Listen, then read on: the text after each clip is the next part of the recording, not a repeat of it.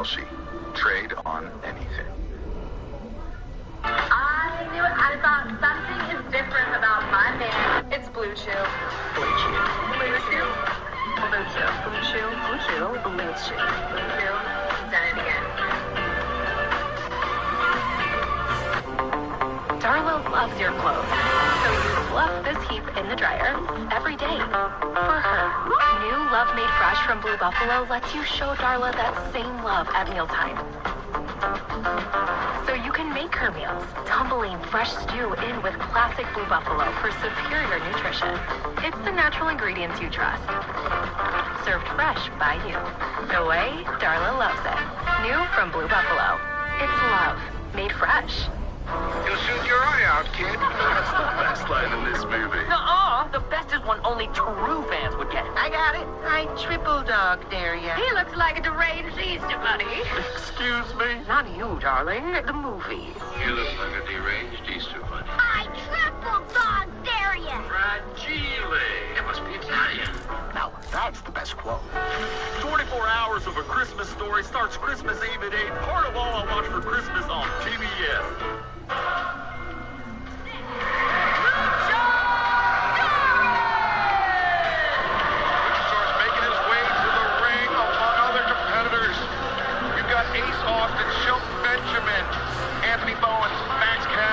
Josh Alexander, Mark Davis, all set to compete in this Dynamite Diamond Battle Royal. It will come down to two men who will face off next Wednesday night, Christmas Eve Dynamite, for control of the Dynamite Diamond ring.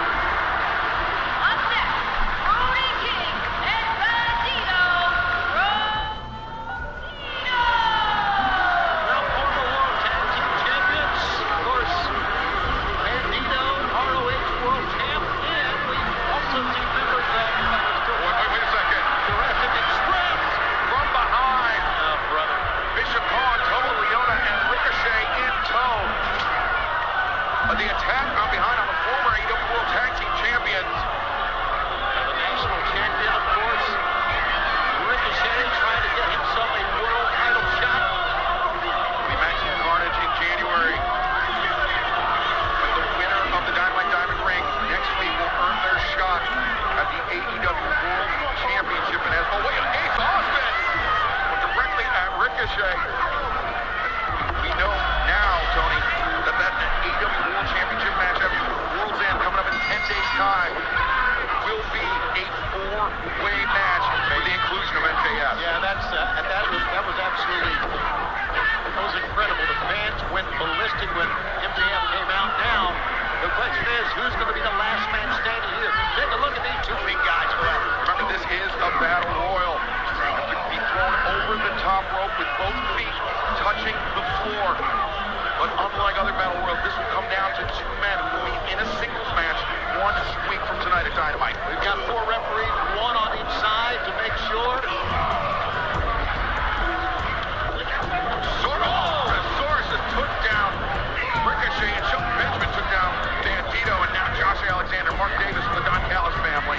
Take a look at Big Luchasaurus, former World Tag Team Champ. It's going to take more than one man, I think, to throw that guy over the top. Anthony Bowens, Max Caster, in better times as the Acclaimed, also former AEW World Tag Team Champions.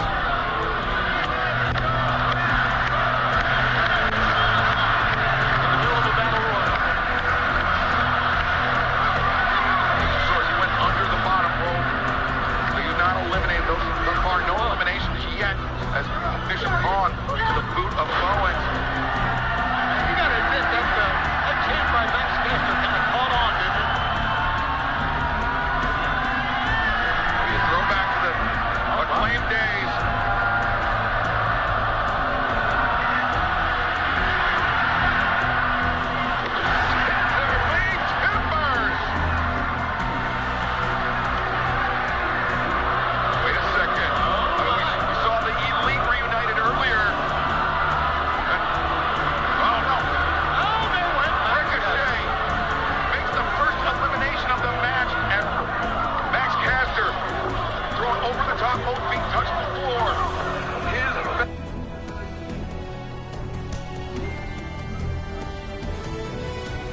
Royal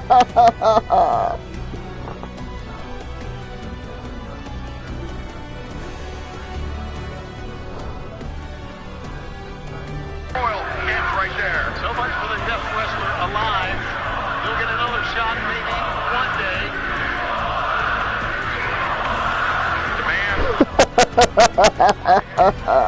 Benjamin taking on and Leona out. Ricochet once again underneath the bottom rope.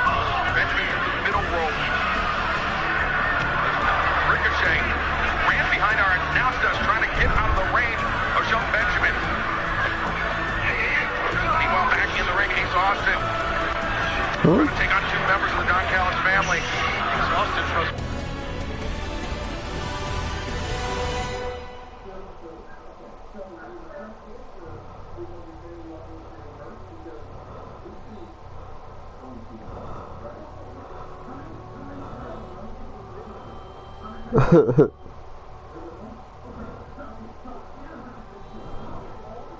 Very, very smart battle royal there. Look at that!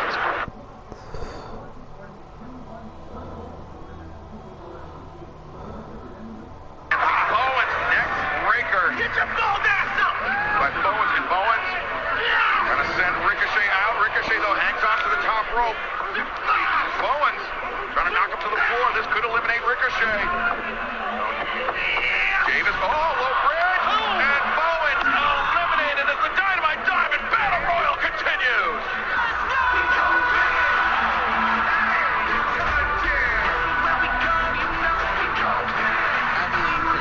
BYU. Friday at 9 Eastern. TV stream on HBO Max. Santa Claus. Hello, Gerard. And please have Joey. How the fuck am I watching AEW? Get me off of that shit. I'm not watching AEW.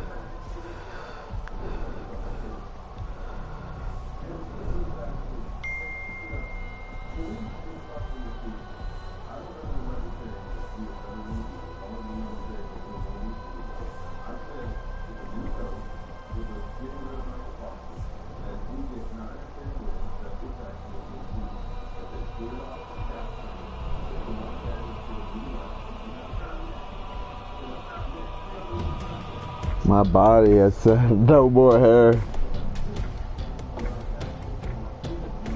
Oh shit, there we go. I don't know what, I think he said zombies gives you.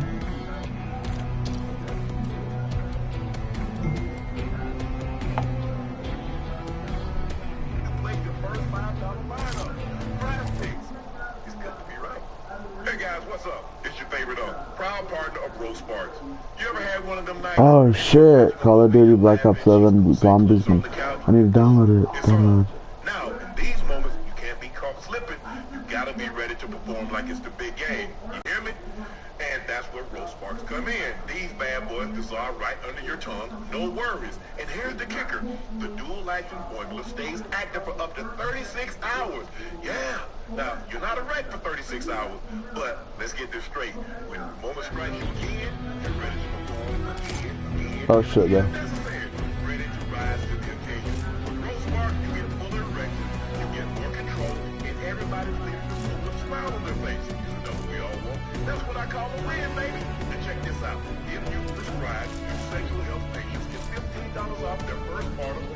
Sparks on the recurring plan. Just go to ro.co/nightcap to That's find out nightcap. prescription roast sparks are right for you. Again, that's ro.co/nightcap. Now, fellas, you know your favorite got to keep it real with you. Sparks is a compounded drug product. That means it's allowed to be prescribed under federal law, but isn't FDA approved and doesn't have to go through their reviews. For the full safety info, hit up ro.co/safety info. So, fellas, stay confident, stay ready, and let them sparks fly when the moment is right.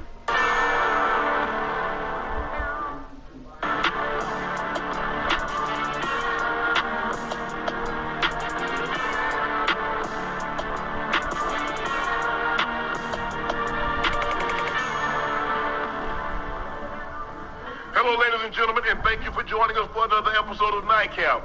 Y'all know who I am. I'm your favorite unk. My partner and co-host, the Liberty City legend, the Bingo Ring of Fame honoree. His team is not going to the playoffs again. Y'all know him, former Pro Bowler and an All-Pro. He's Chad Ochocinco Johnson. And I don't know if he really wants to be from Arkansas tonight, but here he is, ladies and gentlemen, the third member of the Big Three. Y'all know him, ISO Joe, Little Rock, Arkansas native, University of Arkansas alum. But Joe, later in the show, you're going to swear you want to be from some other state.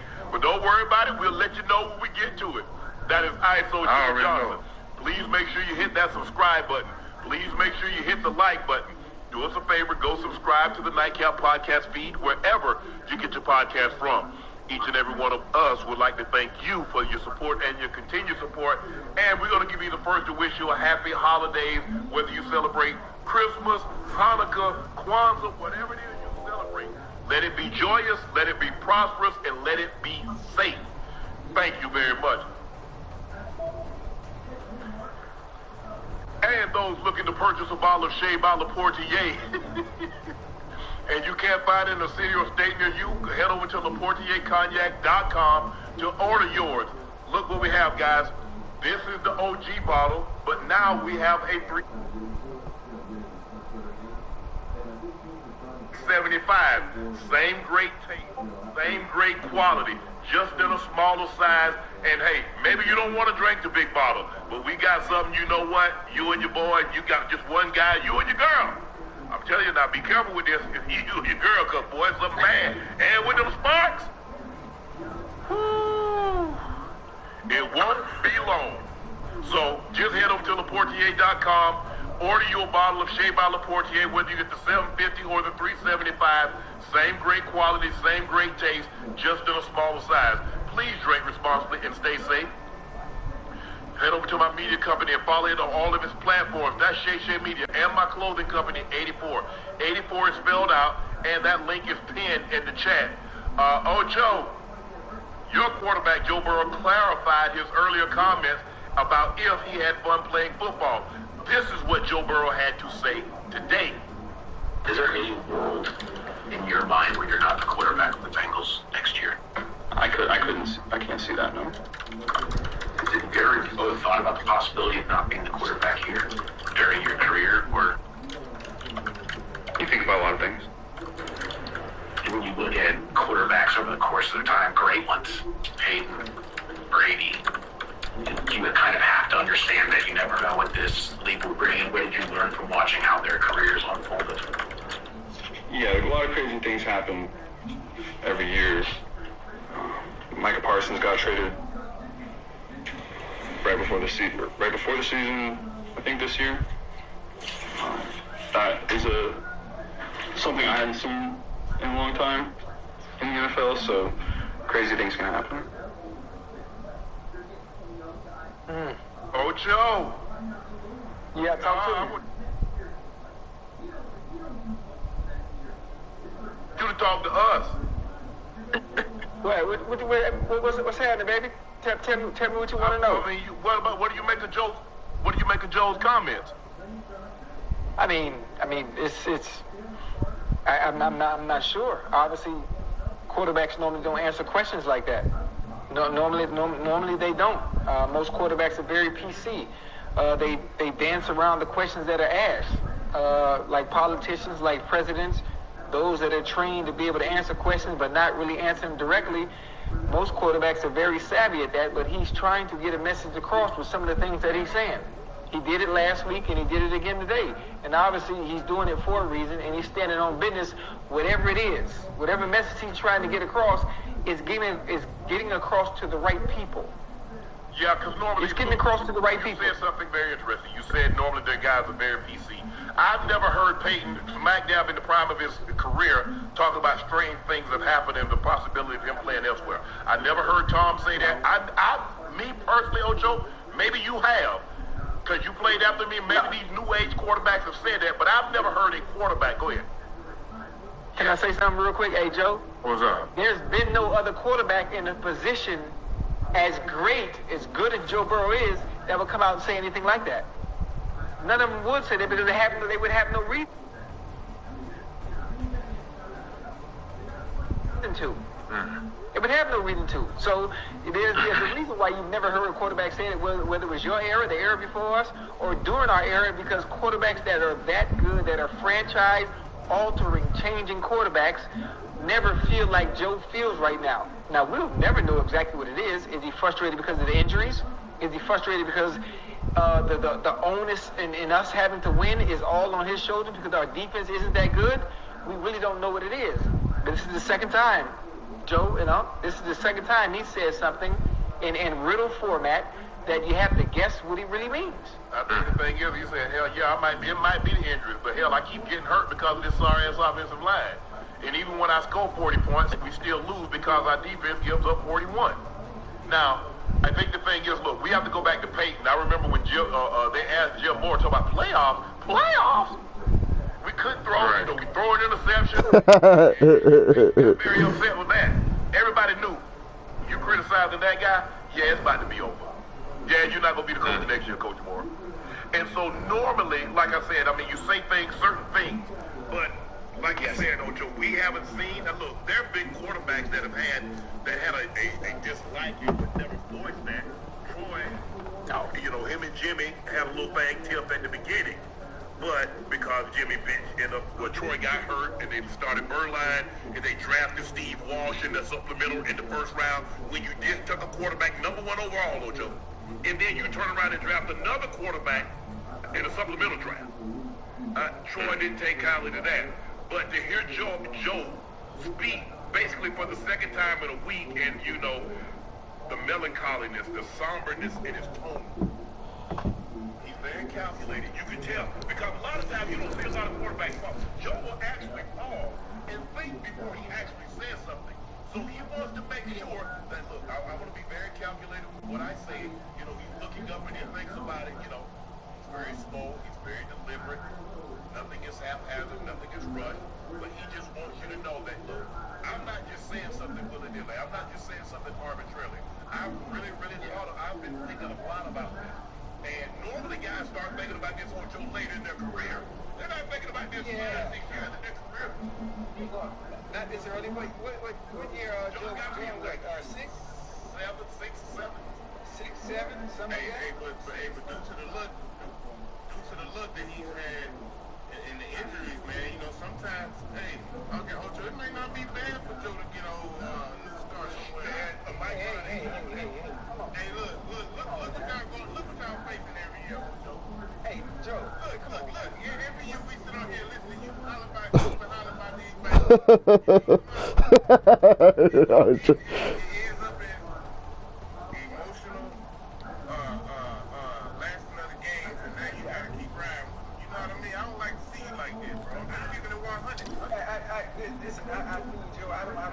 I don't think in the history of the game, there has never been a quarterback in his prime like this that is as good as Joe Burrow is outside of the situation with Deshaun Watson that became available in his prime like this. That is the only quarterback. Am I correct, huh? Yes. Yeah. And in prime, and the thing is, Deshaun didn't have this injury history. Coach Streaks for Deepers. But he didn't have this history like Joe had. Right. But as you mentioned, normally quarterbacks become available. Peyton Manning was coming off a substantial injury. Brett Favre, what year was Brett Favre? Brett Favre had to be in year like 14 to 15. Aaron Rodgers, same thing. He had to be available year 17, 18. Quarterbacks of this caliber don't come available. They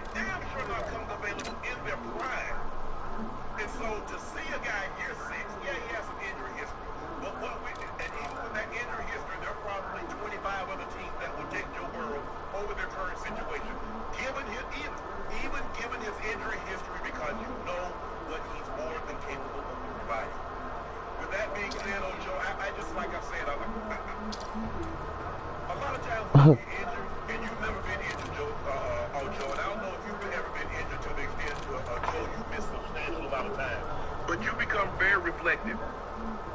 Yeah. You start to think, man, is this what my career is going to look like? Am I going to be, because he's been injured 3 of the 6 years he's been in the league, Ocho. He's missed substantial time. I'm not talking about a game. And then remember, what was it? Last year, I think he came in, he had that calf injury. And he came in injured. But now he's missed, he tore his ACL, and then he had a wrist, tore a ligament in his wrist. And then he missed, 10 weeks this year with a toe. And so you start becoming very reflective, and you're like, damn, is this my fate? Is this what I'm going to have to go through? Do I need, Ocho, gives you an opportunity to think, man, if I was somewhere else and had a better offensive line and they did a better job of putting pieces around me, could I be better? Could I mean, you start, hey, remember you and I was having a conversation. I said, Ocho, sometime when you and your girl, y'all like, you need some time to think, and you get that time apart, and then she start thinking, damn, Kasim ain't that bad. He nice. Hey, he might do this. You start thinking, man, why you bull jobbing? Sophia was nice now. I see how she did. And so now all of a sudden, all these things start going through your head. They're going through her head. That's what's happening with Joe. All these scenarios start to play out his head with Joe because why? He got time. You're headed to the wall. Yeah, and the funny thing about it is with time, you understand, you want to test the water. And you think the grass is green on the other side. Sometimes that same scenario and that time you have to think, it had you out there in the ocean swimming by your goddamn self. Well, unless he goes to the Jets, it ain't no situation worse than Cincinnati. I promise you that. Enemies are dropping into the area. I understand what you're saying. I don't think Joe understands how blessed he is from an offensive perspective. I understand we talk about the offensive line being bad, but for those receivers he has at his disposal, what happens to Jamar Chase, who is arguably the best receiver in the NFL, having T. Higgins, who is a good, solid 1A as a receiver, and to leave that organization despite what may be going on. And what makes me nervous, Joe, is hearing Joe talk the way he's talking, and the small words that I shared with him at the Ravens game before the game. In pregame, I walked up to him and I asked him, "Are you okay?" And I said, "Don't stare at me like that again." And he looked at me with a smile and he winked. And he went to working out. Then he comes out today with what he said today, and it puts me in a situation and remember when Carson Palmer was so fed up to the point where he said, "You know what, I'm not coming back. Either you guys trade me, let me go, cut me, or if you don't decide to do that, I'd rather retire than come back and play for my Cincinnati Bengals." Hey, Joe, he retired, Joe. He refused to come back because he felt it was that bad that the organization wasn't building a competitive team to win. He felt they weren't going in the right direction to compete for a Lombardi. And he said, "I'm not coming back." And Joe, quarterbacks make that kind of money. I'm not coming back. And he literally didn't come back. Ocho, let me ask you this. How much say do you think Joe Burrow has as far as personnel or as far as decisions being made in the organization? I don't think he has much say. I think he'd have much say. Let me ask you a question. How much say did Tom Brady have? With all those Super Bowl wins, with all those playoffs, how much say did he have in New England? That's where I go pick up my girls in LA mostly, not in Ventura County. Let's suppose that. How much did he say did he have when he went to Tampa? Well, he got Gronk there. What about AB? That's a one-year contract. That ain't nothing.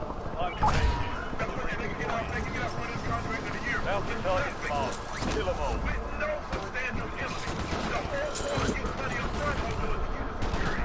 Is that value time? So they just can't arbitrarily dealing with people say, okay, yes, we're good. It didn't work out. I believe there's a greater chance that T. Higgins hits the market again than he comes back.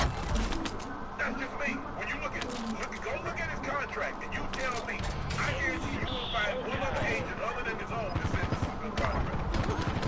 Right. But I just think sometimes guys have a lot of say when he went to Denver. A lot of say. Get your squad to the safe zone. Leave no one behind. He is that kind of guy. he would have a lot of say in personnel moves when he got there. Yeah, I tell you one thing. And I don't think he had that much say in personnel moves when he first got there. You got to get your feet wet. He's now, yes, he's a player that got to Cincinnati Bengals who got in support since 1988. They might not have won the game, but as a proven player, as a quarterback, as a franchise quarterback, at that, I think he has not on the defense end, because that's not his repertoire. That's not his area of expertise. But I can tell you where the success would be on that fucking line. It would be at the receiver position. Green have his feet wet. Outside of that, outside of that, he's worried for the quarterback. You can't green everybody. Enemy destroyed. Use your tac man to hunt down the rest. Joe, you ain't got to tell me. I understand how the salary cap works. I also understand the fact that you can't pay somebody. There's gonna be some weak links. And there's certain places where you have to pay. And you can't keep hey, listen, Joe. Everybody can't be Howie Roseman. No. Everybody can't be Jeffrey Lurie.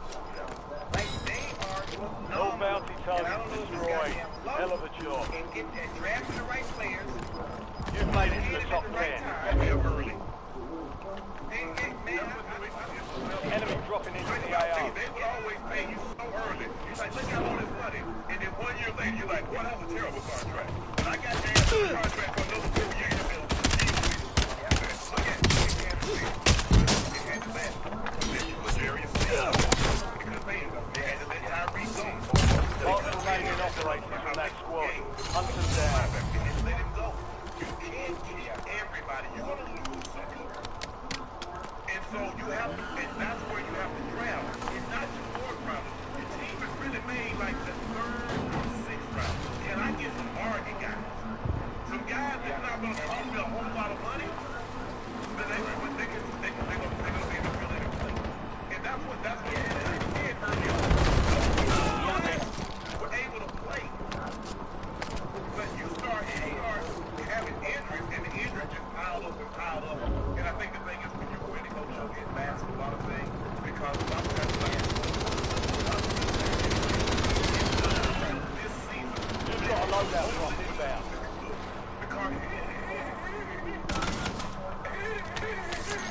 now, that was Jim Milton and your brother Craig. Good kill. Marks the rest of that squad as your tac man. It's not Get that hunted. you got your man downside the road. You say you got it wasn't until the wheels completely fell off the Chiefs this year that I think Brett Veach and Andy Reid realized we've got to retool this back. We squeezed all we could out of this roster in structure. And you look at the dollar figures that they got, I saw something today, and I don't know if it's true or not, Ocho. 80% of their cap is tied up in the Be advised. You still have squad mates outside the safe zone. and the man roster, Ocho. Yeah. Yeah.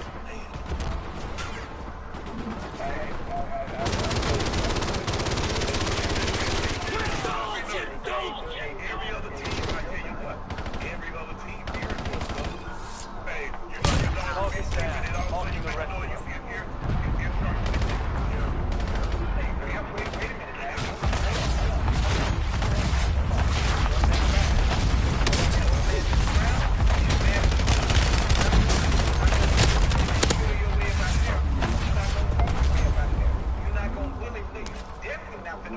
Marks remaining operating from that squad. Hunt them down. Oh yeah, well, if Joe gonna sit out and not come back, then that's what he gonna have to do.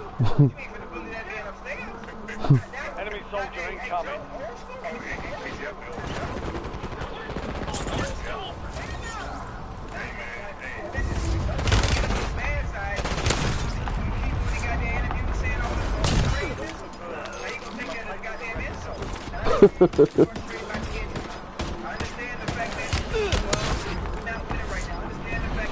Enemy destroyed.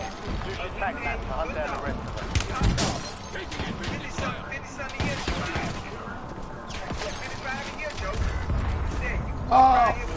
Son of a bitch. That's bullshit. I had that motherfucker. Target down. Marking the rest of them. Where you at? I'm at I have no idea. I'm far. It's all good. I just put my waypoint. I'm yellow. Enemies are dropping into the area. Watch the sky. Good kill. Marking the rest of that squad on your tac map. Get up. Insurgents are about to end. Make them count.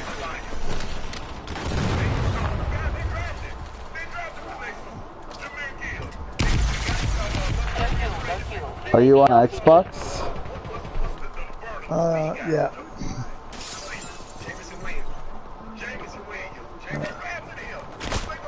Oh shit, he's shooting at me.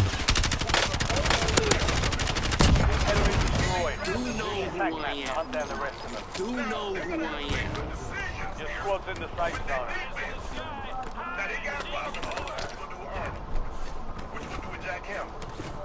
Damn. God damn, she ran right into me. Counter UAV ready for tasking. You know who I am. Looking glass on station. Jammer operating. Enemies dropping into the AR. Trying to get me, fool? UAV available for tasking. Oh shit. Mission timeline over. UAV exiting the area.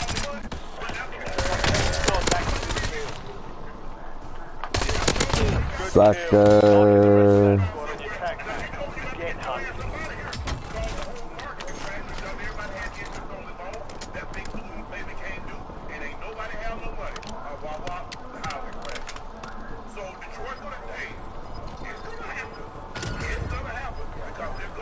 Bounty target identified. Weapons free.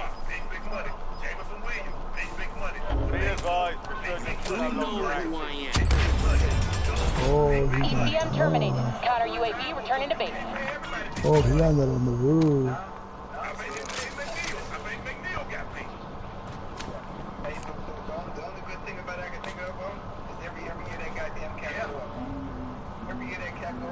Who's on the roof? The bottom No one. fuel, no fuel. UAV on TV.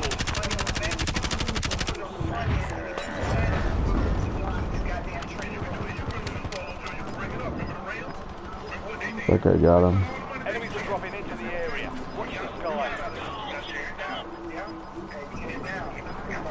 Some of your squad is outside the safe zone.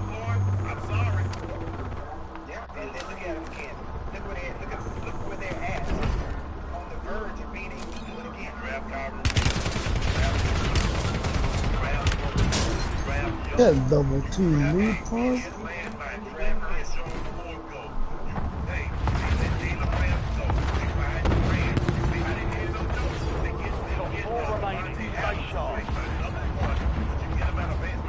Oh, he's right there. Get anybody? He's on top of that roof up there. Yeah, he's up there.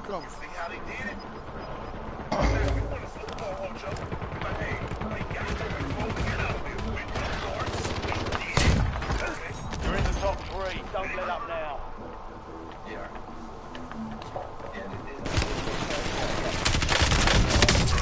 Oh my god.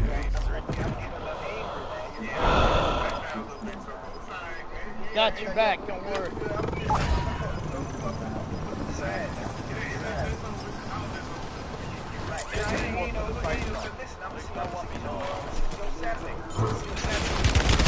Oh, damn! Dropping an airstrike. He's still there. I'm coming. Back. Fuck. Thanks a lot. He's in that building right there.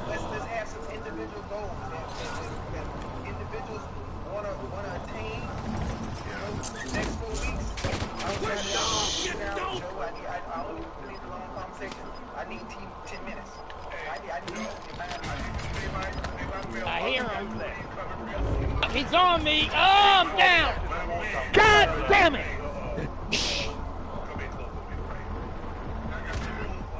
Ah, fucking son of a bitch. Fuck. Damn it! How did he get me? Get that son of a bitch. Everybody back, I'm dead. shit. Never mind about that. Never mind. Just get the all fuck. my money is right on the street, right? That's all my money. Jump over. Charlie's right behind you. Yeah, he's right behind you. He's right behind you. Out, here he comes. He's gonna run down him on the stairs. You got that. To your right. Fuck.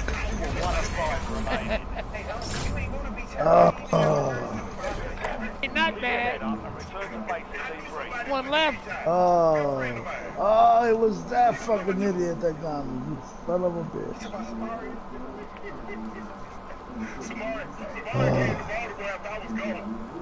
Shit. Oh, you know what? I can do it again. They want to replay?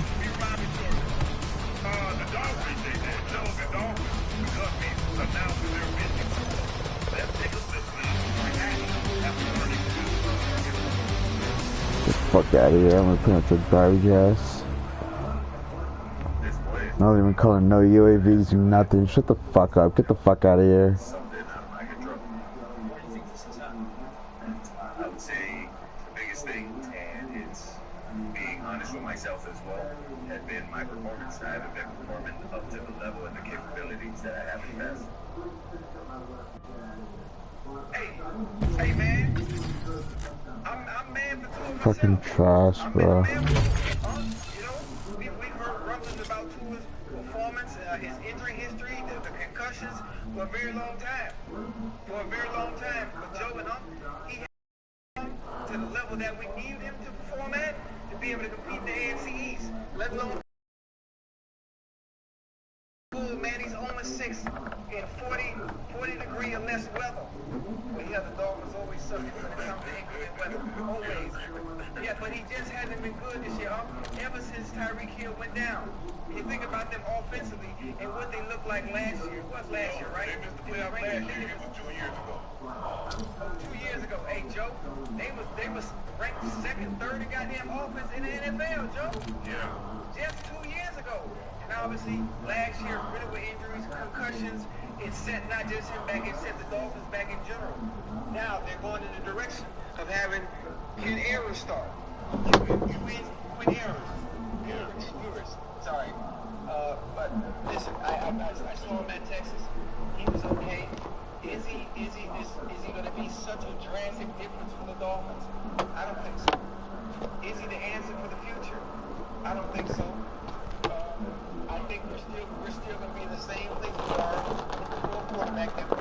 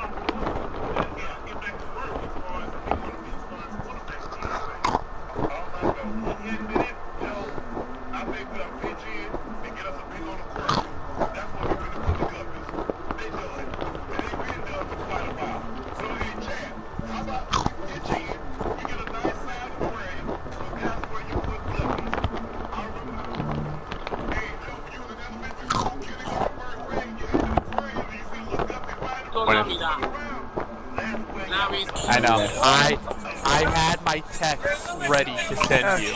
I mean, it was in. I typed it out. But you'll never guess what's back. And then I played.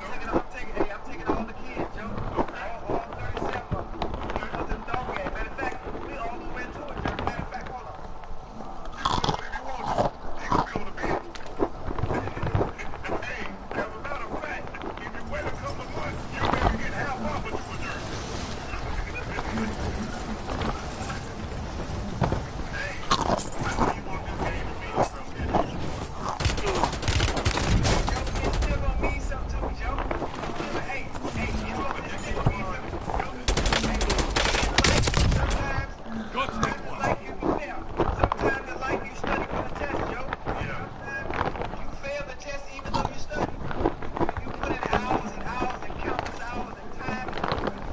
just go for the kill.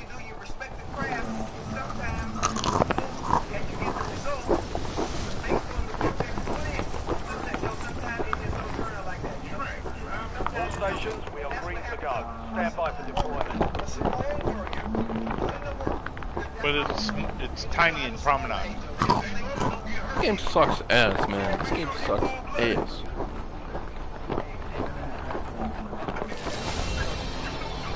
Oh, they even put fucking Christmas music. Yeah, yeah. I hate this bullshit game. It's like ground war. Get every present you can to incinerate. This one's off the course. Do what needs to be done. Presence from Santa. UAP in the area doing a flyby, dropping supply crate. Investigate. Hey, where's the tree at? Oh, they have to go over there.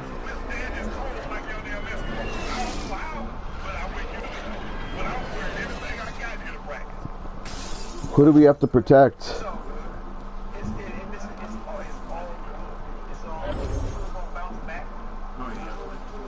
Oh, there's an enemy. Oh, motherfuckers.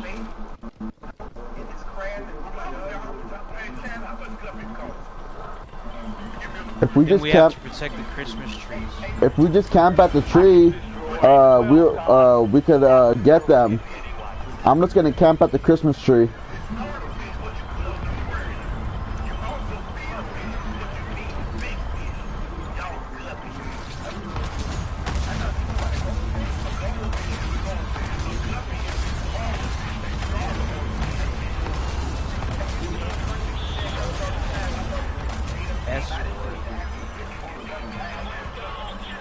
Somebody go on top of this building right here. This green building. Just camp up there.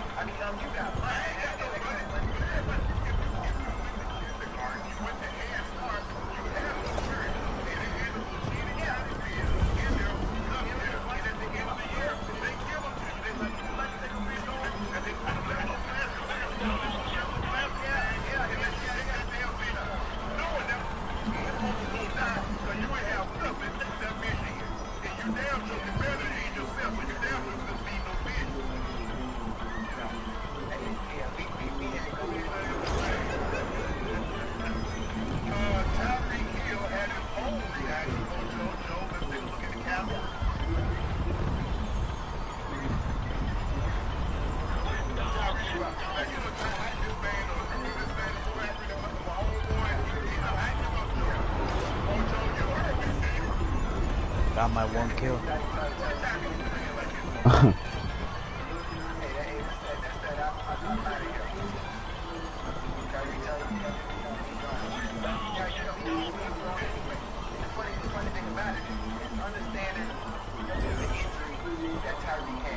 Oh, you bastard.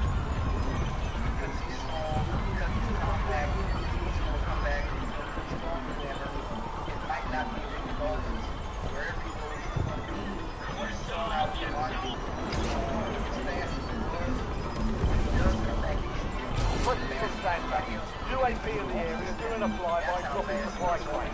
Investigate at your discretion.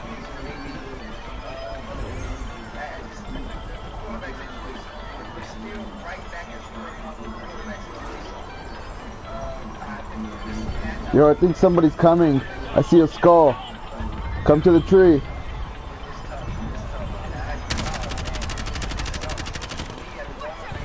Oh, what is that, my guy? Oh, that's my guy.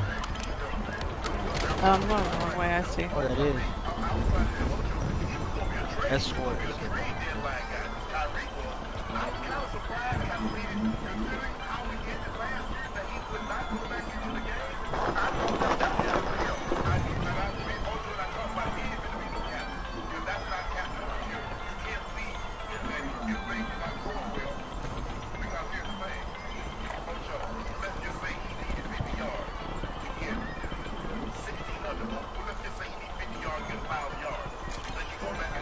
Yeah, I don't think those people are coming to our tree. I waited there for like 5 minutes already.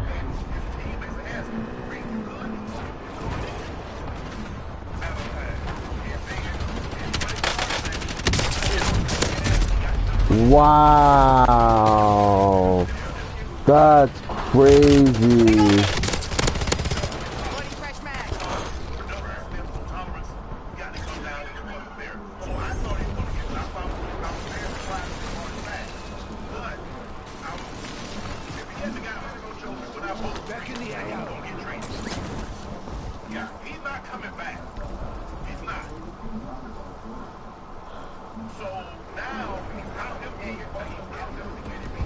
Wear devil horns and their halos.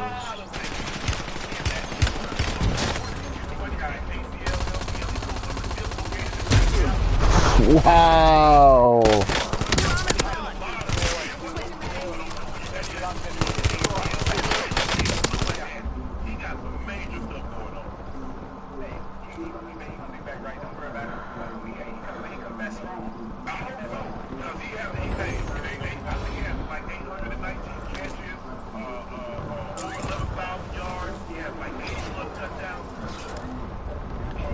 Bastard.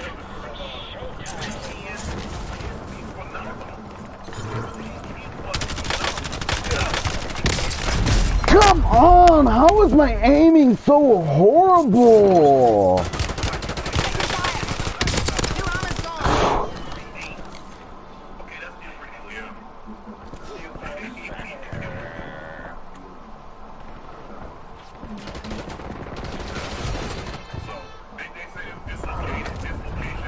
Wow. Then there's the glitch, right? Probably best you don't know what's in that one. We know the ACLs he tore one or multiple of the other three. Well, Rick, you ain't have to hit a man like that. I mean, Rick said he out there basically said, John Rick got there, two was out of there also. Enemy dropping into the AR. Like this, Joe, when you're moving on. When the Broncos got Russ out of there, what did they do?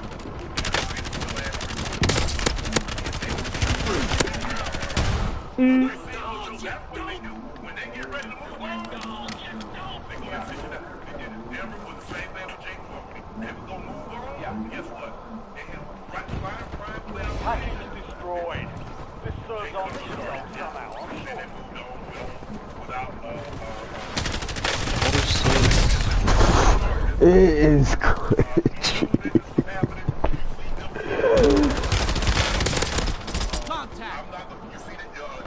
This fucking game is such dog shit. You have to cheat.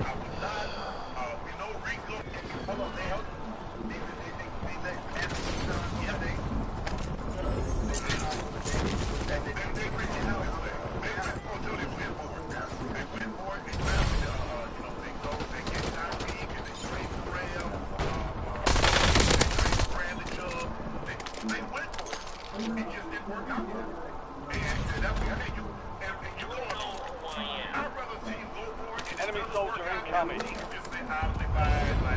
Package destroyed. Get back to present control. We've got a lot of Sent the entire clip on him.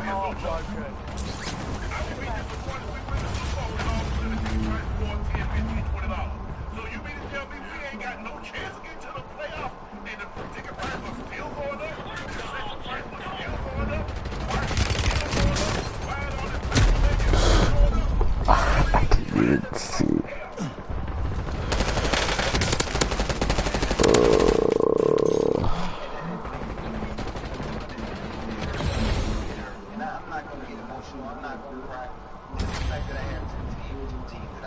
Zero kills, wow.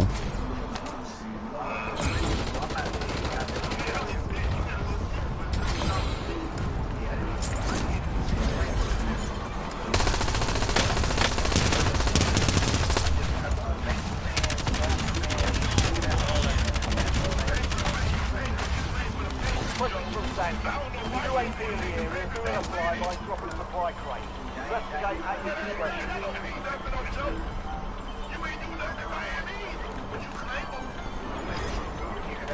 Package destroyed. Get back to present patrol. We've got a lot of these candidates. Package destroyed. Objective complete. Probably best you don't know what hit that one.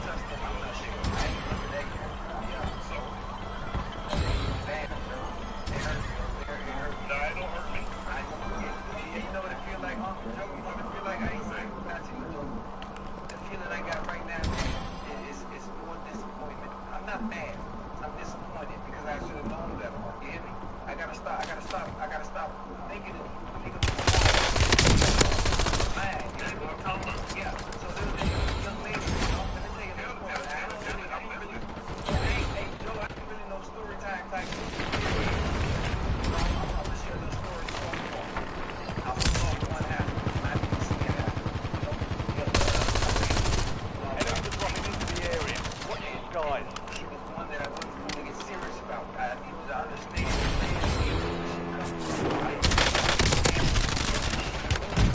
That was ridiculous.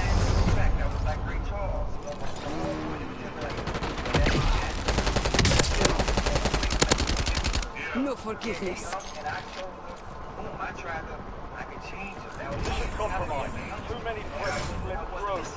Trash. Absolutely trash.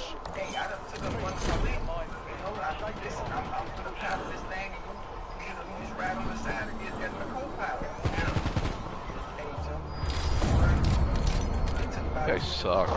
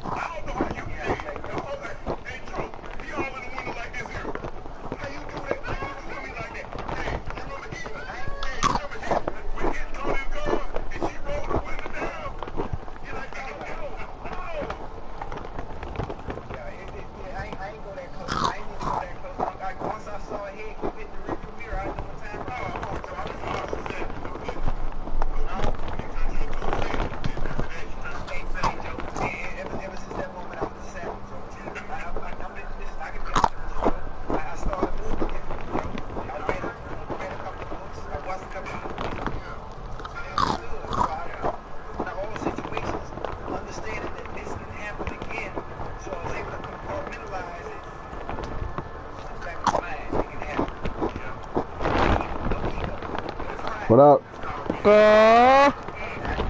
What up? What do you want to play? With the homie, I don't know what happened to him. They got like booted off the internet or something. Who did? The homies, I don't know. Are they coming? I don't know. I've been trying to join them for a minute, but it says that they're not on. They're not joinable. Showing that they're on, but it says they're not joinable. But okay. Whatever. Let me see. When they get on, they'll invite me. Yeah. Let me see. Let me go to events. Get 2 eliminations without die. Get 3. I already. Oh no, I didn't. Okay. I'm trying to do the naughty or nice event. Did you want to do the resurgence, Verdance, or the holiday one? No, you pick. You're the leader. Just roll. My first, second game on. Actually, I just played one. Fucking murked out real quick.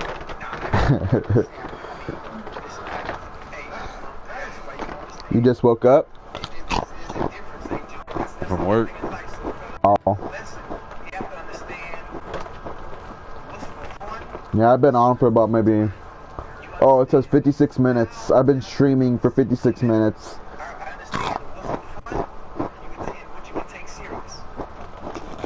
Tomorrow, I'll come home. I'm not gonna jump right on. I gotta watch the game tomorrow. Make sure the Rams lose. The Rams gotta lose tomorrow. Who are they playing? The Bucks? The Seahawks, yeah. Oh, Seahawks.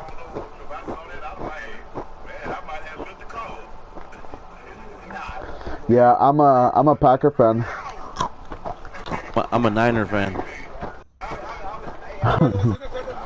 Hence the bang bang. I should have put Cheesehead.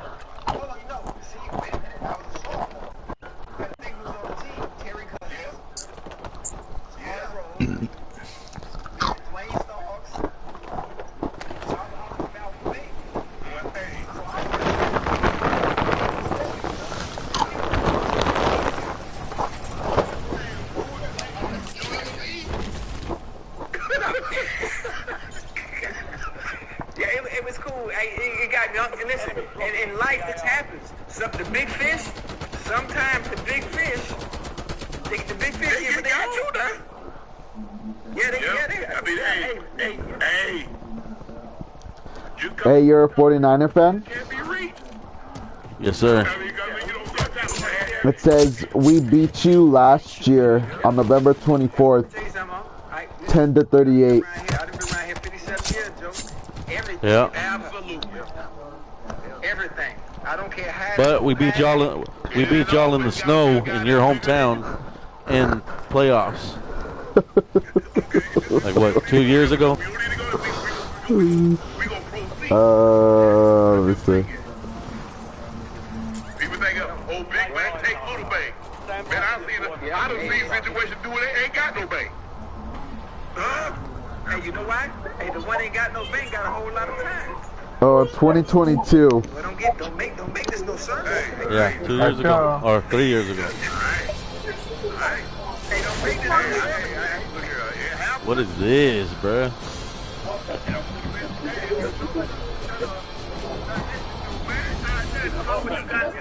Oh, okay. I get it. It's like a big old fucking team deathmatch type thing. You have to make sure that they don't deliver the packages over here to the Christmas tree. The tree? You have to make sure they don't deliver the Christmas packages to the Christmas tree.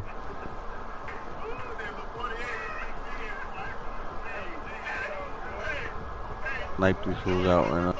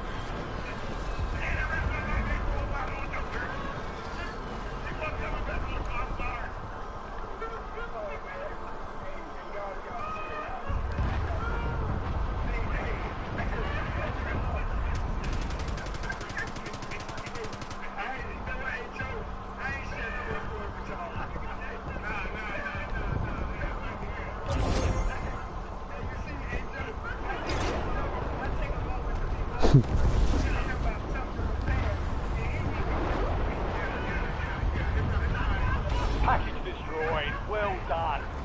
Did we do it? I think we did it.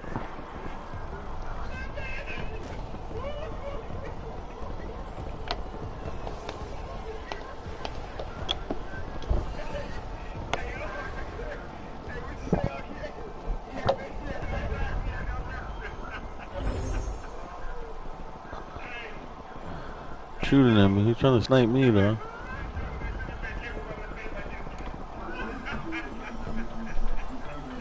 Are you on top of that red building?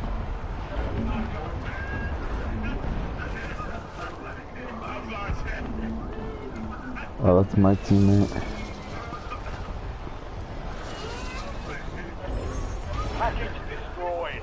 This serves our mission goal somehow, I'm sure.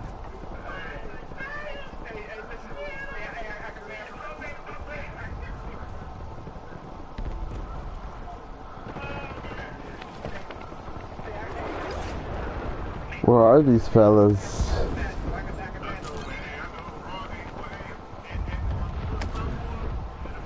I don't know where the.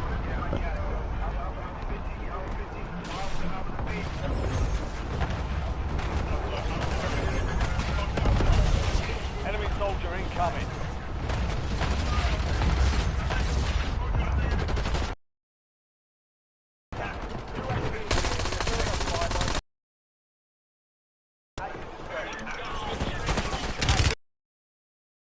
Oh, there's too many of them.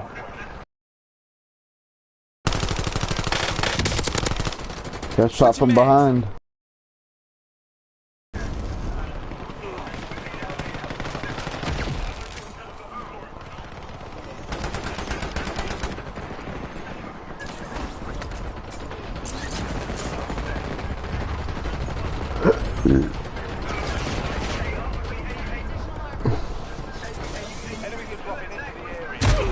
Wow, where is he at?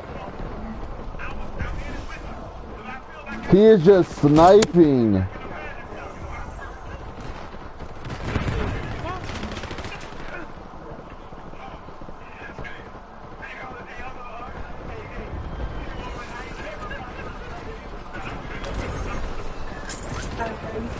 Come on, let me feed you. Here. Here. Will attack, right?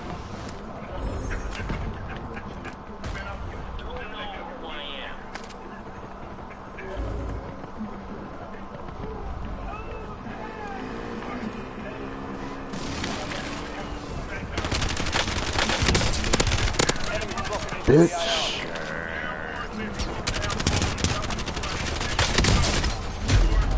There's too many of them.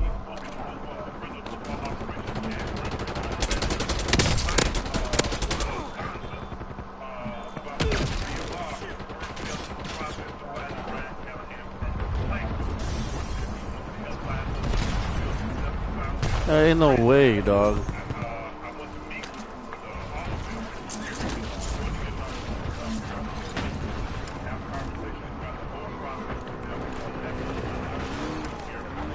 Who's on that bike?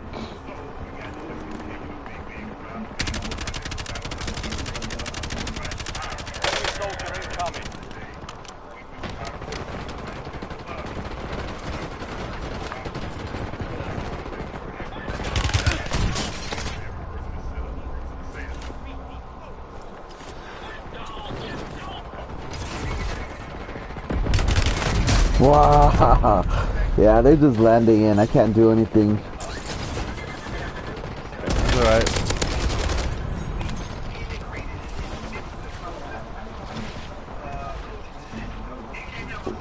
Okay.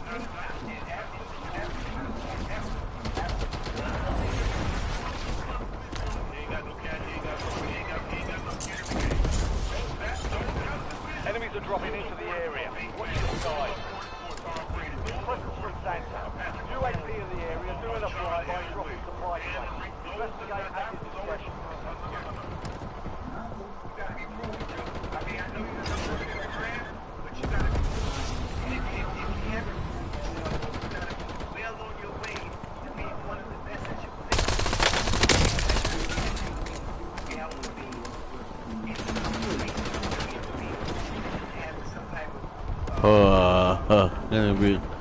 Can't be up high, can't be down low.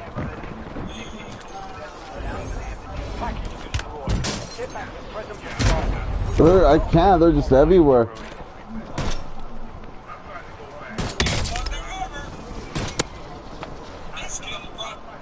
Package destroyed. Good work. With any luck, there's a kid crying somewhere.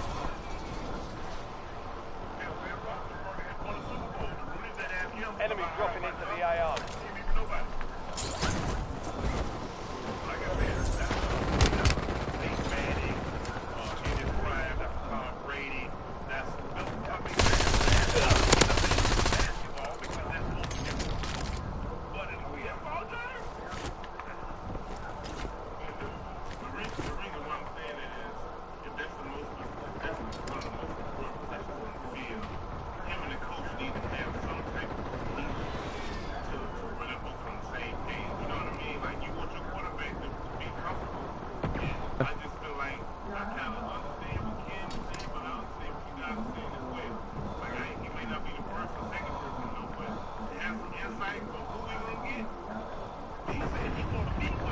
Enemy soldier incoming.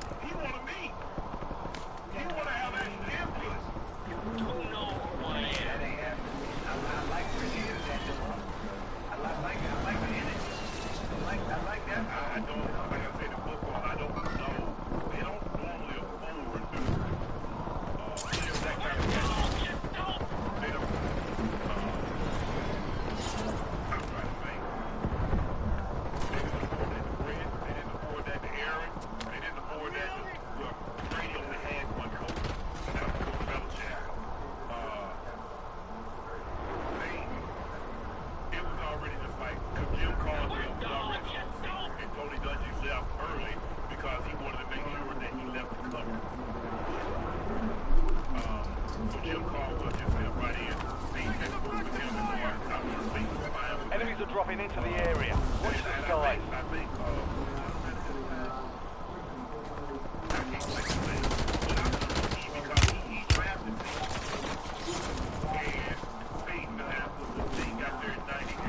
Presence from Santa. UAP in the area, doing a flyby. Oh. Investigate at your discretion. Fuck, I was about to go deliver one. Mission compromised. Too many I want to run that back. That was kind of fun, but it's just crazy. Board him, Baba.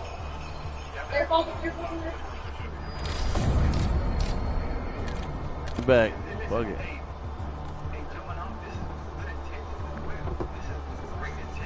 So you have to get the package and then deliver it.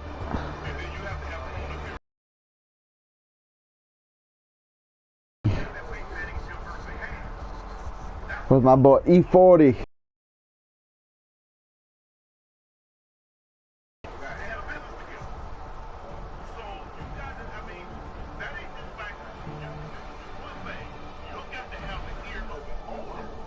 And there are very few players that have that type of relationship with opponents.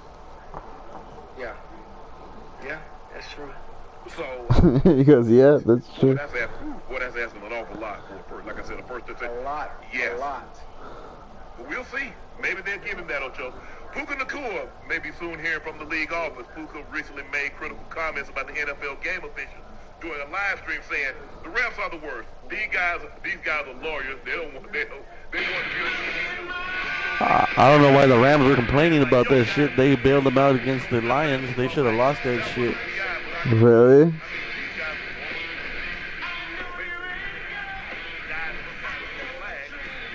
Fucking bailed out, bro. Touchdown that wasn't even a touchdown. Fumbled, like bobbled it. Didn't have possession. Type of shit.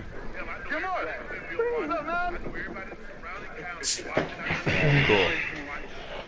As soon as we get out of this chat where we don't have the enemy listening. Oh. We're not listening. Of course we're not listening. Come on, you can talk. You could talk. Go ahead and talk now. Talk freely. It's a free country. Yeah. Freedom of speech. Something outside of the NFL media? Are you still confined for it? No, you can't. If you That was hilarious. Talk in a minute when the enemy can't hear it.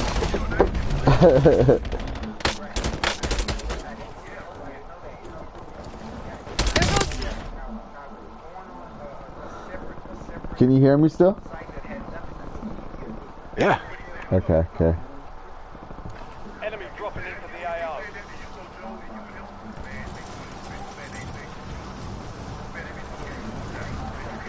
Shark Pig. Who joined? Did you see her name? Or what name was it? Come again. Come again. My homie.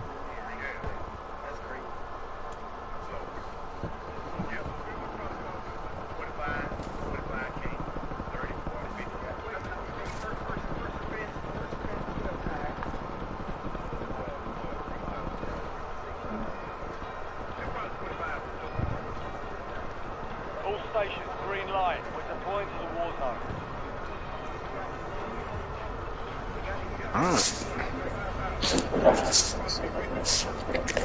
Baby!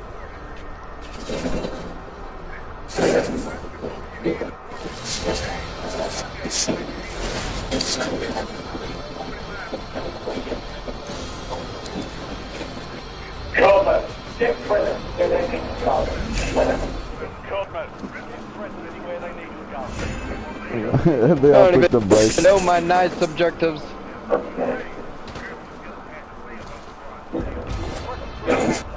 UAP in the area, doing a flyby, dropping some right crates. Investigate at your discretion.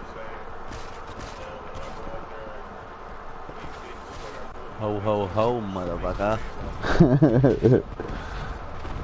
Ho ho ho.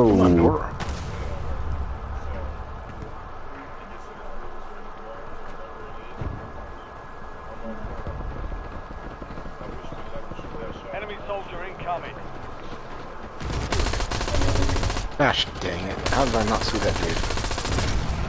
Two dudes. It was too late. There's a sniper down here on Main Street. Just fucking chilling.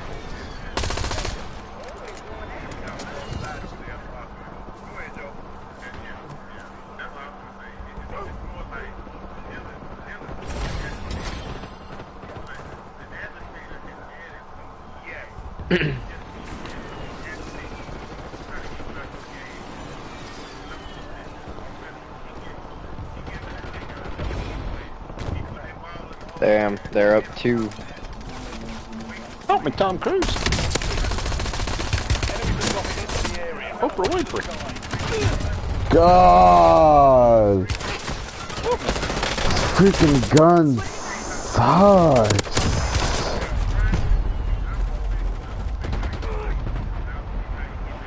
Help me.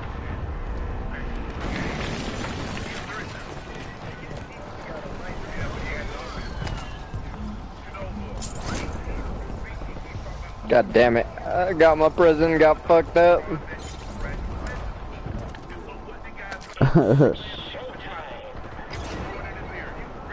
Package delivered. Marking that one off. I didn't know that they got that big. Enemy dropping into the AR. Oh, bitch.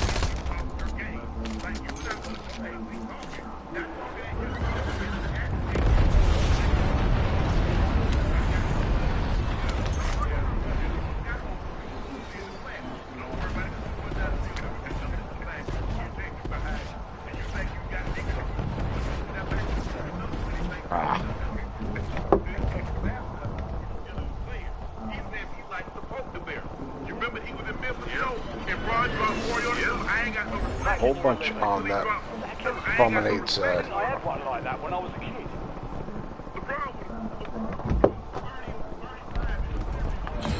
Alright, well, let me see. Where's that other guy? Did he take off?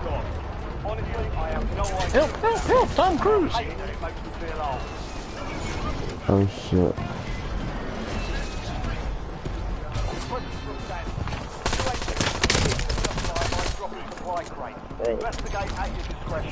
Yeah. There should be a 4-wheeler by that one, pink.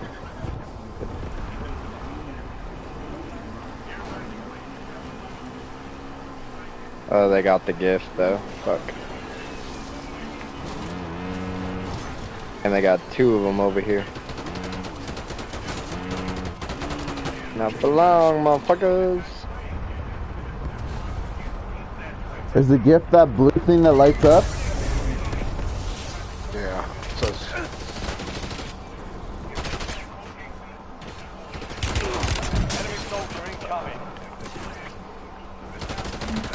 cracked out right now. Yeah.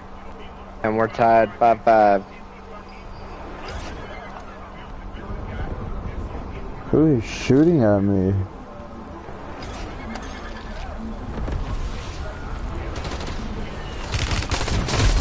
I have no clue where he was at. They're just hiding in this house with the gift. What No little way, bitches. bro.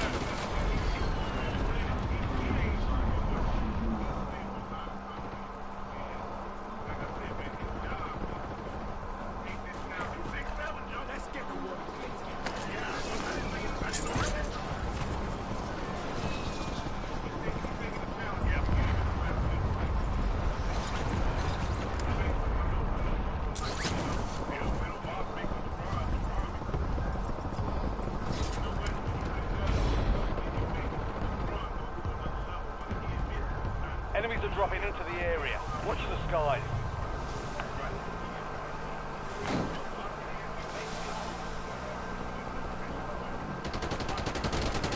Oh, bitch.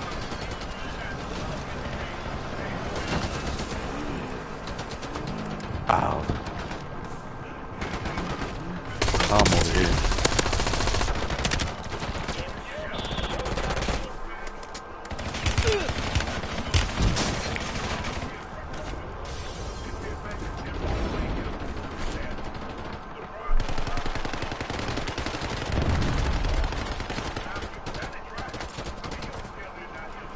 Push him.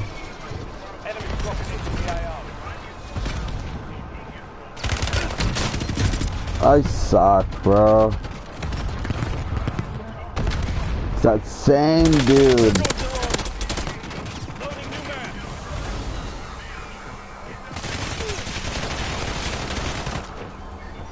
On the roof across the other guy.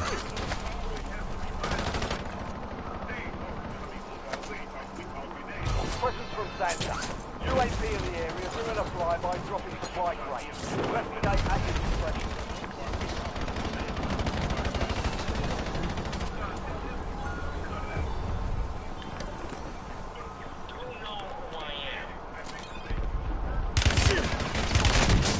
Look at that. He knows where I'm at.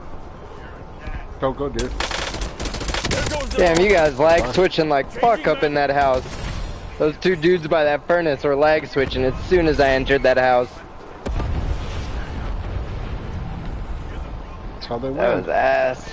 Enemy soldier incoming. Yeah, because when I was in there or near there, I couldn't even do shit. I got your package.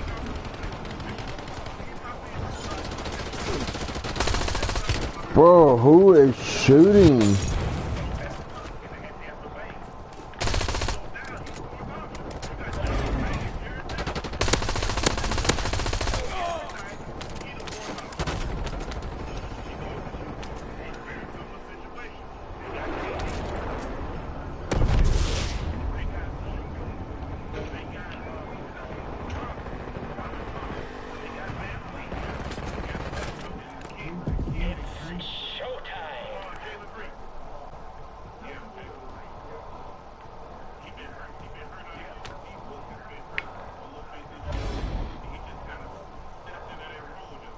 Package delivered. Good work. Package delivered. Enemy's gonna really enjoy that one.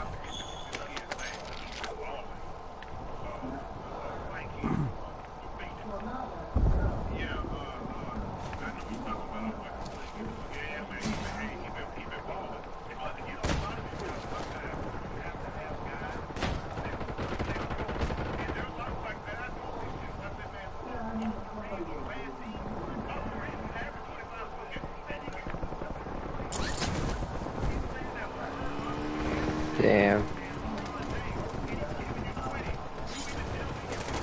Enemies are dropping into the area. Watch the skies.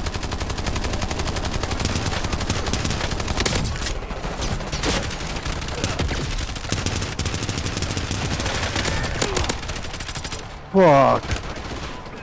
Ah, man, it's right there. It's right there. Somebody's got to grab it. It's right there. You got to parlay it, dude.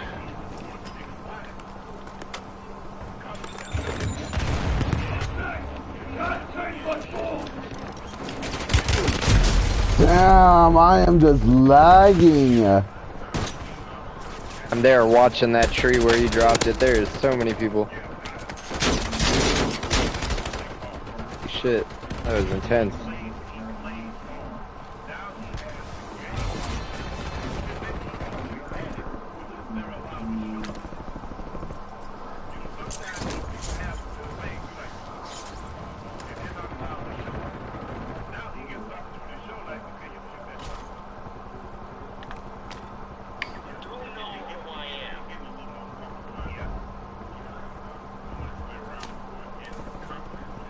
Enemy dropping into the AO.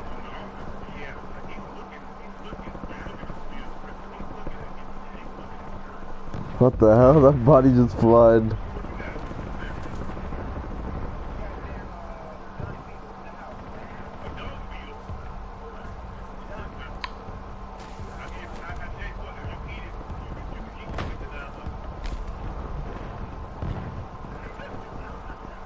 Enemy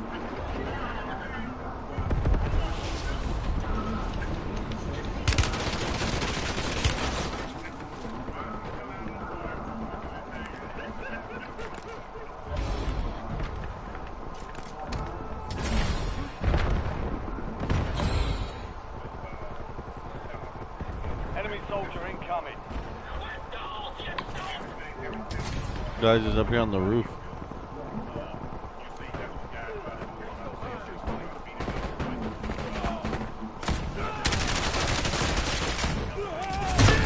Oh my god.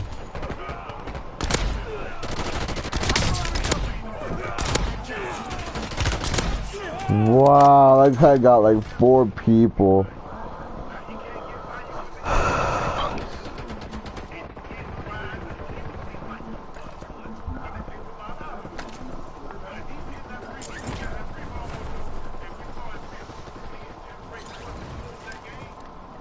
Calling it off. Holidays cancelled. Get back to base and regroup.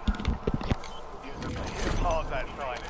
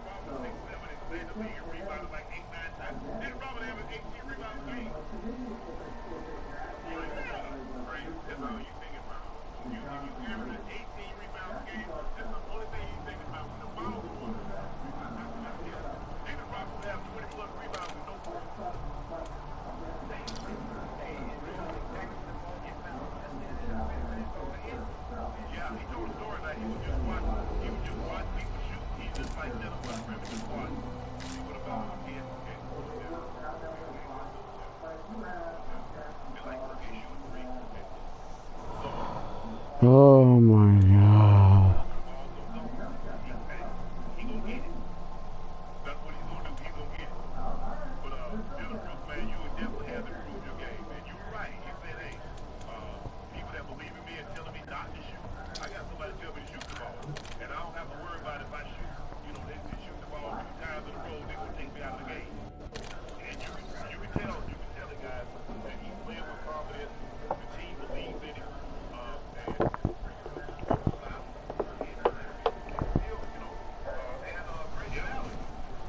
Oh, brother.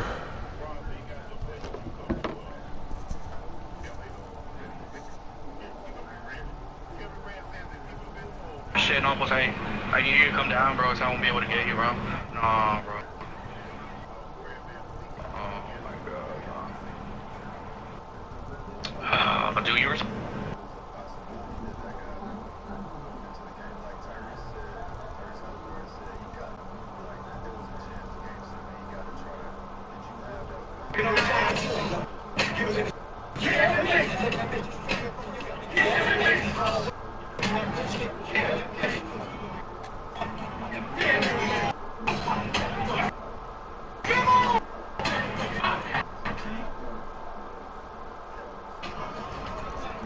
That other teams can only think about being in the shadows of that, right? Like whoever, like.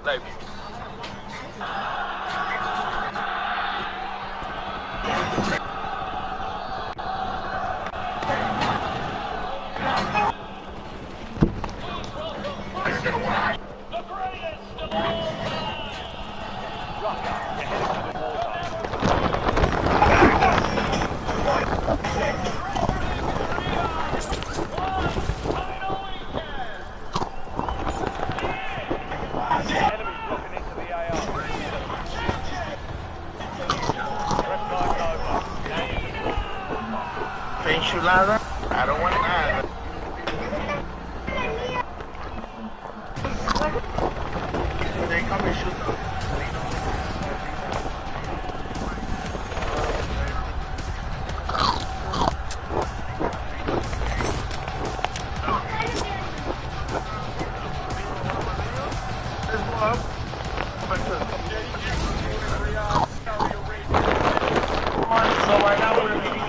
There are some things in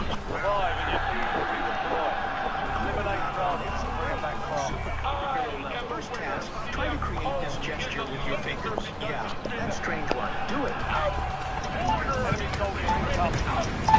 If you can do it, you're second challenge. Harder. Try to write and follow using only this part of your fingers.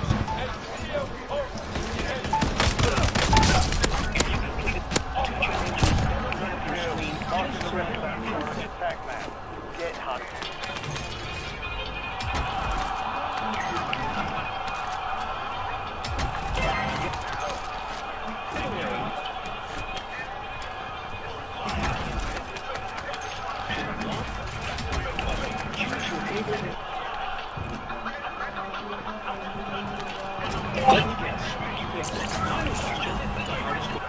Enemies are dropping into the area.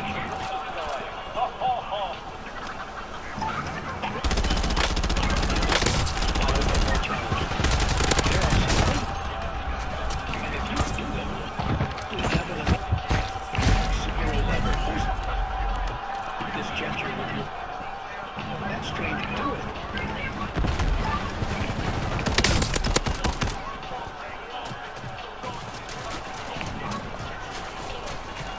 They got a whole group. My squad's nowhere to be found. Crazy.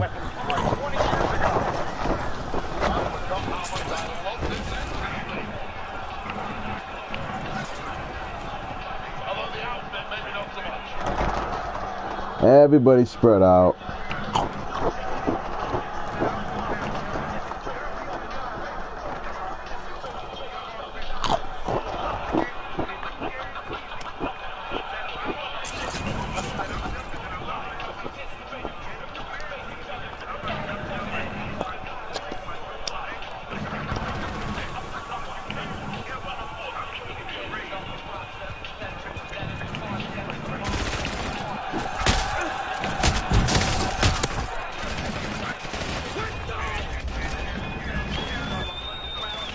Enemy destroyed. Use the attack map to hunt down the rest of them.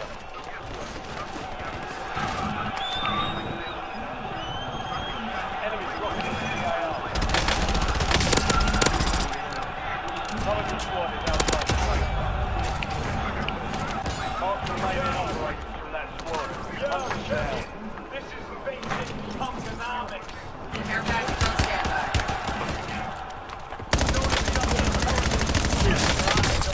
Just right. This clown plagiarized my pipe bomb, so now I'm stealing word. Dog it down. Marking the record. And you had to rip me off to cut your best promo. Just to distract from the fact that we all see you move in slow-mo.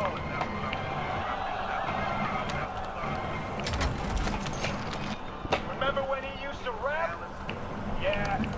You deserve all the criticism. You're like a Kimu Macklemore, but with Mackle-less rhythm.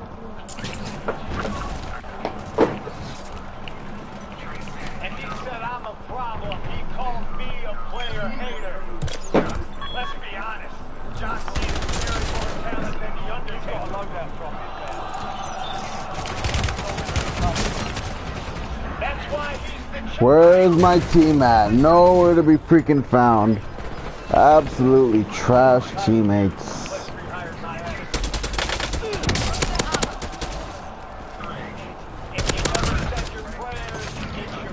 Absolutely garbage.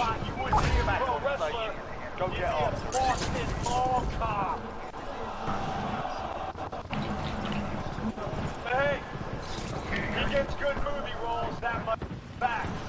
But then we see him to act. We realize that John did that. Same shirt, same hat, and your persona stays tragic. You're like a fish belly white Hulk Hogan, but somehow more problematic. Wow! How bad is my aiming?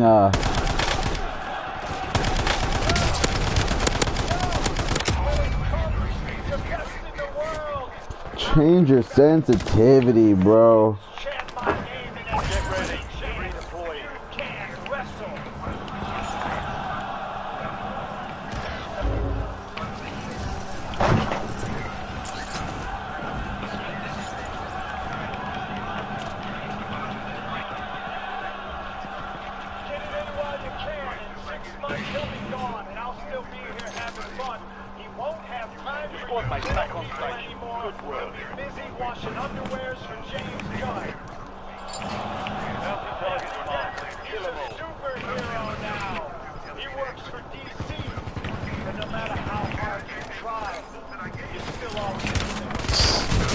I can't even change my sensitivity.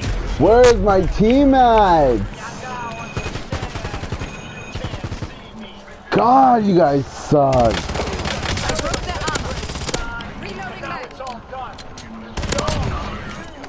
You guys are freaking trash.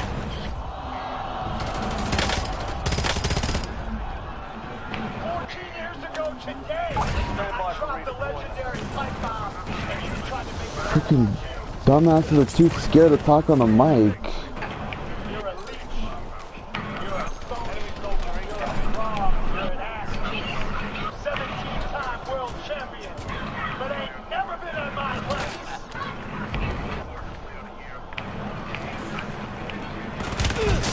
Look at that. Where's my team at? You guys are idiots.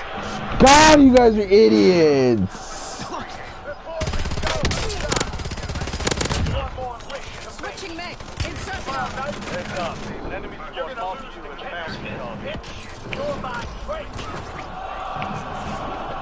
No one's communicating. Nothing. You guys are stupid.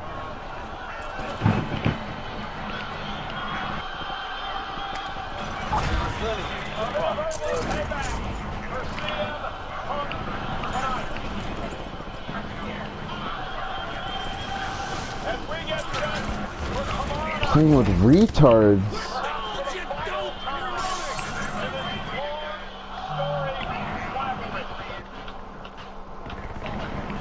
Let me guys keep dying. Oh, now they decide to talk. Shut the fuck up, Lane.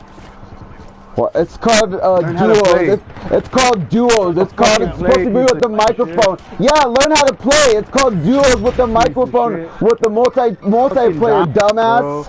That's why it's called communication. It's called communication, dumbass. That's what multiplayer is. Okay, so then why aren't you communicating where to go? Shut the fuck up. Exactly, because you don't even know where to go. You're not even a leader. Shut up.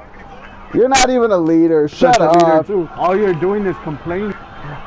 So then why do I have to force you guys to talk? Why do I have to force you guys to talk? Because you guys are idiots. You're too stupid. It's called multiplayer.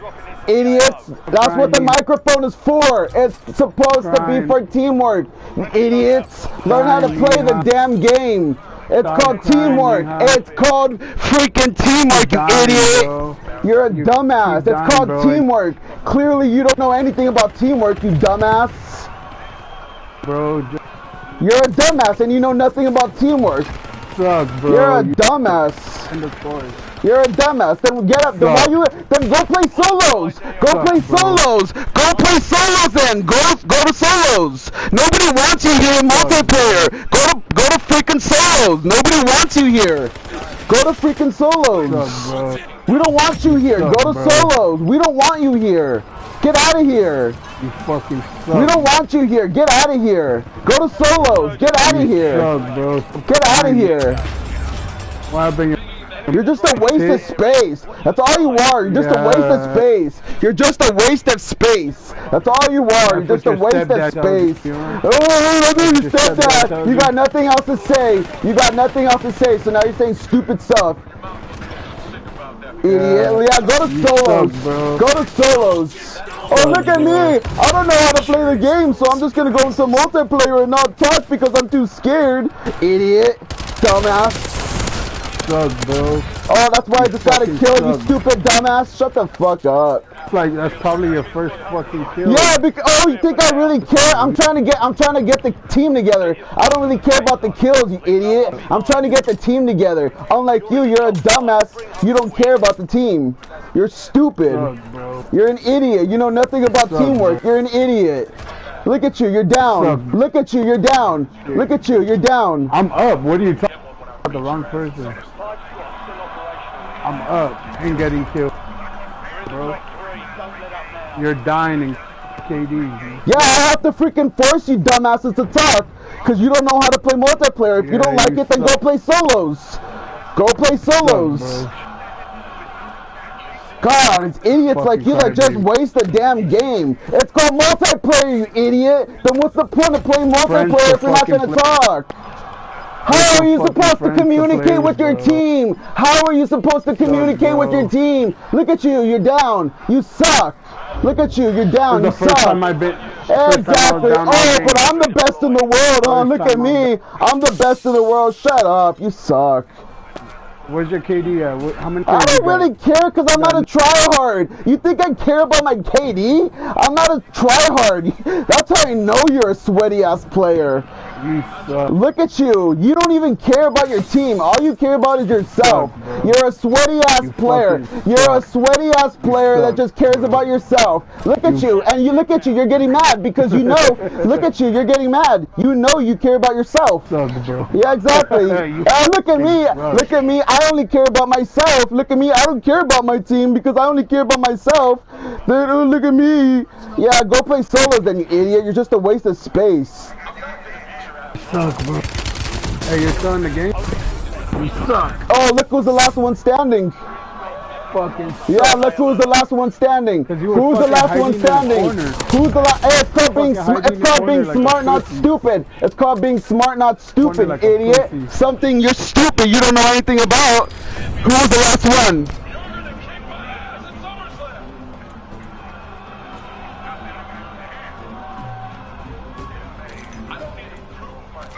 It's called being smart, not stupid, idiot.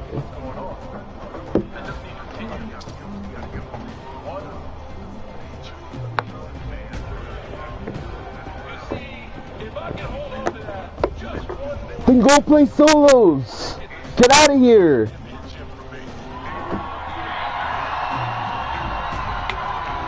And in the halls of immortal achievement, that would make me the most decorated champion of all time. That match would make history. All I need to do that is 1, 2, 3. As fun as that would be for me, it's really all about you. I'm here to help you. Who's the last one standing? To help you.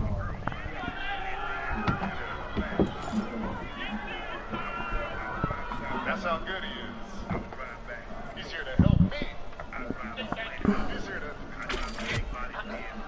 He's here to help the tribal chief, the head of the table. I'm not like you. I'm not gonna bury my opponent and then go out there and say I'm gonna beat him up. No, John, I respect you. I do things differently around here. I'm sophisticated. We do a compelling storytelling here, John. You're John Cena. Arguably the greatest of all time. Underappreciated. Not enough respect on this man's name. You've done things that nobody else has ever done before. Hello? On the cusp of 17-time world heavyweight champion, nobody else. Hey, you got a mic? Incredible, man.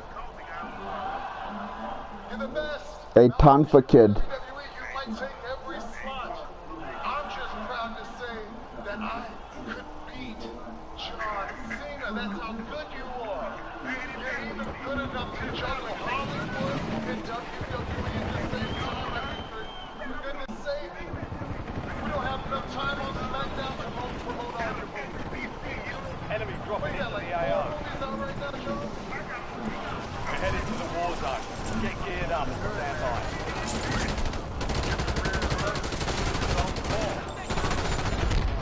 Good enough to say that it's straight and verbally challenged with anybody. That's not my game, man. All stations green light. We're deploying to the war zone. You're even good enough to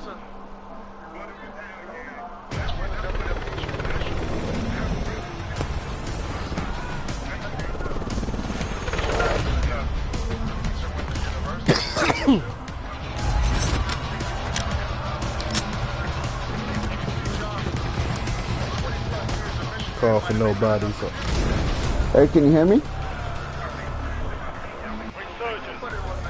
Hey, can you hear me? Yeah, can you hear me? Where are we landing at?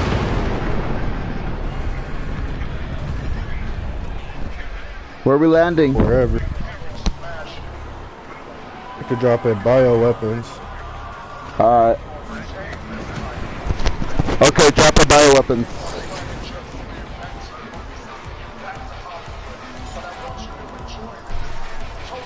Shit ton of people over here. I'm about to...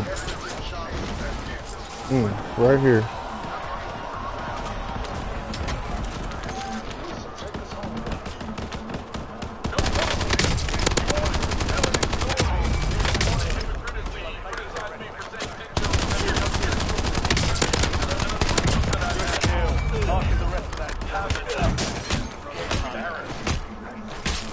Enemy destroyed. Use your tac man to hunt down the rest of them.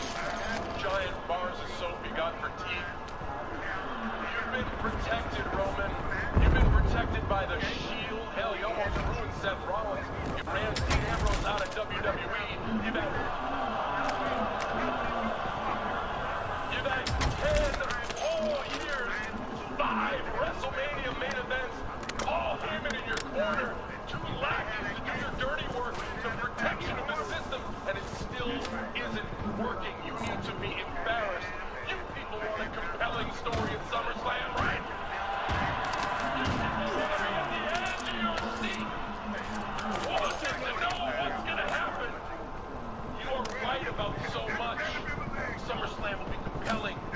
I will go to a Hollywood movie set, and you will smash me. He knows better than anybody how much punishment I can take and never quit. I've been against the odds my whole freaking life. I've built Suplex City, and all I need to do is just hang in there.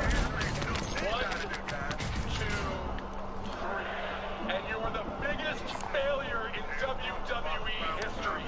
You have to shine. You have to smash and bash and overachieve. All I need is 1, 2, 3. And you're the answer to a trivia question. Who did John Cena mean to become 17-time champion? Get up. You're gonna show up all full of yourself like you normally do and put on a hell of a show. All squad mates are in the safe zone. For 1. You've got gas moving in. Enemies are dropping into the area. Watch the skies. I'm gonna jump the barricade and I'm gonna run out of Allegiant Stadium as fast as I can. Wow! How often does this game screw me over? It's the PS4, bro. It's old and laggy. No one can protect you anymore. Mark remaining operators from that squad. Hunt them down. 1, 2.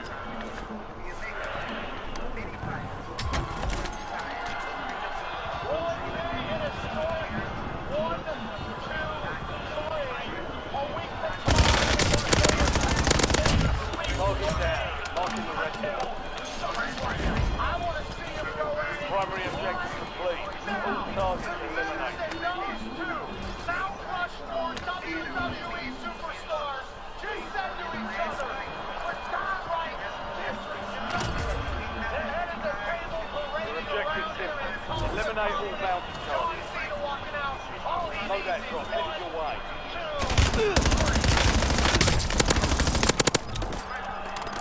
Hey, no need to disrespect me, because I came out here with a gift for you, John. Austin Theory versus John Cena. I'm not interested in your gift, because you haven't earned the right to give it.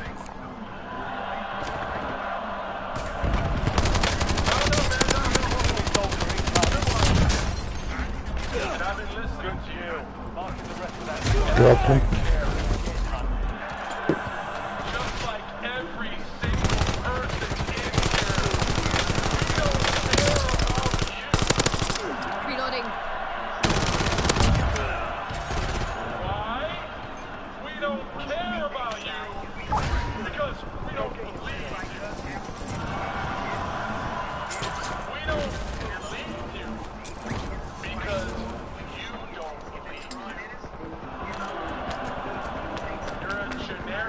out here in fancy sneakers wearing sunglasses indoors, and you got nothing in here. Have been given opportunity after opportunity after opportunity, and you don't believe in you, and they know it, and the opportunities aren't enough. Enemies are dropping into the area. Watch the sky. You're a pair of shrubs away from being a jabroni.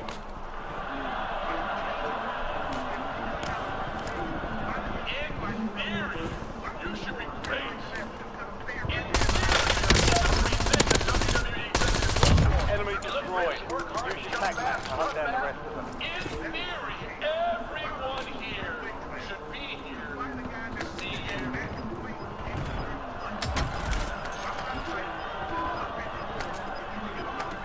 But no one cares. And you're wasting our time. Last remaining operators from that squad. Hunt them down.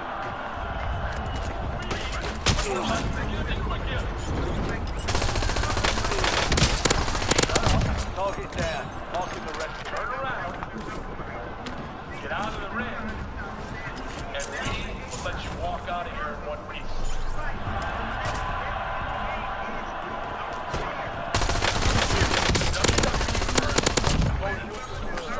And although I was flattered, out of respect, I didn't accept the award. Like I said earlier, a man can own up to his flaws. I've been here 10 years, I had one bad season. You want to write me off, fine, but before you do, look deep into the mirror. This is not your first year here, Dolph. It is your 7th. 7. And in that time, all you've been doing is running behind that curtain saying, oh, the Enemy soldier administration is incoming. holding me down, and I'm so really, really good. All I did was push, and if anything went wrong, it certainly wasn't your fault. It was anyone else's. Here are the facts. Only way a guy like you gets a set of nuts is by buying them.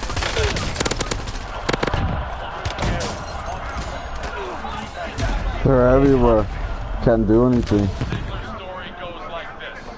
First you were a caddy, then you were a cheer student, then you had blonde hair, then you had brown hair, now you have blonde hair, then you had a large girlfriend, now you got a small girlfriend, now you got a large man, and you walk around with a suitcase that has a contract and a bunch of bowel tricks. And although you're so damn sick of being so damn sick, which I truly think is irritable bowel syndrome, I, out of respect, allow me to toast the prosperous 2013 to Dolph and AJ with the one thing that you are full of.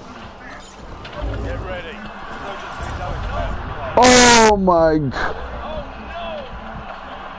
This game is really freaking pissing me off how it's not opening my parachute.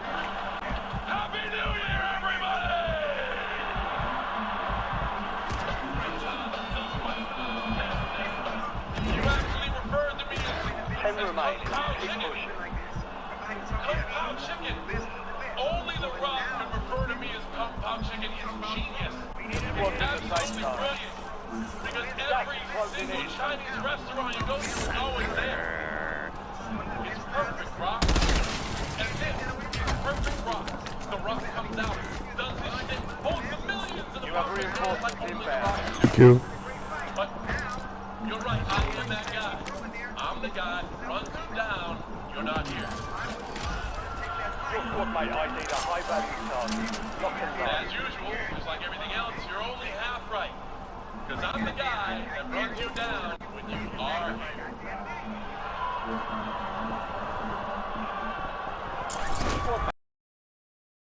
Parachuting not opening! Wow!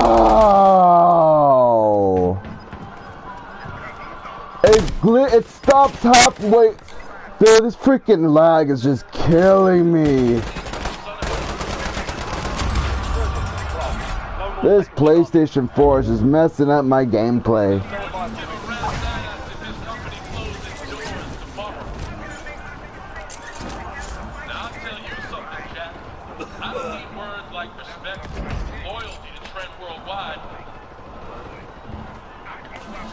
Just like I don't need my notes and my promo on my wrist. Nice tattoo. So here's the schedule.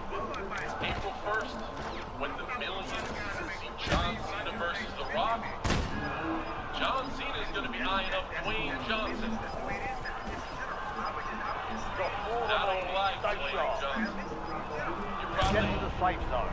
make your moves bound. Gas is inbound. There'll be a thing on your eyebrow that looks like the people's eyebrow. And I'm going to be looking into the eyes of Dwayne Johnson and see a man afraid. Because you're looking at it, you're not at all.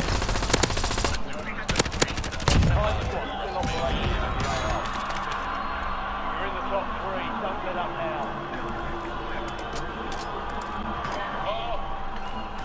Carry on. Continue trending.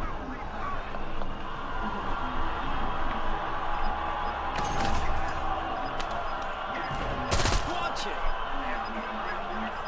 So maybe it's not that I don't want to fight you.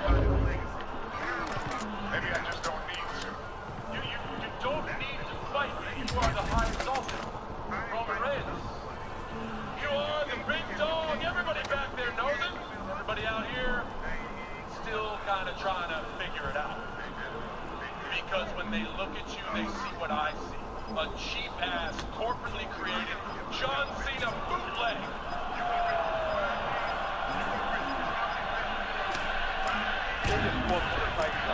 There's no one behind. Right here. He ain't B guy. Dude, you're just A guy. A guy trying so desperately to fill shoes that you never will. I am the fastest, strongest, and hungriest that I have ever been in my entire life. And the reason you won't sign that because you know We're in the last two now. Finish. 3 squads left in the war zone. Stay alert. Because first of all, you suck. And second of all, go ahead, find it. Go ahead. Move to the safe zone. Oh, we're moving around.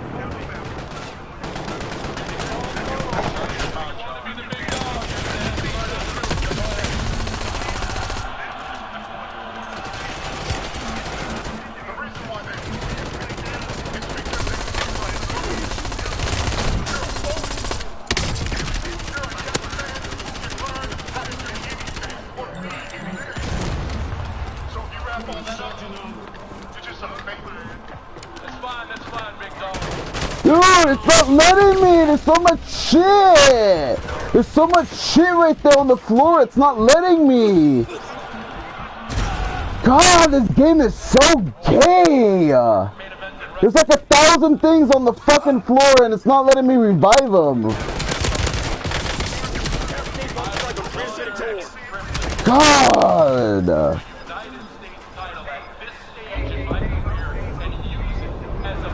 That's what I get for trying to revive him. That's what I get, bro.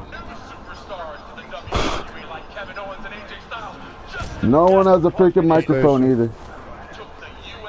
There's no buy station.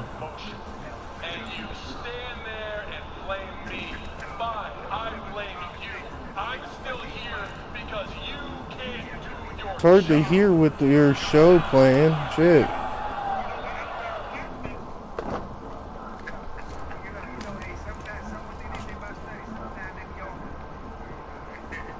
Is a bug?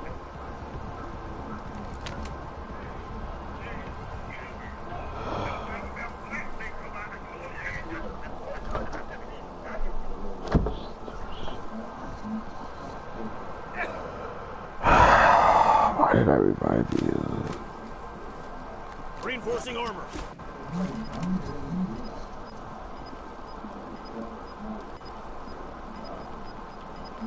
Go to that buy station right there. You could have made it. What is he doing? He could have gone to that buy station. What's he doing? It's a okay.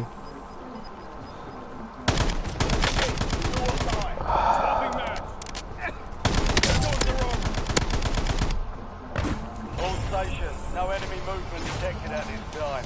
Area is clear.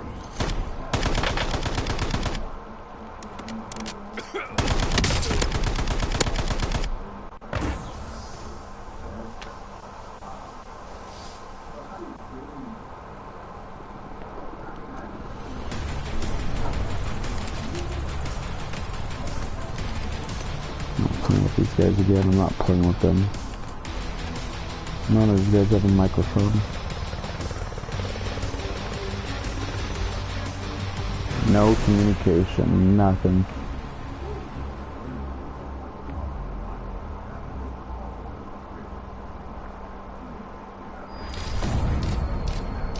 Freaking horrible, I'm leaving. Freaking horrible. You got no idea who you are. You're a dude dressed up as a dude playing another dude. You are in a large group of folks that feel... I was right there, and it just wouldn't let me fucking get him. Oh.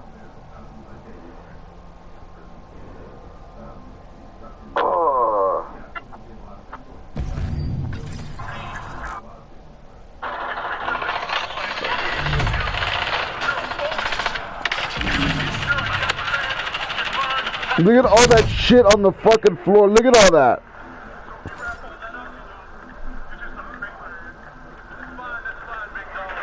Why is it having me fucking reload my fucking armor? On the floor, it's not letting me. It wouldn't let me. It does not let you. You were right in front of him, and it does not let you.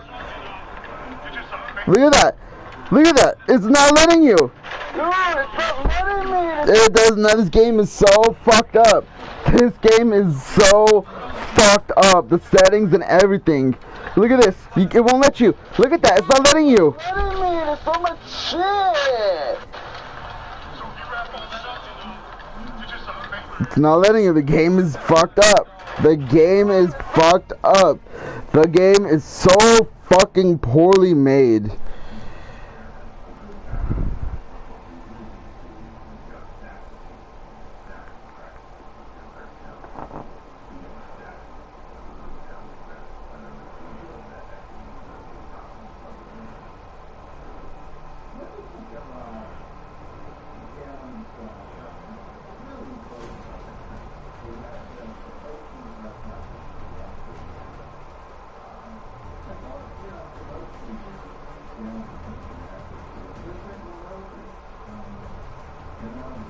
This game is so fucking poorly made. Nobody's fucking talking. Pfft. This game is so dog shit.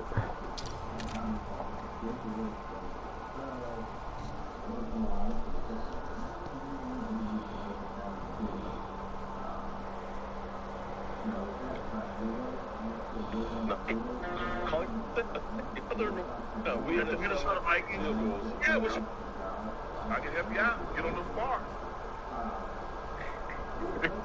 I mean, it's whatever you got.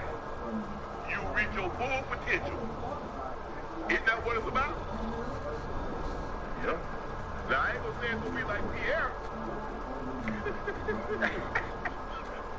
I ain't gonna say it's gonna be that, but I'm just saying. We can help.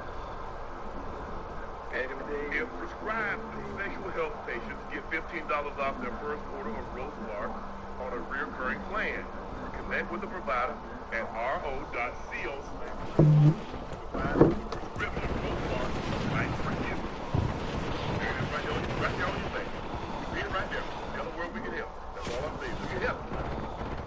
Don't you understand any words, don't you? Use this time for some target practice. The real thing's coming soon.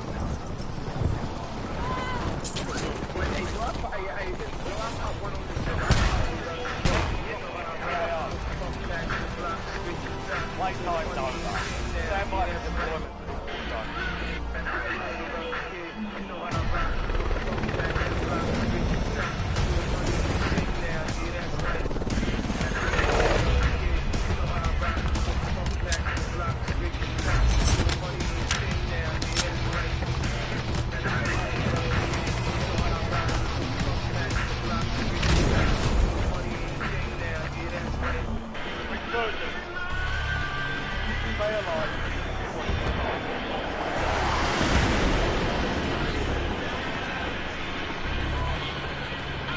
See a bug.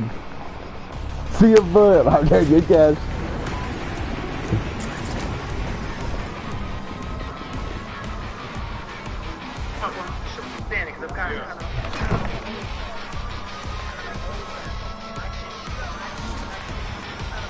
Bounty targets identified. Weapons free.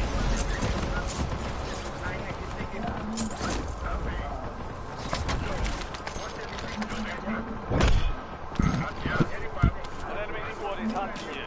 Stay sharp. Enemy soldier incoming.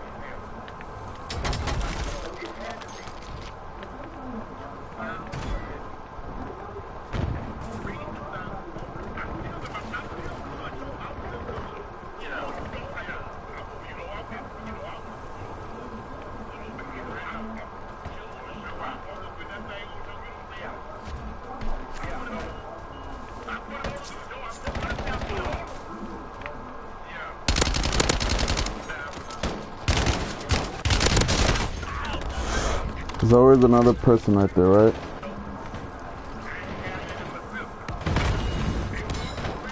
Hey, what I just killed the second kid you saw?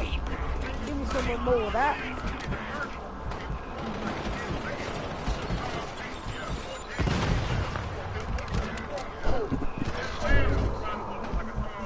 Probably at this point just quit the game. Just kidding.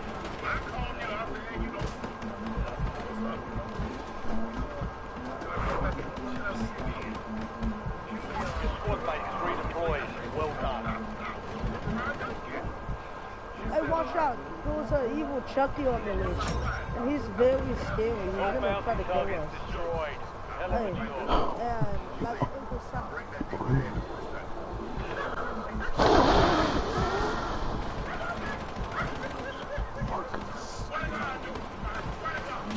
Swear to God, I have freaking idiot team. where you at?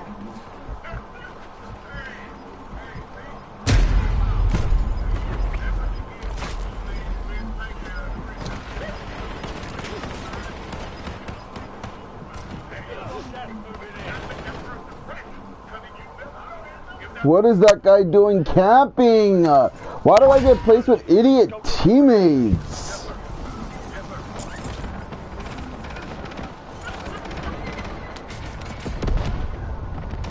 Oh.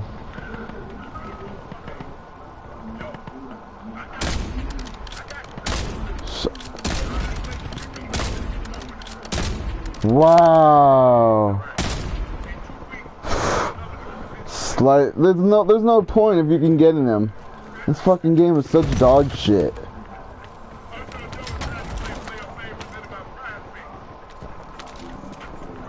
This game is so poorly made.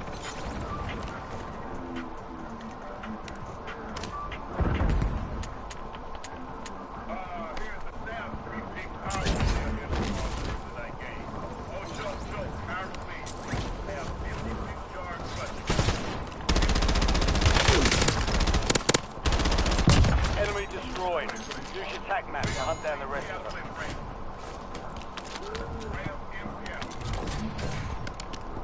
Loadout drops headed your way. Friendly loadout drops on the way.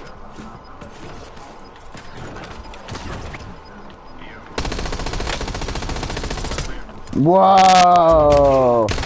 Could my aiming be so much horrible? Mark remaining operators from that squad. Hunt them down.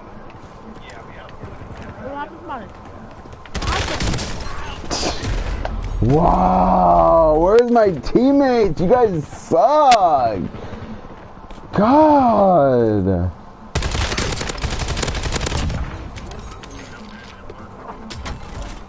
Look at that, they're just scattered everywhere. Look at that. Whole teams at control center. Always get placed with idiots. Always get placed with idiots.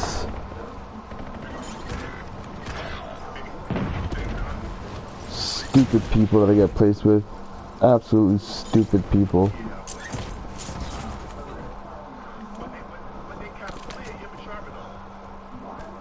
Freaking idiots I get placed with. Absolutely idiots. You have reinforcements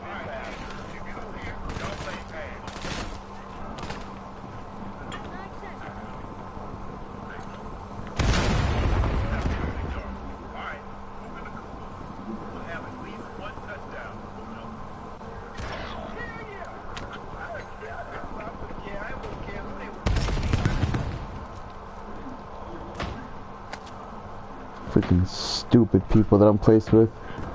Look at that, everybody spread out. Like a freaking retard. You guys are idiots.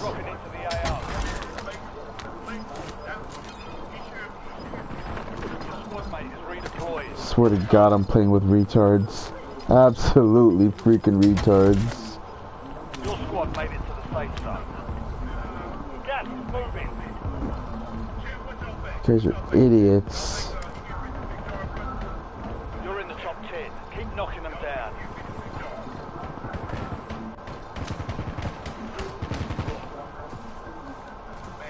Squad mates back on station.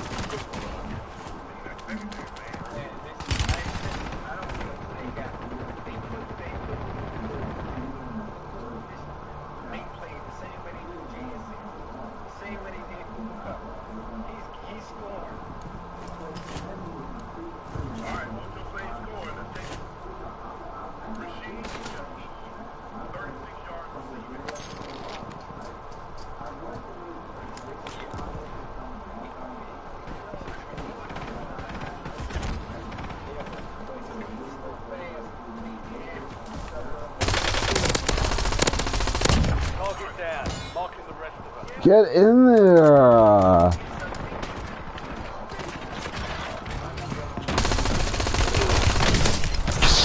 This gun is horrible. Does no damage. It does no freaking damage. Look at that. It just is everywhere. Then I have stupid teammates that are trash with no microphone.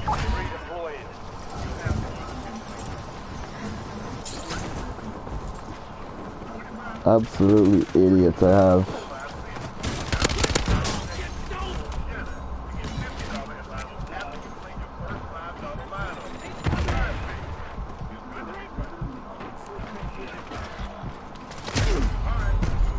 Freaking.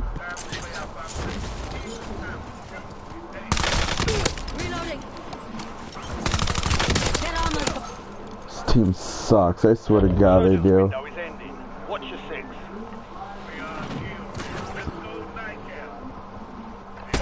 I'm reloading.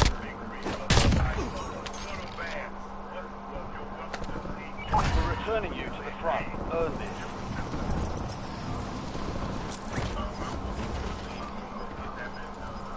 this. Stupid green guy's all by himself.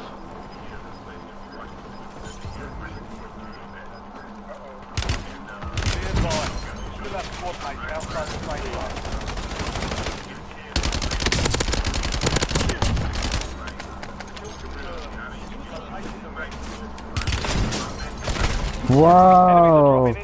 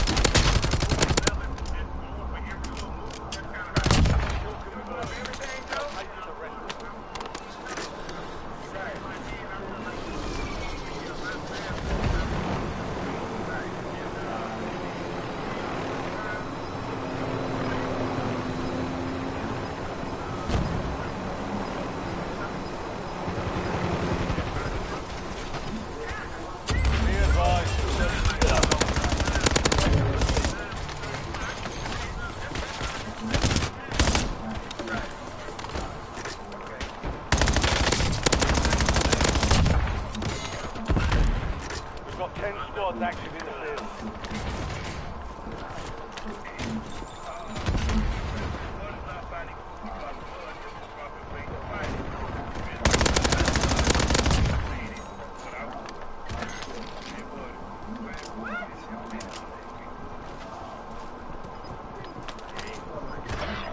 Napalm strike standing by. UAV available for tasking. Get to the safe zone. You've got gas moving in. Napalm strike ready for delivery. You know who I am. Gas guys, throw down, release the canisters. Keep your hands up.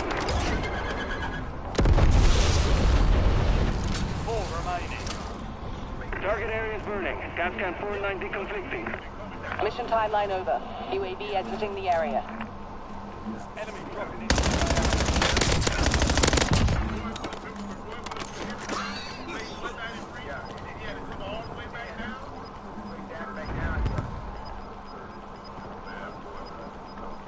Five squads still operational in the AO.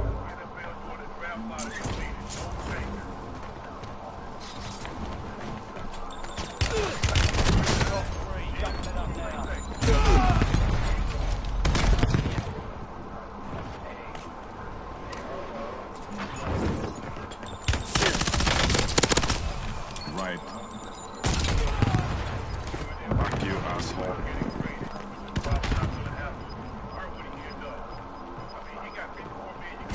Gas is moving. You ain't getting off that easy. Okay. Loading fresh mag.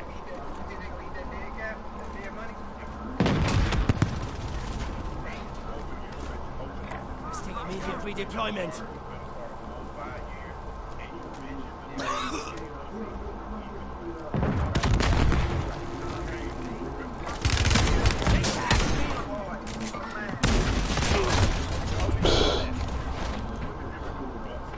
Why would you rush with a shotgun? That makes no sense.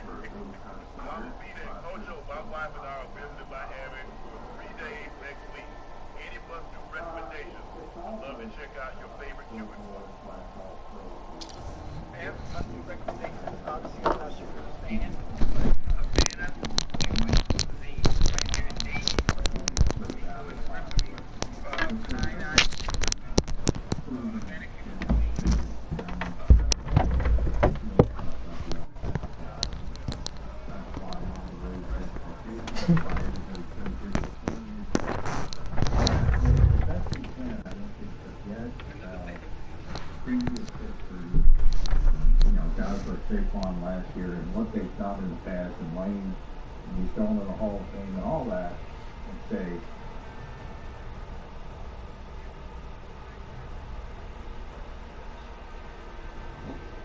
the Mai Tai restaurant. Enjoy the show. Make sure you make reservations so both of you can enjoy the powder meat show. You would really enjoy it. You won't have to take that trip all the way to Hawaii to experience it. You can experience it right here in Miami. Havana Cuban cuisine, Little Men for breakfast, the Mai Tai for dinner. Tell them Ocho sent you. Tell the folks that Ocho, do you think Miami has a shot at getting Java Rand before the trade deadline with the deep infrastructure and the influences like yourself and the hip hop artists who love the beat? Will that help bring the joy back to them? Ocho, Joe, that's I mean, well, listen. For one, I talked to John. I talked to John multiple occasions. I talked to Pat Riley. I talked to Nicky Anderson. I think it would be, and it would be huge. John Morant to make that move here. He sees fit due to the structural environment and discipline that Pat Riley is managing. I think it would be good for him. It would be a great environment. It would be great for him. But you can't be too much. You can do your thing, but you can't be too much. I think the structure that we all can give him organizationally will pay dividends for a long time. What you think, Joe? You think that's a good play for him? I think he could be a good play for him. I think he would be rejuvenating his love for the game, his passion for the game. Miami is a tough place to play again. That's how I played there and this is why I've been playing. That's a hell of a city to be in. Yeah. If he out there wilding like that in Memphis, I can imagine what Miami will be like. Woo! That's the only thing I can do. That's the only thing. No. Hey, Joe, he gonna be good. He gonna be good. Listen, you got, hey, Joe, listen to me. We gonna get him 24-hour security. You know, we gonna monitor where he goes. You can't go nowhere in Miami and Patty don't know. You can't go nowhere in Miami and Patty don't know. It doesn't matter what establishment you go into. That phone, hey, yeah, your boy in here. You gotta, he good. He got it. You say you good. You good. See, in Memphis, you can't control that. In Memphis, you can't control that. In Miami, you can control that because everybody know everybody. And all the people with that kind of status go to the same places. So it's easy to keep that under control. They work in Miami. Yeah, I know he gonna work, man. Well, he ain't get that goddamn good about back there. He ain't just walking. He ain't just walking and he just walking to that. That ain't number work. Yeah, I think some different stuff there. I got no chill. In the rookie year, Steve Atwater about that 6'1", 253 pounds, Christian Okoye with that monster hit. What was the sideline and locker room reaction? We going crazy. Because, you know, I had seen Christian Okoye run me, like I said, he's huge. I mean, yeah, he did have a big ass man, but he's a muscular guy. He was a big, I mean, Nigerian, they call him the Nigerian nightmare. For a reason. He had no lateral movement. Got him on a team. And he ran. I mean, at that time, he ran 4-4. And it just so happened we rocked and rolled the safety. The water was coming down. Perfect time. Oh, we going crazy. Get your water. He was never the same. He was never the same. Go back and look at it. He was never the same.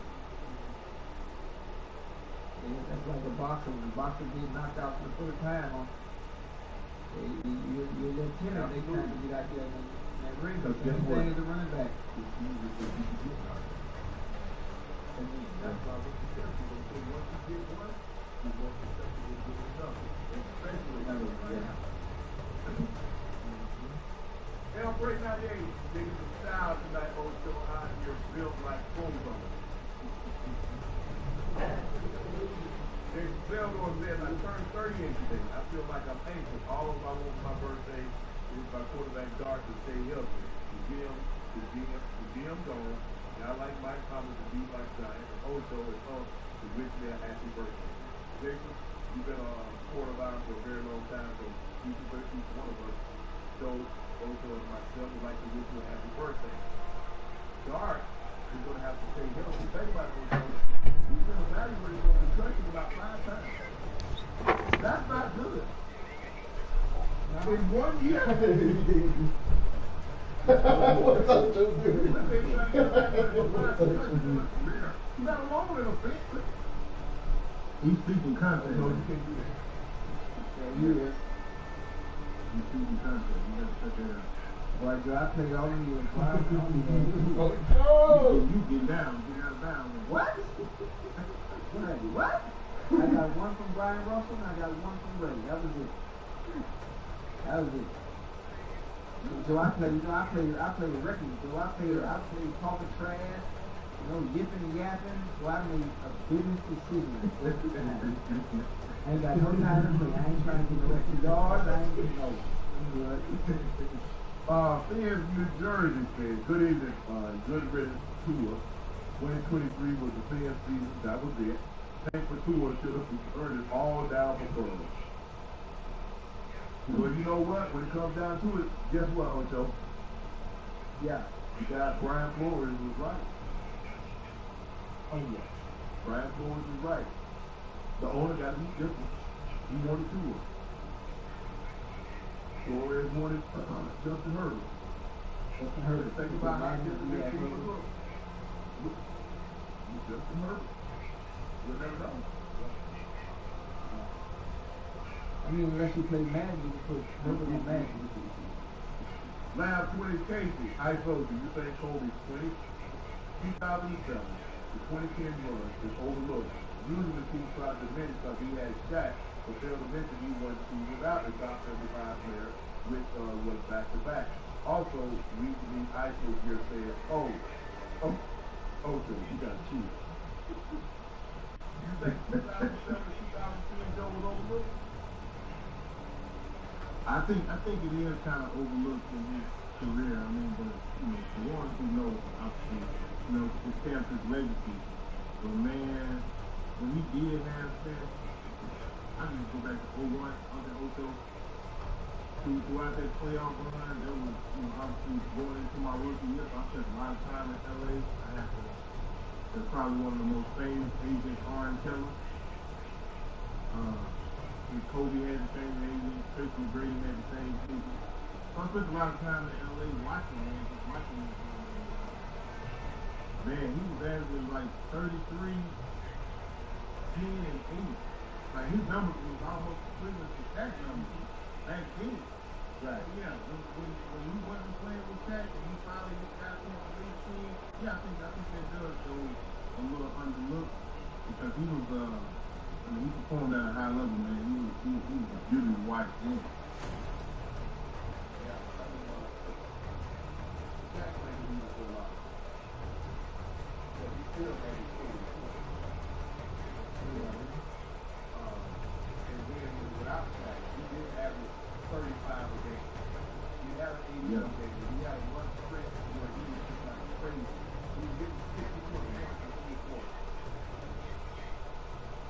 There have been very many people in the history of the NBA who put the ball in the basket like Kobe.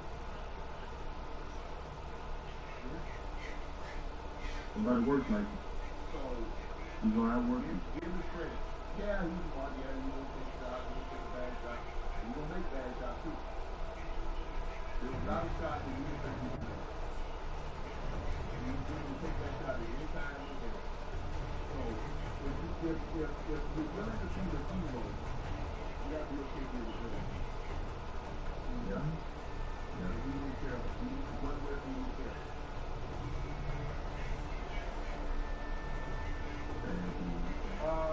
JC97. We back. This is the up we love to see. Welcome back, up. Nah, man, I'm on probation still. I gotta wait till the 20, man. Yeah, boy, you ain't probation my ass, but your shit be broke after we got it.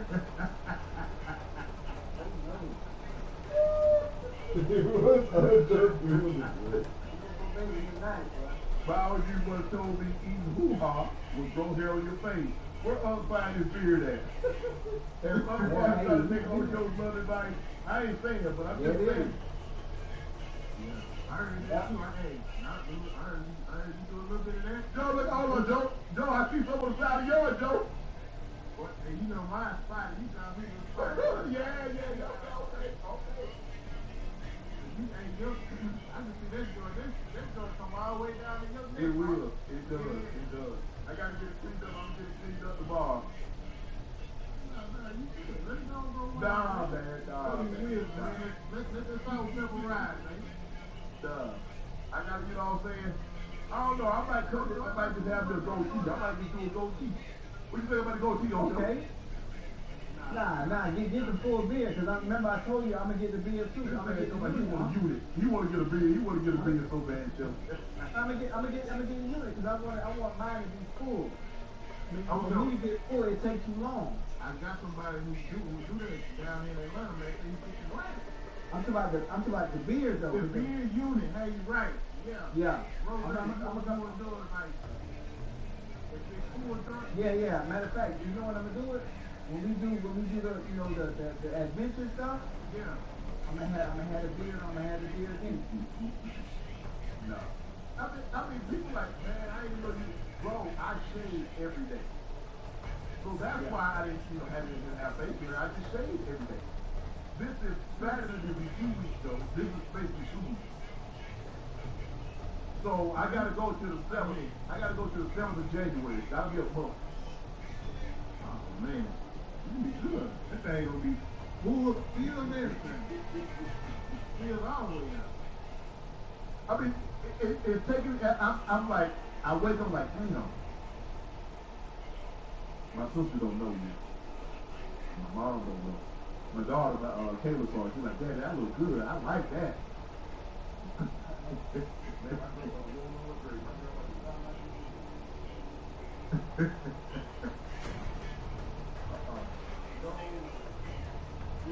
beards and tattoos. I can't stand no beards. Man, them old, man, you know them old school. Yeah. My granny just had a mustache.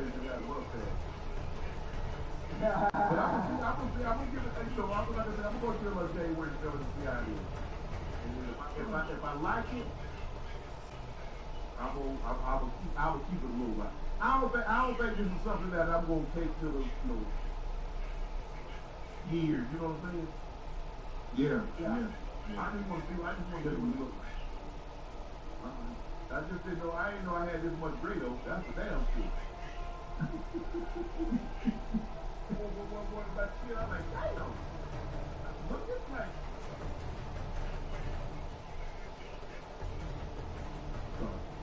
That's where it is. I'm gonna keep. I got till with Jackson, so that's almost 3 months to 3 weeks. So there's 295.99. Only 2 quarterbacks have 20 wins, 7,000 passing yards, and 50 touchdowns in their first 2 seasons. Dan Marino, Bo Dick. Go Nick.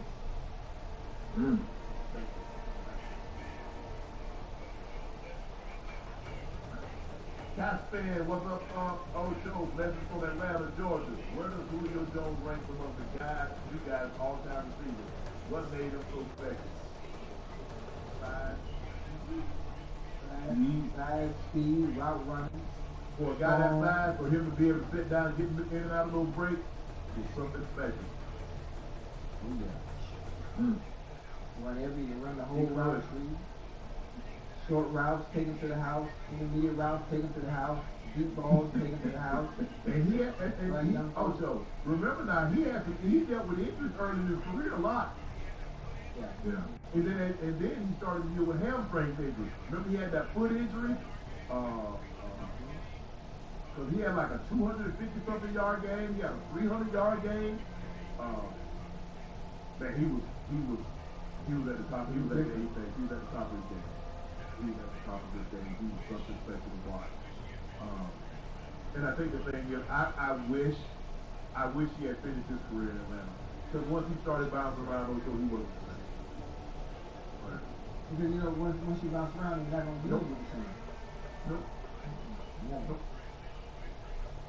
You're right. Like Ocho always says, the grass ain't always greener. Caleb Dennis, Ocho, finish the lyrics. You want me to take you shopping? I need your song on Spotify.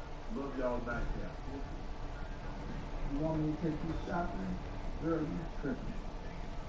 That was one of my first songs that went platinum back in the 2000s. Yeah, early 2000s. Yeah. You got some hits? I only had one hit wonder, bro. Yeah, that was one of these songs. Dr. LeBron, MD, it's my birthday. Happy birthday, Dr. LeBron. Happy birthday. Okay.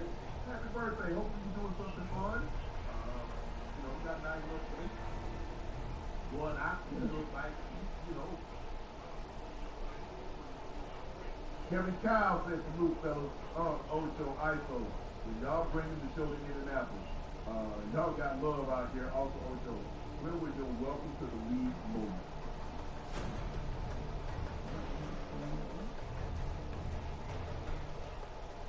My welcome to the league moment ain't happened until years in. Yeah, that Brian Russell is yeah, I got cold, bro. Marlon Spivey said, did you get a chance to go to the rodeo last week in Vegas? I did not.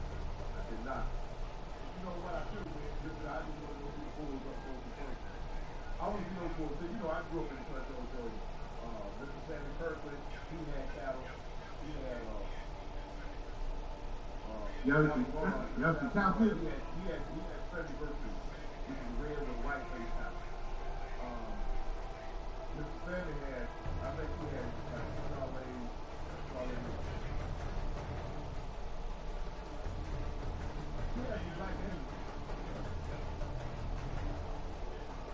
Hey, Anderson, count him up.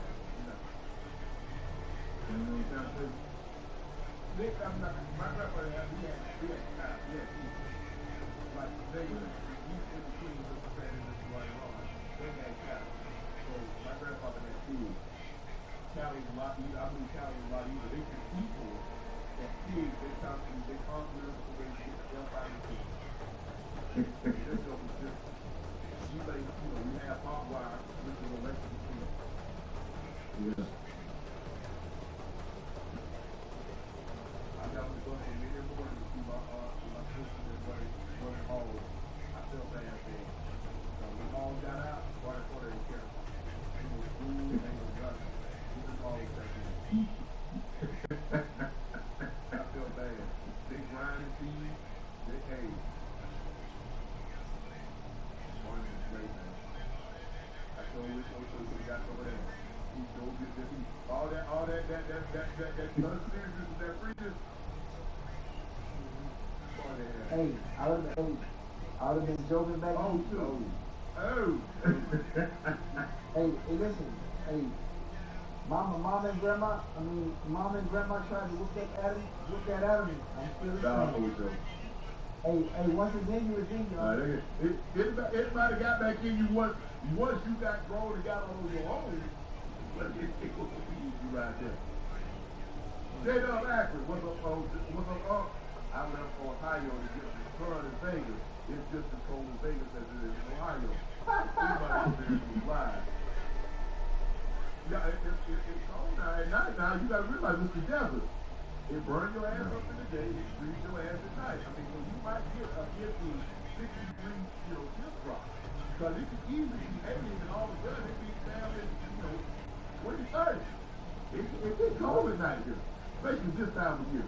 But even the desert, it's always been like that. That's why you have to be really careful. Because it can be 45, it can be 120, and also all the way down to 40. I'm sorry, man. I'm sorry. Joel and Shamoon, you guys talk about podcast bowl or the conversation just over?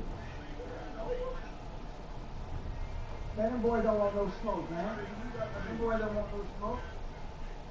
We got like five, I got to get with you, man. We got to get with some of the guys and say, okay, what we going to do? Hey, get their ass whooped. That's what they going to do. What game you going to play? Hey, listen, anything. It don't matter. Anything. Yeah, we play, I mean, they take y'all know anything. Y'all know I'm a fan. We just ain't all the time just going, okay, guys, just do it. Nah, listen, if you do what you need to do, just know I'm gonna be ready. And my mouth gonna be running. Oh, for sure.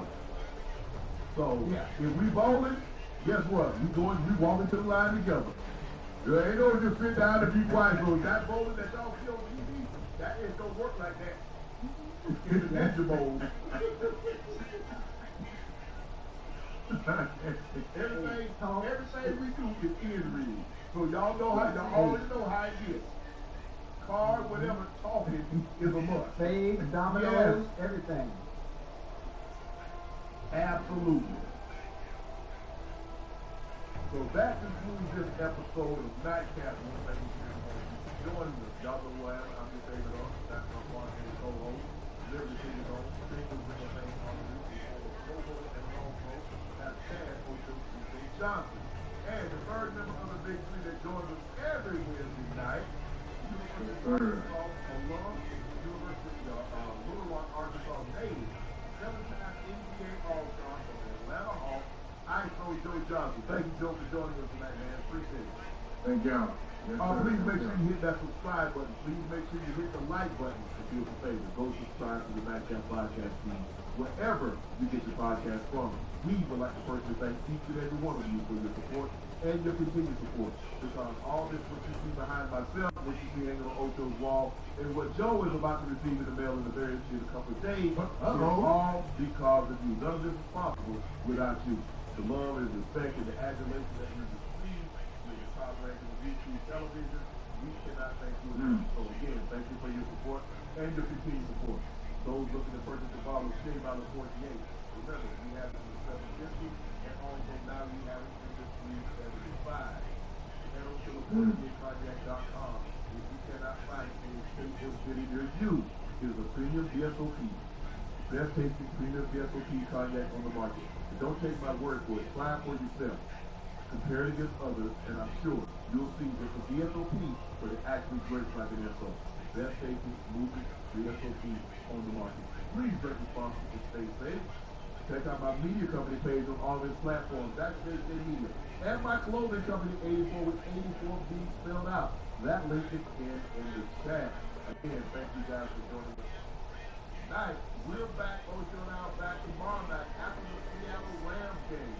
Somebody is about to be the number one seed in the NFC. The winner will be the number one seed. I'm Monk, the Ocho, the ISO. Thank you guys for joining us. Y mañana.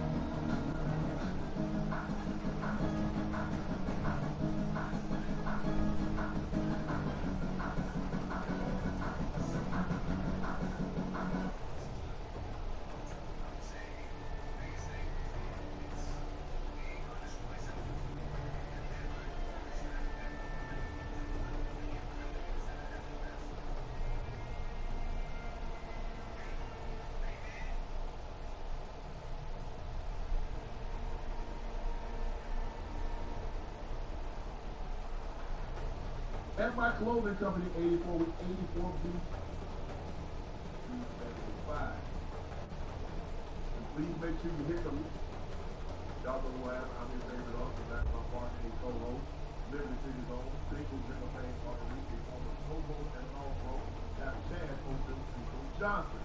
And the third member of the Big Three that joins us every Wednesday night, University of Arkansas alum, University of Little Rock, Arkansas native, 7-time NBA All-Star for the Atlanta Hawks, ISO Joe Johnson. Thank you, Joe, for joining us tonight, man. Appreciate it. Thank y'all.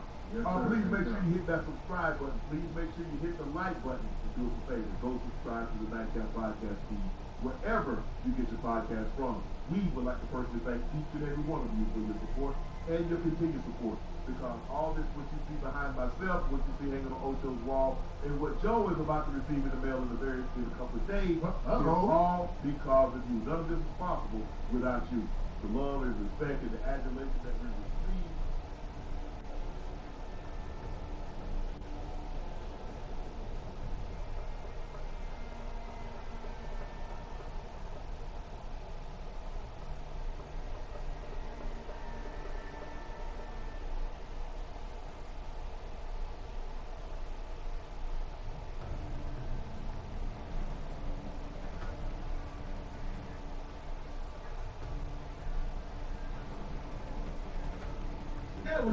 22. Yeah. Yeah. So this MVP elite quarterback has to go sell. Oh, he is Against the Minnesota elite. Elite winner, elite wins. Why doesn't Dak Prescott win? Why is it that I can come on, and I can tell you December 1st is coming, so telling you, and it didn't happen. And quarterbacks ignore it. Quarterbacks are not paid on wins. They're paid on ability. Who cares? I don't care about how he's paid. Okay. I care about if my team wins. I don't look. Dak doesn't send me any money. Jalen Hurts don't send me any money. I only care about if my team wins or loses. All right. I don't care what he's getting paid. Fair enough. Okay, fine, Mark. So let me ask this: do we remember last year when Joe Burrow, what they said about Joe Burrow? Poor Joe Burrow, he only had a defense. He'd be MVP, right? Y'all remember that? Oh, absolutely. Right? You know what's amazing about that is Joe Burrow averaged 27.4 points a game.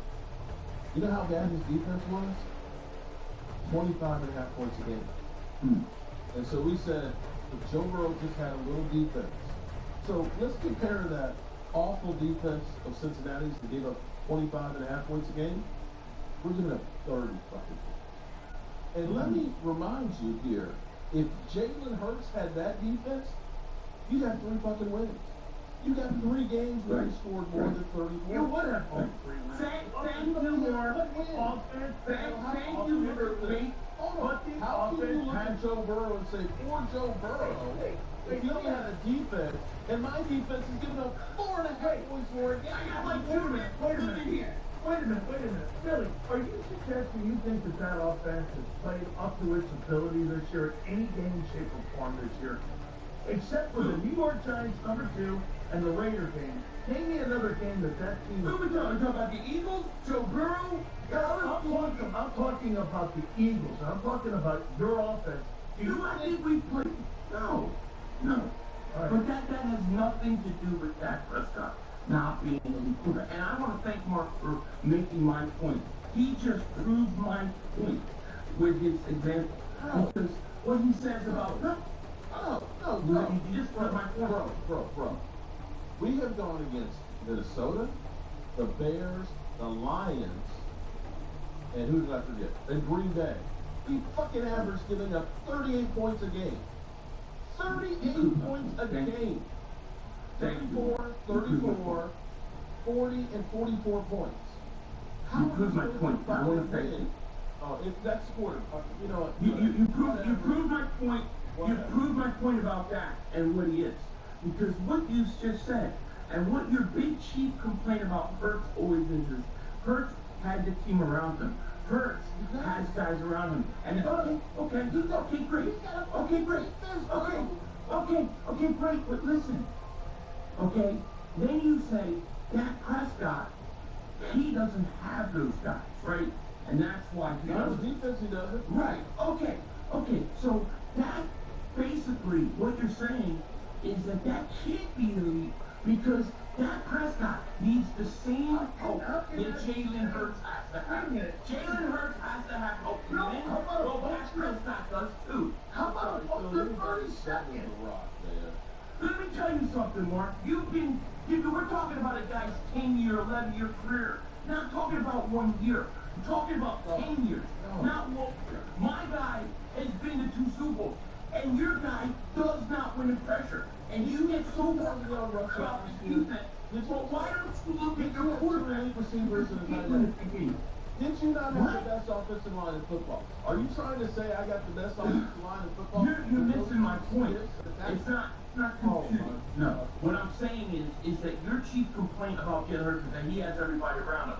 And Dak doesn't. Well, what I'm saying to you is Dak can't be much better if he can't win with all. You're saying Dak defense gave up 19 points a game. You think still only have 6 wins? Mark, let me throw this at, and let me see what you bite on with this, Billy. So here's a little bit of what I think, Mark, and I don't want to put words in your mouth. Here are the bottom NFL defenses in football. The Bengals, the Giants, the Cowboys, the Titans, the Commanders, the Cardinals, and the Jets. That's the bottom. And the Cowboys are the third worst defense in pro football. You take no context into that? That they have the number one offense and the third worst defense in pro football. I think and you blame that on Dak? No, I don't blame that with bad defense on that. What I say about that is that you can't put him in an elite. Yeah, it's a team game. See, when it's bad for Dak, then it's everybody around him. When it's good for Dak, oh, it's Dak Prescott. See, you can't tell me that Jalen Hurts needs it. You tell me all the time Jalen Hurts needs it perfect. Well, you know what? So does Dak Prescott. Yeah, therefore, he can't be an elite MVP. Wait a second. That's the difference. Well, that doesn't make any sense because 30 What do you mean? that doesn't make sense. Wait a second here, man. Cowboys are the number one ranked offense in pro football. Wait a minute. That's all he can control. And what did that do for him in Minnesota when he needed that drop? Because he can't. His defense is the third worst.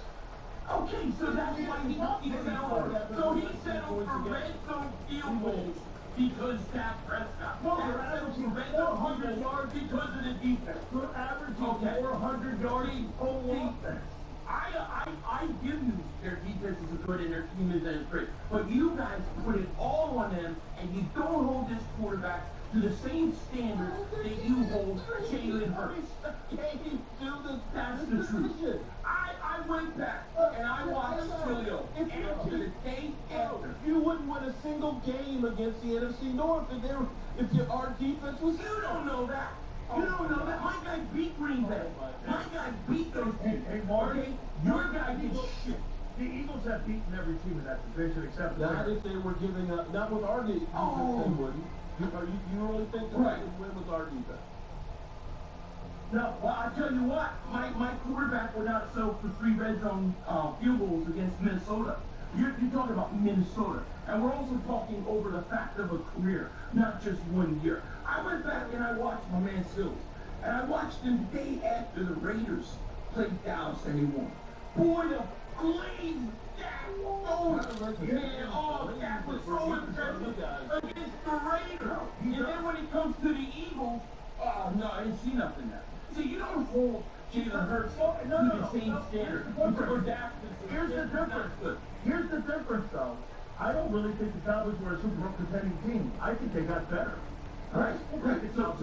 And I still think the Cowboys got better. But we're not putting the Cowboys in the same category as the elite teams in the NFC, are we? Or are you? I wasn't. I'm never putting them. Listen, I wouldn't have called you. Are you really blazing that over here? You're making the Cowboys. Wait a second. You're telling me you think the Dallas Cowboys were an elite football team this year? Nobody thought that. It's funny because I remember for the Eagles game or Chicago, I just saw this in my video, and you know, you're like Chicago. John McMullen said the Bears aren't that good, and you're like, but they beat Dallas.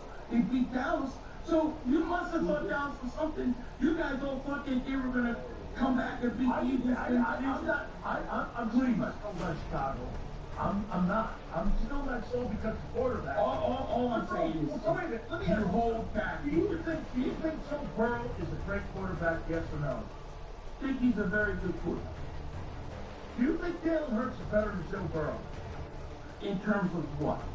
Skill set. No. As a passer, no. As a winner, as a guy who wins, Jalen Hurts is a better quarterback than Dak Prescott in a skill set. In a skill set. Yeah. At what level? He doesn't throw the ball better. Right, everybody. He's won 4 more levels. No. I asked you skill set, not concept. All right, what? So like throwing the ball? Wait, Joe Burrow.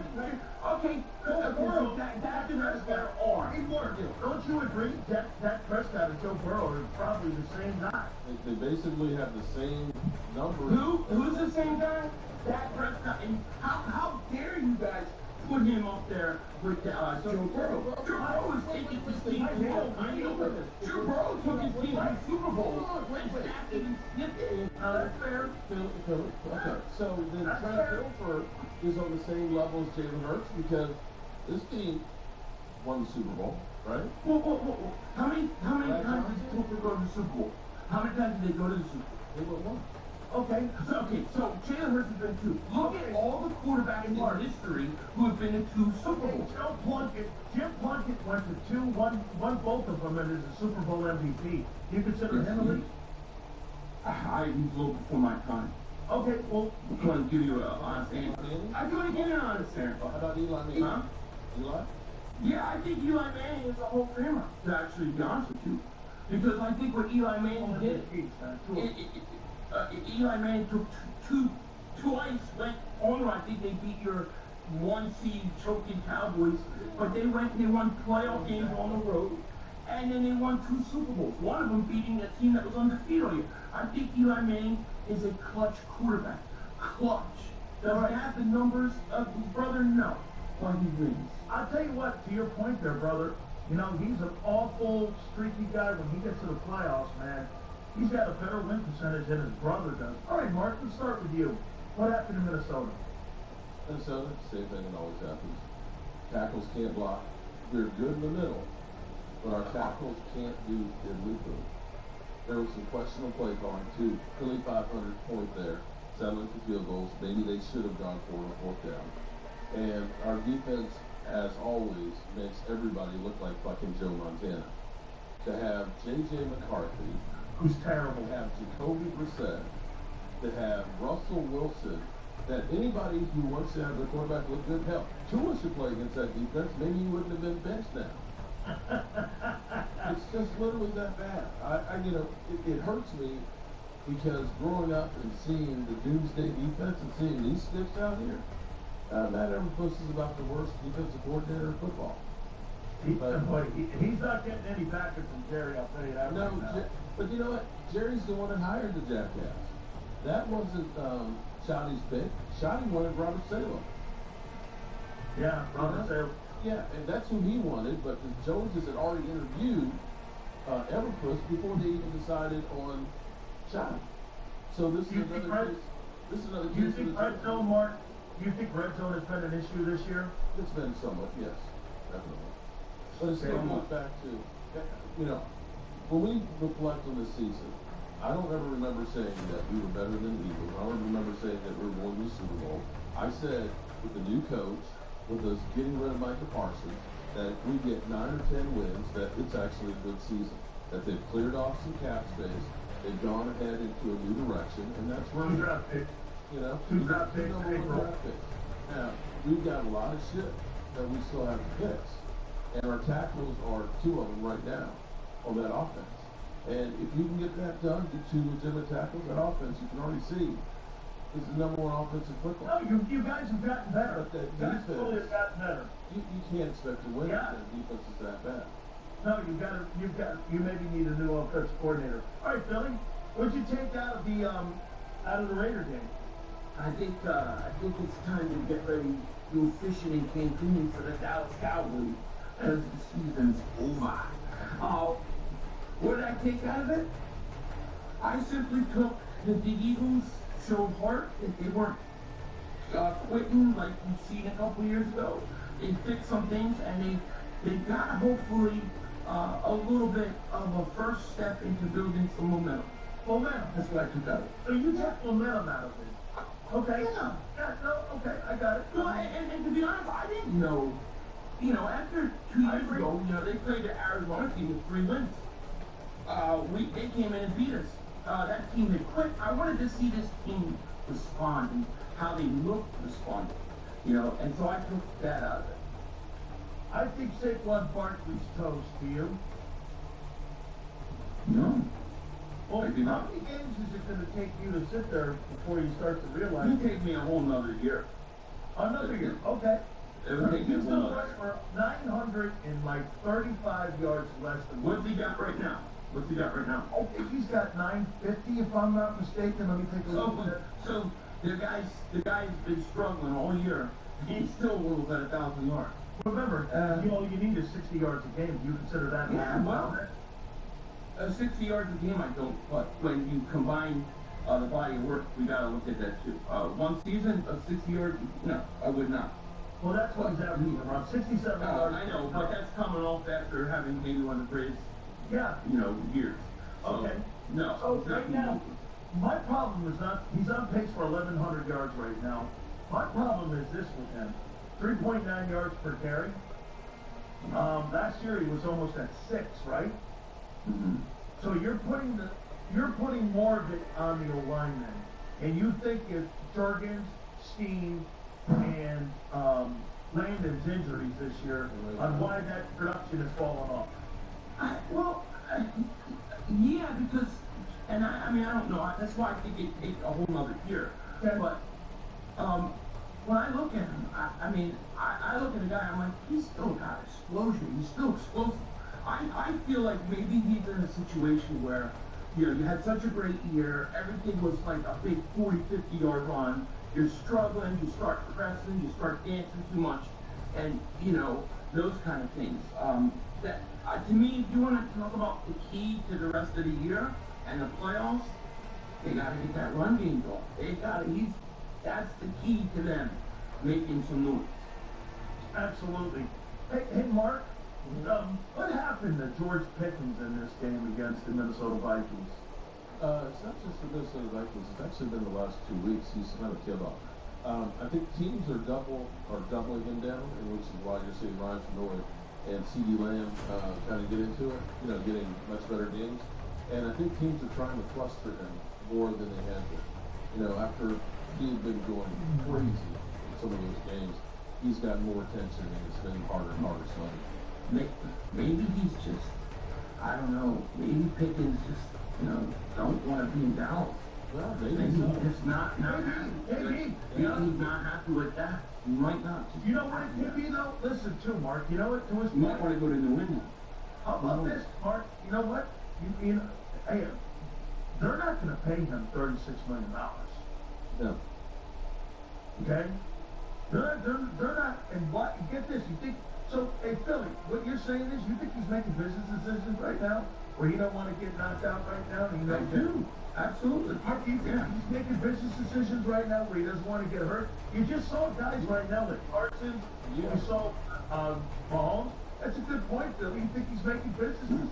I do. I actually do. I'll be agree with you. I thought if you look at we got no chance to make the playoffs. That maybe you should think about sitting Dak and let Joe Milton play the rest of the way, get some experience for a lot of these guys. Because the reality is you don't want to have him going into another offseason that he's injured. You're not a young guy. And we need to hit the ground running. I know that sounds crazy, but I think Mark makes a great point.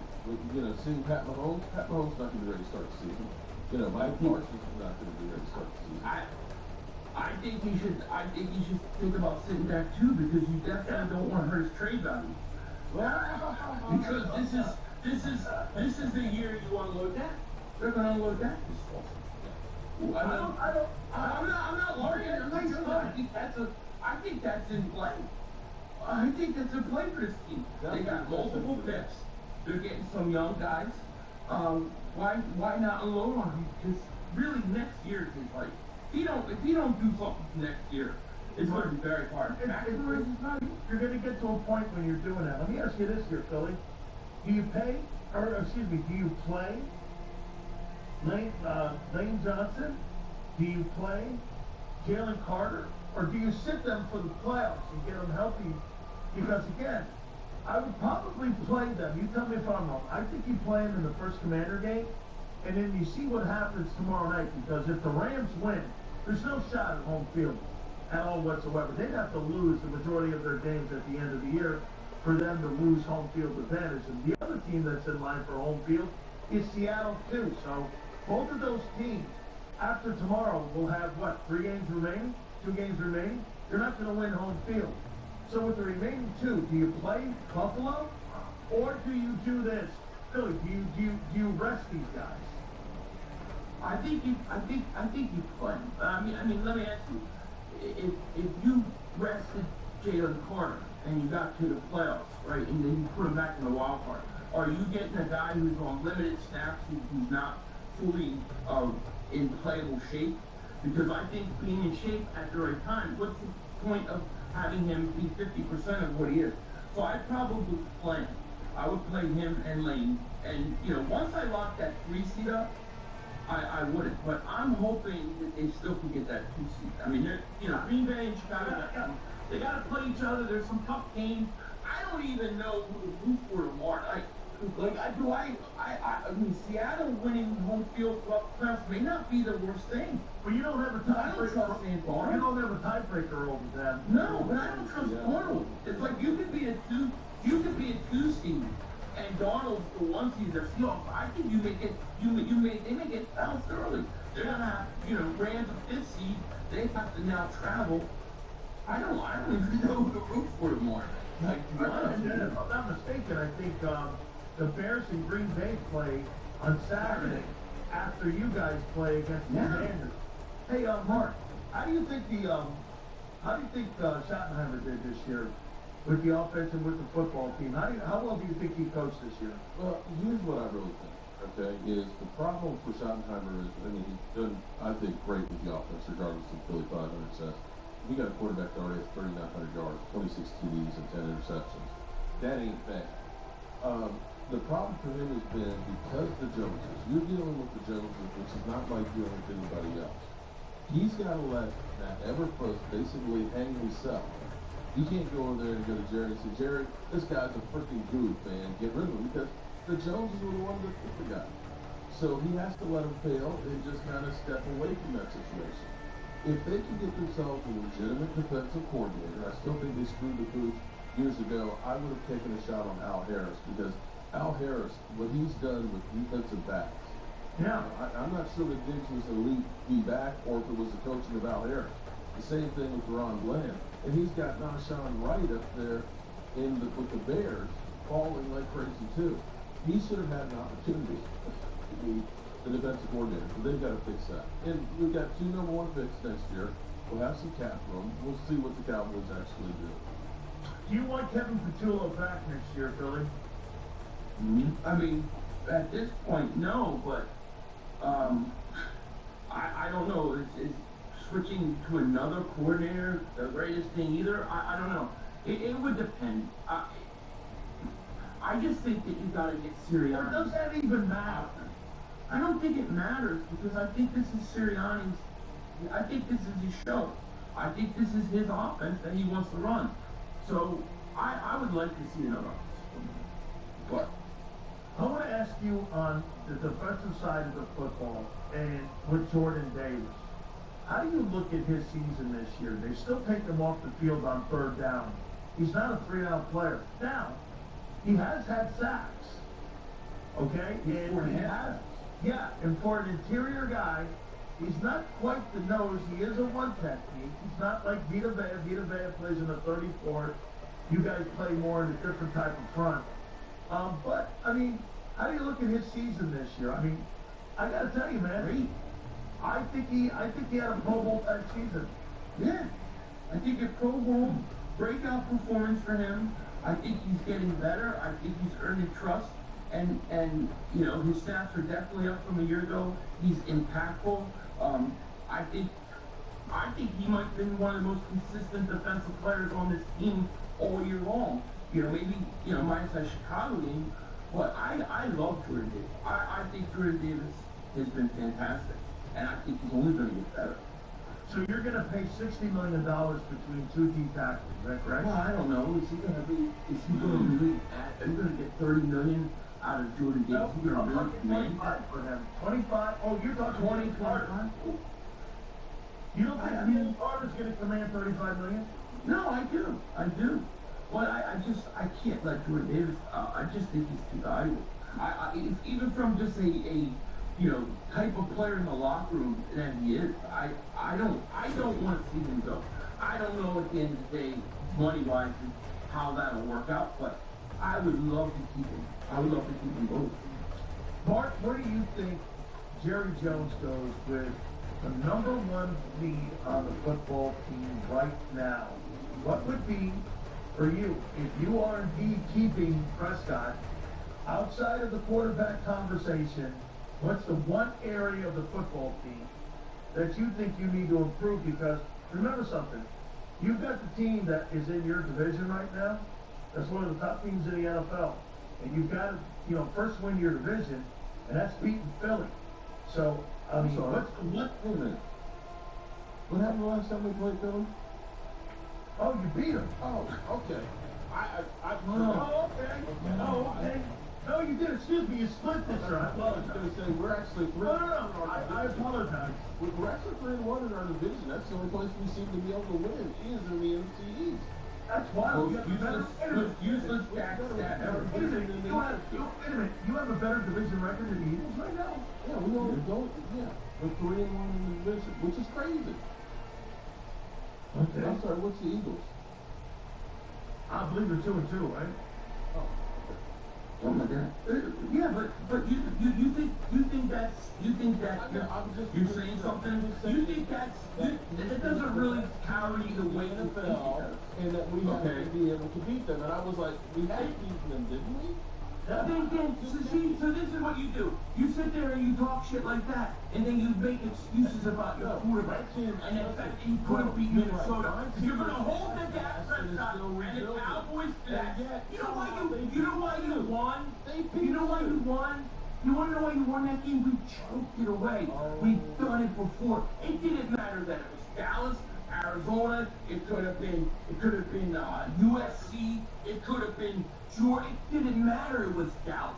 You just were the team that were lucky to be there. But you want to play that like you're something. Well, then let's go back to Minnesota. Where was your boy when he needed a touchdown drive?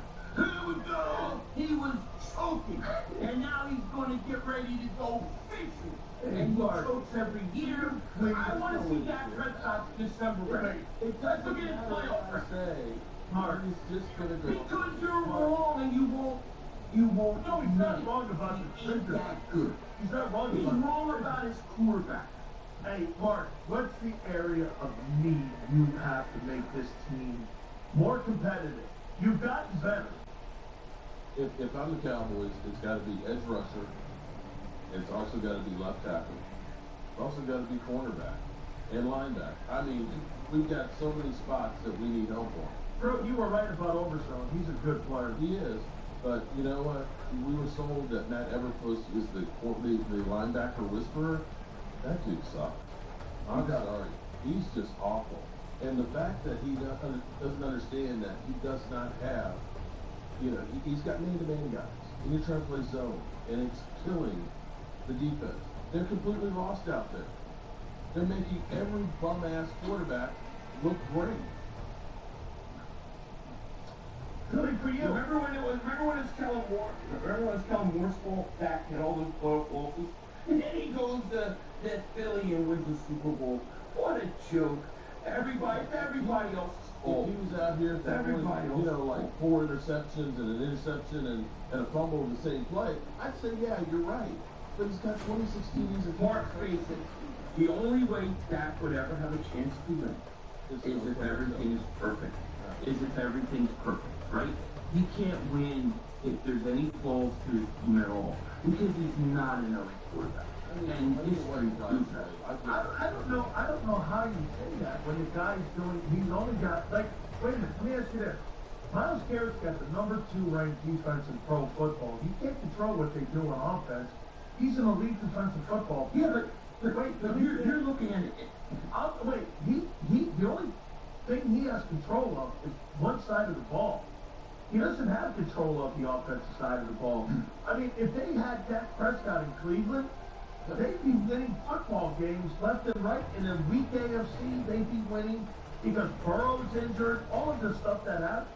I mean, if he was in Cleveland with a prominent quarterback or a decent quarterback, the Browns would have a winning record. Right.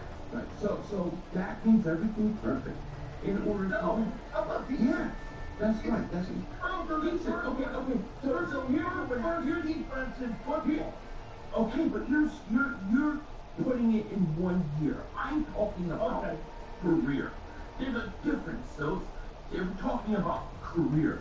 And the truth of the matter is, Dak may go to Cleveland, and they may win games in September. They may win games in October. They may win games in November. But when the Minnesota Vikings or a shit team come in and they need to win, and their defense isn't playing well, and things aren't going the way they should be going, and they need Dak to keep them in to make that one play, he can't do it. And that's the difference between him and my guy. You know it, I know it. Here we go. Go ahead, Mark. Go ahead. What are you going to say, bro? Is that like a mercy rule or a slaughter rule? Wait. I got to ask you, though. How much shit have you been getting since the Minnesota game? You want, let me read something to you, because this is crazy. I just got this email from... By the way, I just forwarded your, you airing this on my Facebook, too, so okay. I think this is quite good, so... Look, what shit are you getting? This is how much shit I get. This is from a Lion fan. Another annoying part of Cowboys fan base is they act like everyone else is against Dak Prescott and defend him about everything. So he can have a long history of shitty games, throwing 4 to 5 picks a game, but is never on him. It's always the defense. Every other player can be blamed for losing, but why not him? If he has a shit game, you have to hold him accountable. Cowboy fans are pussies. What kind of man sucks off Dak Prescott? Don't you lose dignity? The difference between pretenders and champions get it done. Pretenders will tell you what they're gonna do, but when it comes to finally doing it, they back off like a little bitch. I've never heard of that, but in terms of who's that guy? the Eagles are my favorite team from the division. If Dak Prescott was on the Eagles roster, he'd probably be the third string quarterback. So how the hell am I getting a Lion fan talking about championships? How the hell they just beat their ass. Lions, like they go to the Super Bowl? I've got Lion fans that are giving me shit now. But that's the point, Mark. Your Cowboys literally didn't win a Cowboys game. But that's the point. You're not the 90 Cowboys anymore. You haven't been for a long time. You're no better than Cleveland Browns. Yeah, but I couldn't hear any of them. I haven't heard what you are. I haven't heard you. Mark, do you think your football team got better this year? I do. I think they will be. Yeah, I think I would say the direction for them is heading up, as opposed to down last year. I don't think anybody said they were an elite football team. I didn't. I can't wait for the when they have the moral trophy give out for the Dallas Cowboys. You know what I mean? Oh, did you see Schottenheimer on Hard Knocks? This guy actually had the balls to say, nobody wants to play us.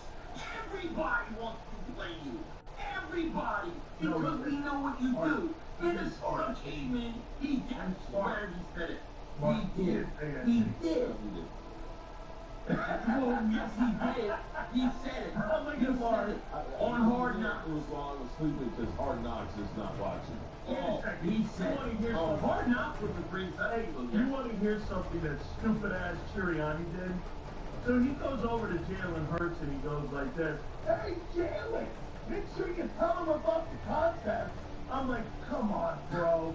Let's try not to be so fucking scripted here. What's Todd Lane getting shit for you here? Hey, Vince, nobody said my coach was an actor. Right? Oh my God. Oh man, don't worry, Cowboys. It's time for you to go home and get your shine boxes because the season is over. Hey, Mark, you want to say anything to Eagle fans before we go here? He who laughs the hardest. I know you guys think that the Raider game is, oh my God, we're going to the Super Bowl. You're going to be sitting on the couch with us sometime real soon. Well, get it warmed up. Get it warmed up because we're going to be a while.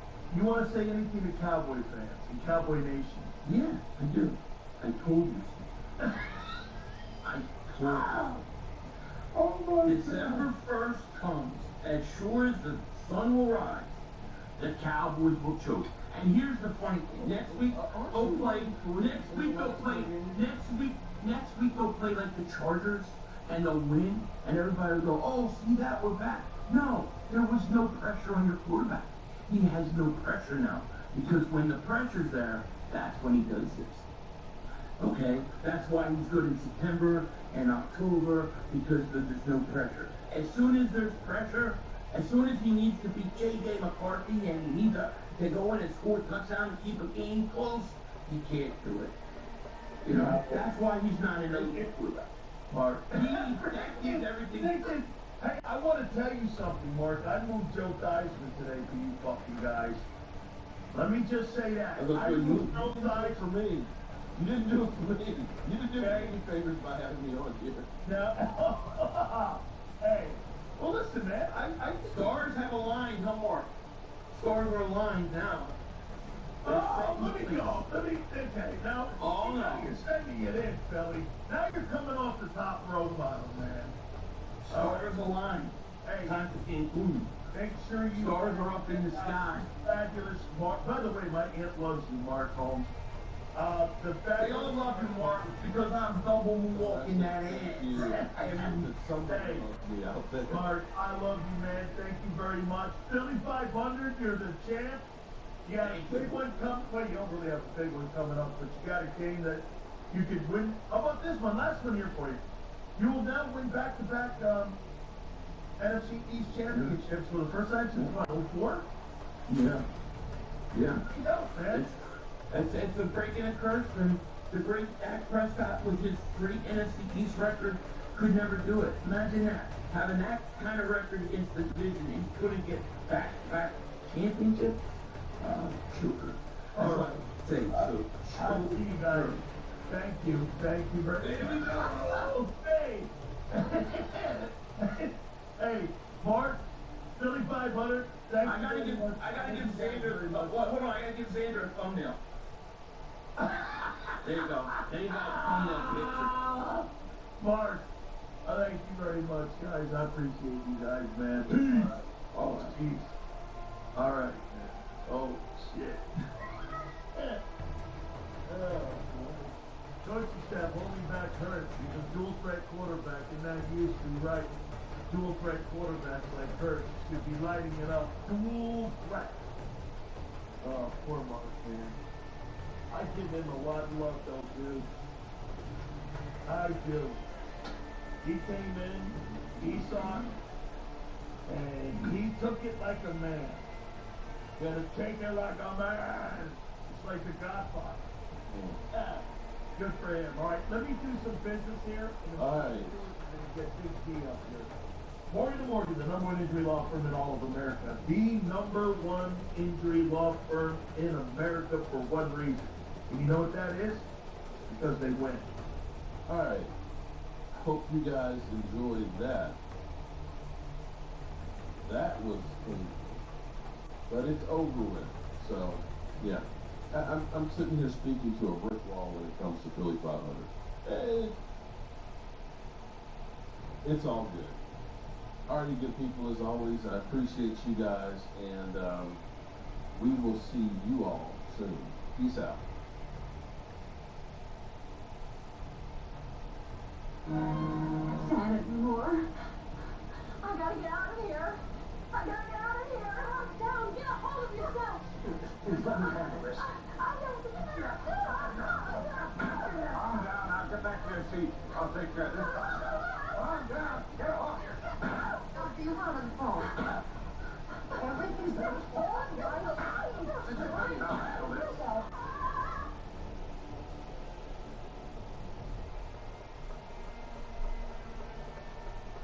So Jalen Hurts was far and away the reason that the Philadelphia Eagles lost 22-19 in overtime on Monday Night Football at the Los Angeles Chargers. He committed 5 turnovers, 4 interceptions, and lost fumbles. He becomes just the first Eagle player with a 5-turnover game in 35 years. Hurts is also the first player in the league with no touchdowns in 5 turnover games since Justin Fields did it in 21 when he was a rookie for the Bears. Hurts is the reason for the Eagles' watered-down playbook, and he is the reason that the Eagles are in a 3-game losing streak right now. Do you agree with that, Philly? Yeah, I think he wasn't good at all. There's no doubt about it. Now it's like he was eating the playoff record. What was that? He's 6-3 with two. Here we go. Here we go. Oh no, another playoff loss.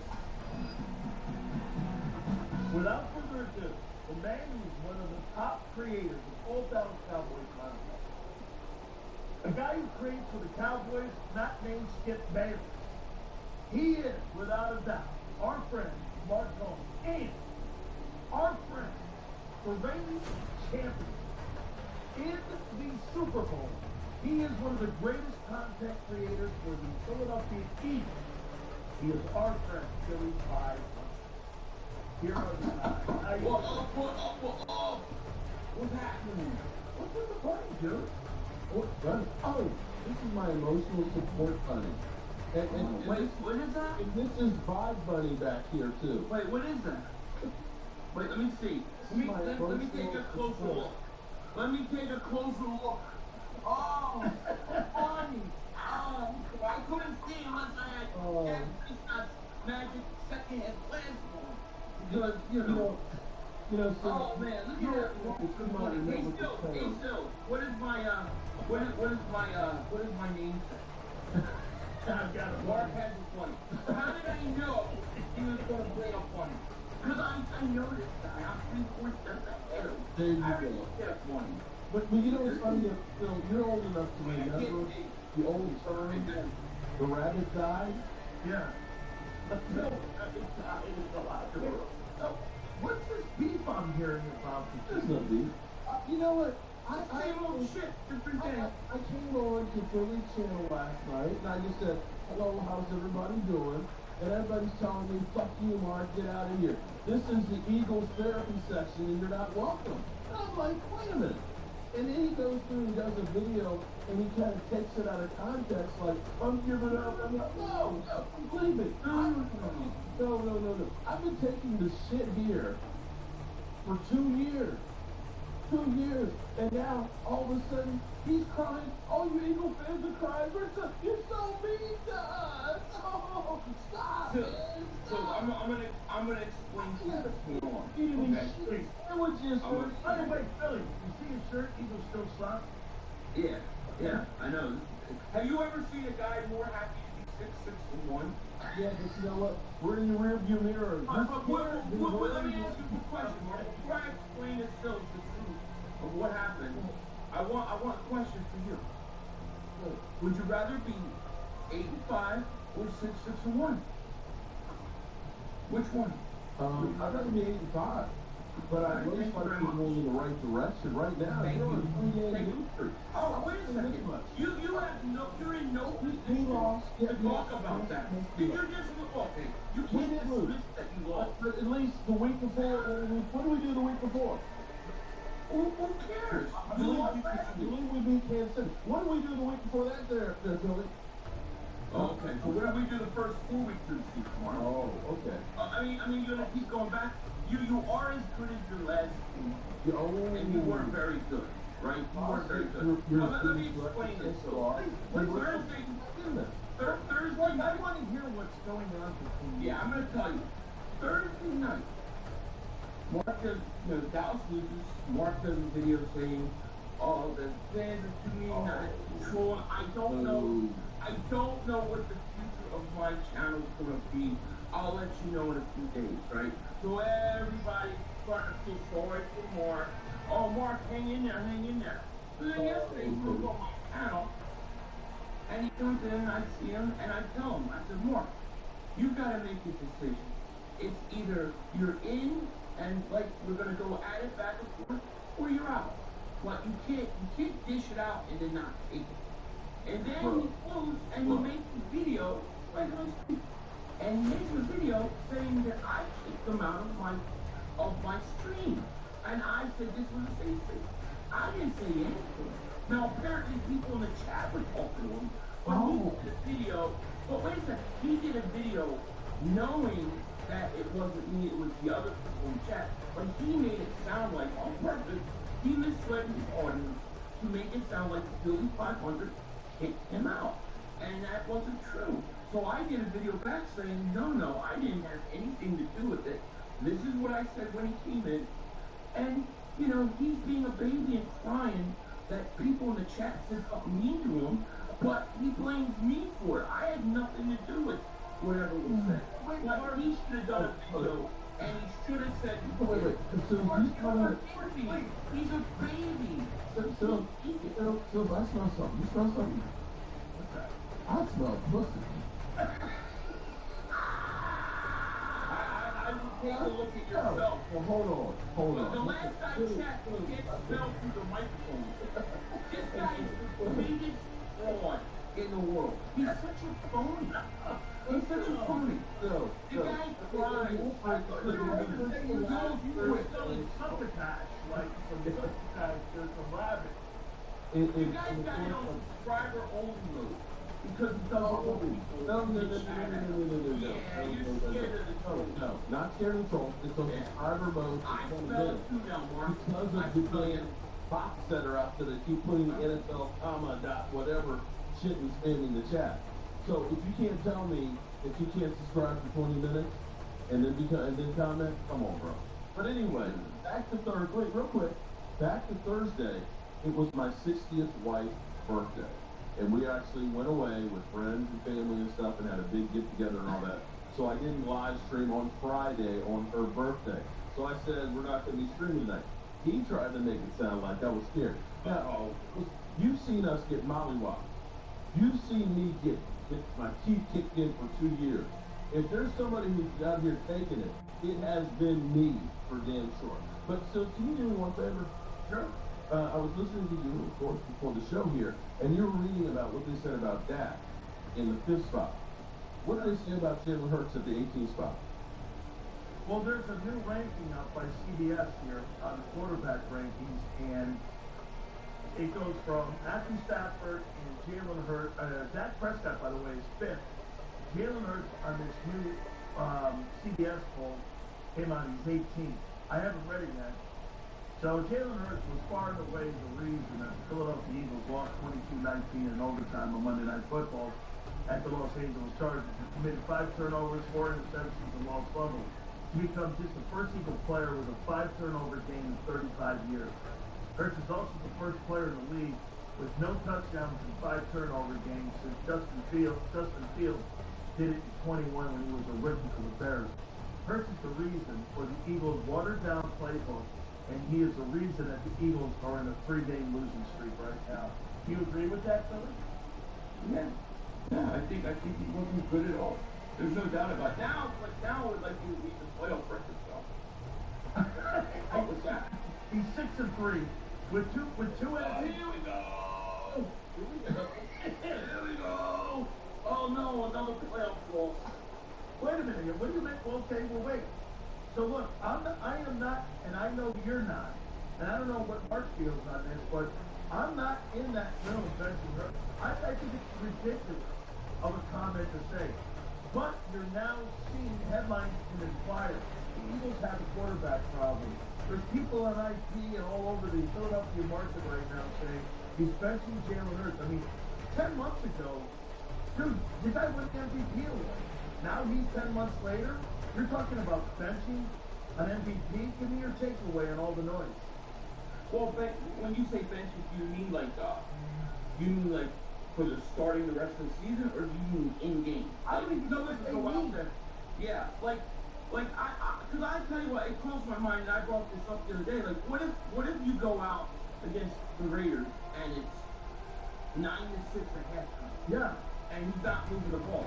Would pulling him for the game, not the season, but just for the game, would that help him? Would that send a message? I think often back to Donovan McNabb when Andy Reid pulled him at the end of the year.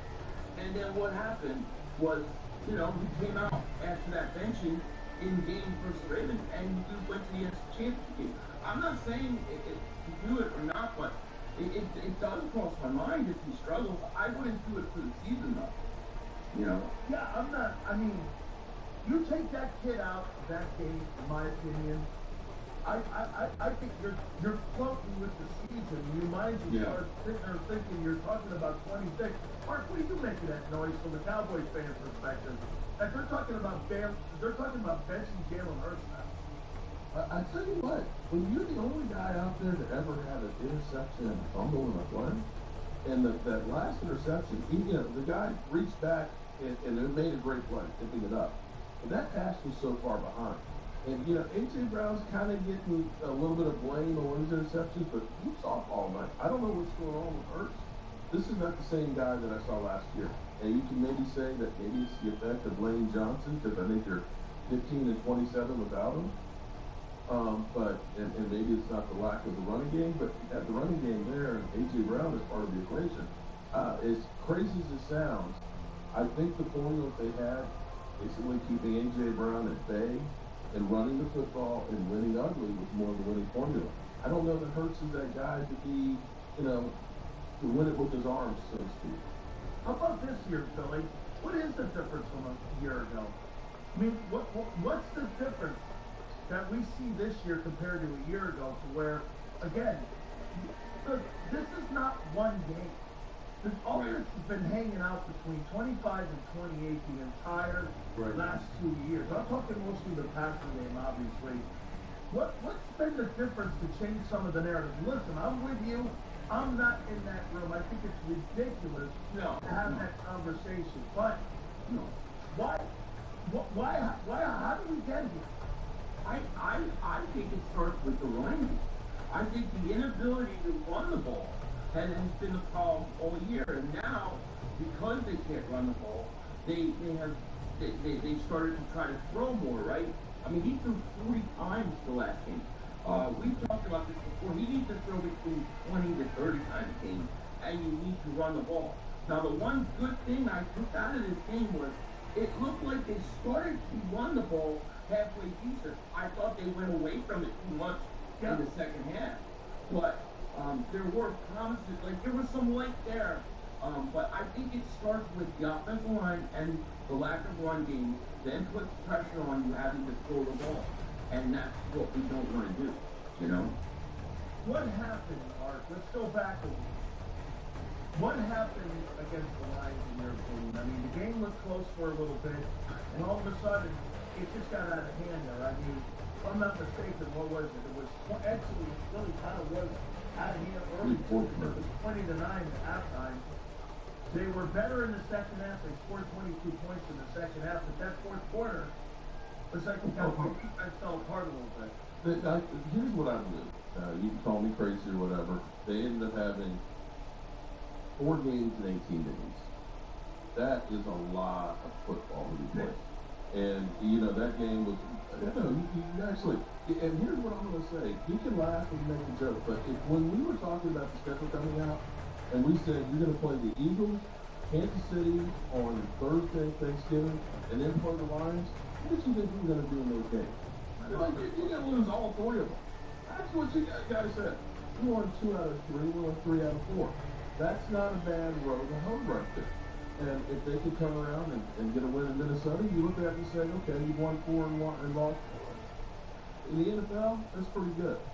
Now, unfortunately, we had a loss against the Cardinals and Carolina that are going to be the ones that come back and bite us in the ass. And in the end, I still think the Eagles, they should win, considering they have 2 games against Washington. If they don't get in, then it's a tragedy. 3-game losing streak, Philly. How'd you get there? Well, you had a total meltdown against the Cowboys, right? You never lost that game. That was the first thing. Second one, Chicago just whipped our butts. And then I think in this game, you know, I think too many turnovers, too many mistakes. It killed it.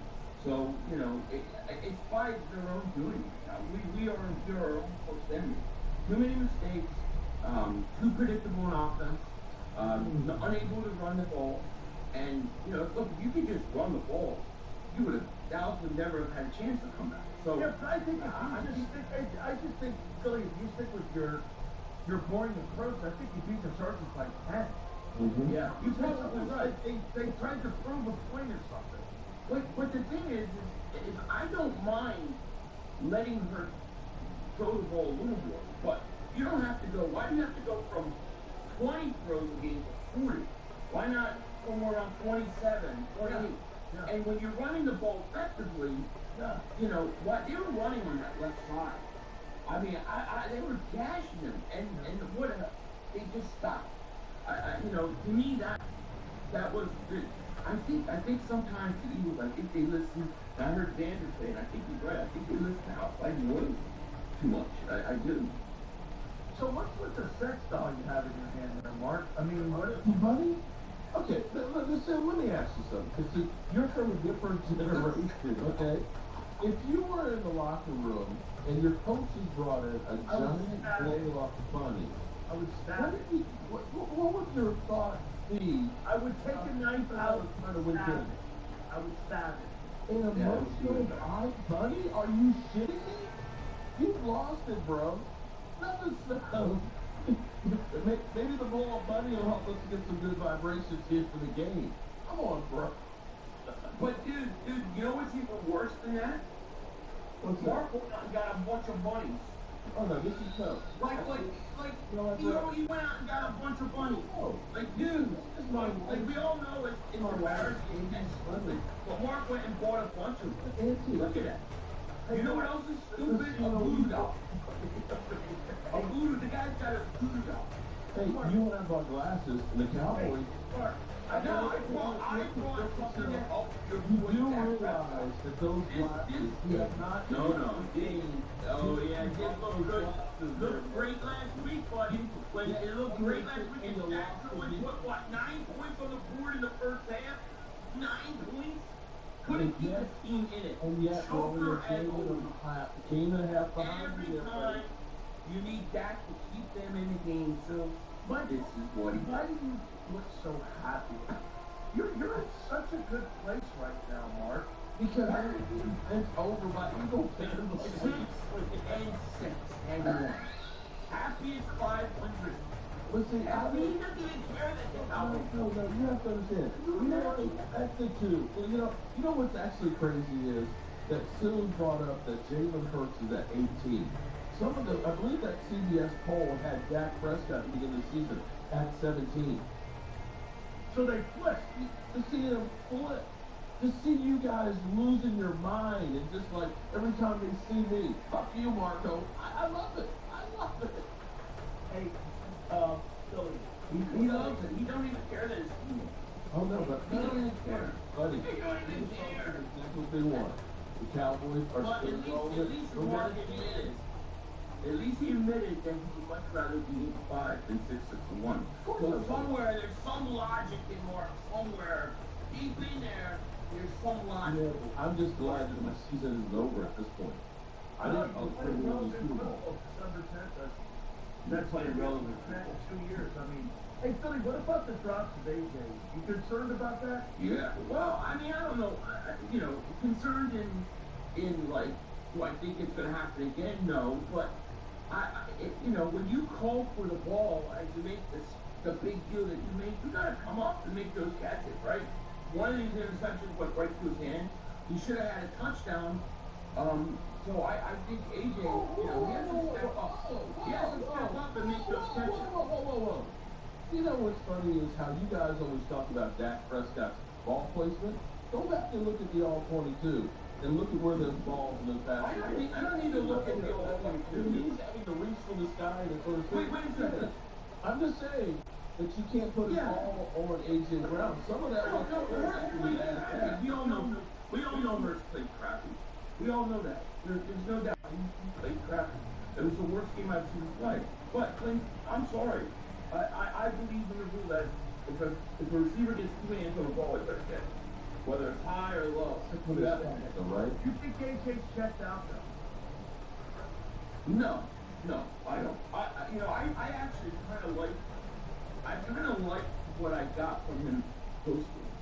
Like, I felt like he was sincerely emotional about it and sincerely bothered. And I thought that was more than I saw from him for a while. So I like that. Mark, let me before I ask Billy this question, so Jeremy Fowler came out with a report that even prior to the game on Sunday night, that the Philadelphia Eagles are thinking about drafting a quarterback with a premium pick. Now, I don't believe that's a first rounder. I don't know if that would be a second rounder, but what do you make of that report now that you're talking about the benching of the quarterback, And now you're also talking about potentially drafting a quarterback. You know what's funny is, first of all, the Eagles did that when they had Carson Wentz. They drafted Jalen Hurts. That's right. So there's pressure. Okay? So there's that. And, you know, second part of this is the four-letter network is about starting shit, okay? This is the Dallas Cowboys all over again because how many times have they talked about, you know, the Cowboys aren't going to sign Dak, you know, they're going to trade Dak, or they're going to release him and so on. They're in the business just like we are of getting blitzed. Okay. And right now, there's a scab there on the Eagles, and they're trying to pick at it and get some blood out of it. So, is it possible? You know, so you're not really buying. People just said draft a quarterback every year. That's a good one, man. Are you buying that report? Do you believe what Mark said? I think that's a great take, actually. Well, yeah, I think that the Eagles do this all the time, so it doesn't surprise me that they would be looking to draft a quarterback. I think they're going to try to trade with the state this all season, right? Yeah, because it's the last year of the deal, so he's going to the final year. Why not try to get something for him if you can? So I think they would like to steal him, and I could see them bringing in another quarterback. Yeah, that's a great opportunity. I didn't realize that. So next year, he's going into his final year. His final year. Yeah. Don't say it like Taylor. Wait a minute. So you're going into your final year. Yeah. So this is the last control year they have of Taylor McKee? Yeah, I think so, right? This is his last year coming up. So he's got one more year. 2026 flames up, right? Yeah. So I think he tried to trade him. No, I think they try to trade him. No, I think they try to move him. I think if they can get an early pick, like a third or a second, I think they would trade him. Get this, at the beginning of the year, I heard this, Billy. At the beginning of the year, I heard that the Saints and Mickey Loomis tried to get Taylor McKee, and they offered a third-round pick for him. And the Eagles said no. Yeah. Okay. And I could see them coming back this year and trying to do it. Depending upon where it's the same pick. I mean, they're going to pick pretty high. But they did blow that first pick overall, right? By beating the Bucs. So, and we'll see. I think they're going to try to trade him. Okay. Mark, what do you make of this weekend? You got the Vikings. Well, must win. Yeah, unfortunately, the Commanders look like roadkill, which is our hope is that they can win one from you guys. But because I think Buffalo, I don't think you can get past Buffalo, which means we're rooting for the Raiders or for the Commanders. I don't think Minnesota and 9 are really that good. I think that Washington's defense is just that bad. And having a couple extra days to get ready for this one, I think the Cowboys will be ready to play this one. Are you happy with that play this year? Yeah, I'm very happy with that play this year. How could you not? I mean, he's gotten the Cowboys all-time leading record. He's been the glue and consistent all the way through. I know he's had some games where people have said he lost the game. If you want to know what a game being lost by the quarterback looks like, take a look at the Eagles last game. That's quarterback throwing shit up. I know my quarterback's never had 5 turnovers in the game. Yeah, but I can tell you what, I can admit when my quarterback throws the game, you're still making excuses. You're making excuses for a year. Here's the thing. That throws the interception. Oh, it ain't that fault. Here's the thing that Philly said. If my quarterback only has to throw like 20 to 30 times, and we can run the football and play free defense, he's a great quarterback. I ain't got that, bro. I ain't had that. You had it, and everybody knows. Maybe you didn't have it the last 2 years, but you had it the first 7 years of that guy's career. Nobody believes that quarterback. You try to change it. That's what he does. He's a narrative changer. He tries to change history. And what happened all the time. The guy cried last week about the Suzuki, but it really was about a birthday party. He just couldn't say, I gotta go hang out with my wife for her birthday. He had to say, oh, I gotta leave. Please, everybody's so mean. Okay, so you feel like I'll tell you in a few days what my next child is like. Hey, man. Okay, Eagles and Raiders this weekend, my friend. What about you, Philly Cowboy? Do you think... I said this, and you tell me if I'm wrong on it. I think you're going to learn a little bit about your Eagles this weekend, because the Raiders are roadkill. They're not very good at any measure whatsoever. Now, they've got some players. Bowers, Trubsky. There's some players on that team that could make some plays on that team, but you guys should just take care of business. right? I mean, there should be an easy win, right? You know, it's crazy. And I was talking to myself, like, this is like the most winning I've ever seen by my team, right? We're in this golden era where they're winning more games than I've ever seen. Yet, at the same time, they could totally collapse again this season and would not surprise me. They could collapse and lose the rest of their games. It would not surprise me. They could also get hot and go win in the playoffs and go to the Super Bowl. It would not surprise me. They're either one extreme or the other. So, yes, they should beat the Raiders. Do I think they will? Yeah, I think they probably will. Who knows at this point? Anything is possible. So, we'll see. Do you believe this, Billy? Mark, even if, like you said, all the winning, why are you guys so fucking miserable as people? I mean, you're winning like nobody else on the planet. You fucking have been to 2 Super Bowls in 3 years. All of a sudden now you fucking hate the quarterback for like at least a week. I mean, have you ever enjoyed this? You've never won like that. You've never won. I think I've enjoyed it more than a lot. I think a lot of the younger guys, they've only seen winning. They haven't seen the fumble. They haven't seen Rich Cote. They didn't see all those days. I've seen it. So I do enjoy it. But at the same time, you know, we have high standards. We expect to win, and we want to win. We see this opportunity right now with the Eagles as, you know, one Super Bowl is not good enough. You need multiple Super Bowls in this era. You need like Super Bowls in 3 years. They need like that, you know? And then you know, yeah. And by 2030, the Eagles will catch Dallas in Super Bowl. I've said that, I believe it. But we want to win. We care about winning. Look, we're not happy with 6-6-1. We don't go celebrate on 6-6-1. Okay? We care. We want to win. All right, here now. I want you guys get 2 last ones here for you. Billy, first go to Mark and tell me why you think that Dallas Cowboys fan base is the most delusional fan base, or here, I don't want to lose the question. Why are they so difficult to deal with, the Dallas Cowboys fan base? Because they think that this is the 1990s. They think that they're basically on top, and everybody should bow before Dallas. Like Notre Dame. Won in the 1990s. Yeah, they don't understand that people don't look at them as, oh, the Cowboys from the 90s. You look at them like the Cleveland Browns, or like I like to say, the Dallas Browns, or, you know, the Cleveland Cowboys. You know, that's how we see them. But they get offended, and the other thing is they change the standards. They tell us for years and years it's one standard, then you win and you get to that point, and then winning doesn't matter. Now you can. You know, they did have 57 million people. They did have 57 million people watch that. 57. Of course. Everybody people watch that KC game. Yeah, because people hate the Cowboys. There's nothing like hate the Cowboys. It's a beautiful thing. I don't blame anybody. Mark, why are you had a tough week it seems with Eagle fans this week. It's been a It's horrible week. Oh, no, Mark, he was hiding all week. Mark, you were hiding? No, I wasn't hiding. No.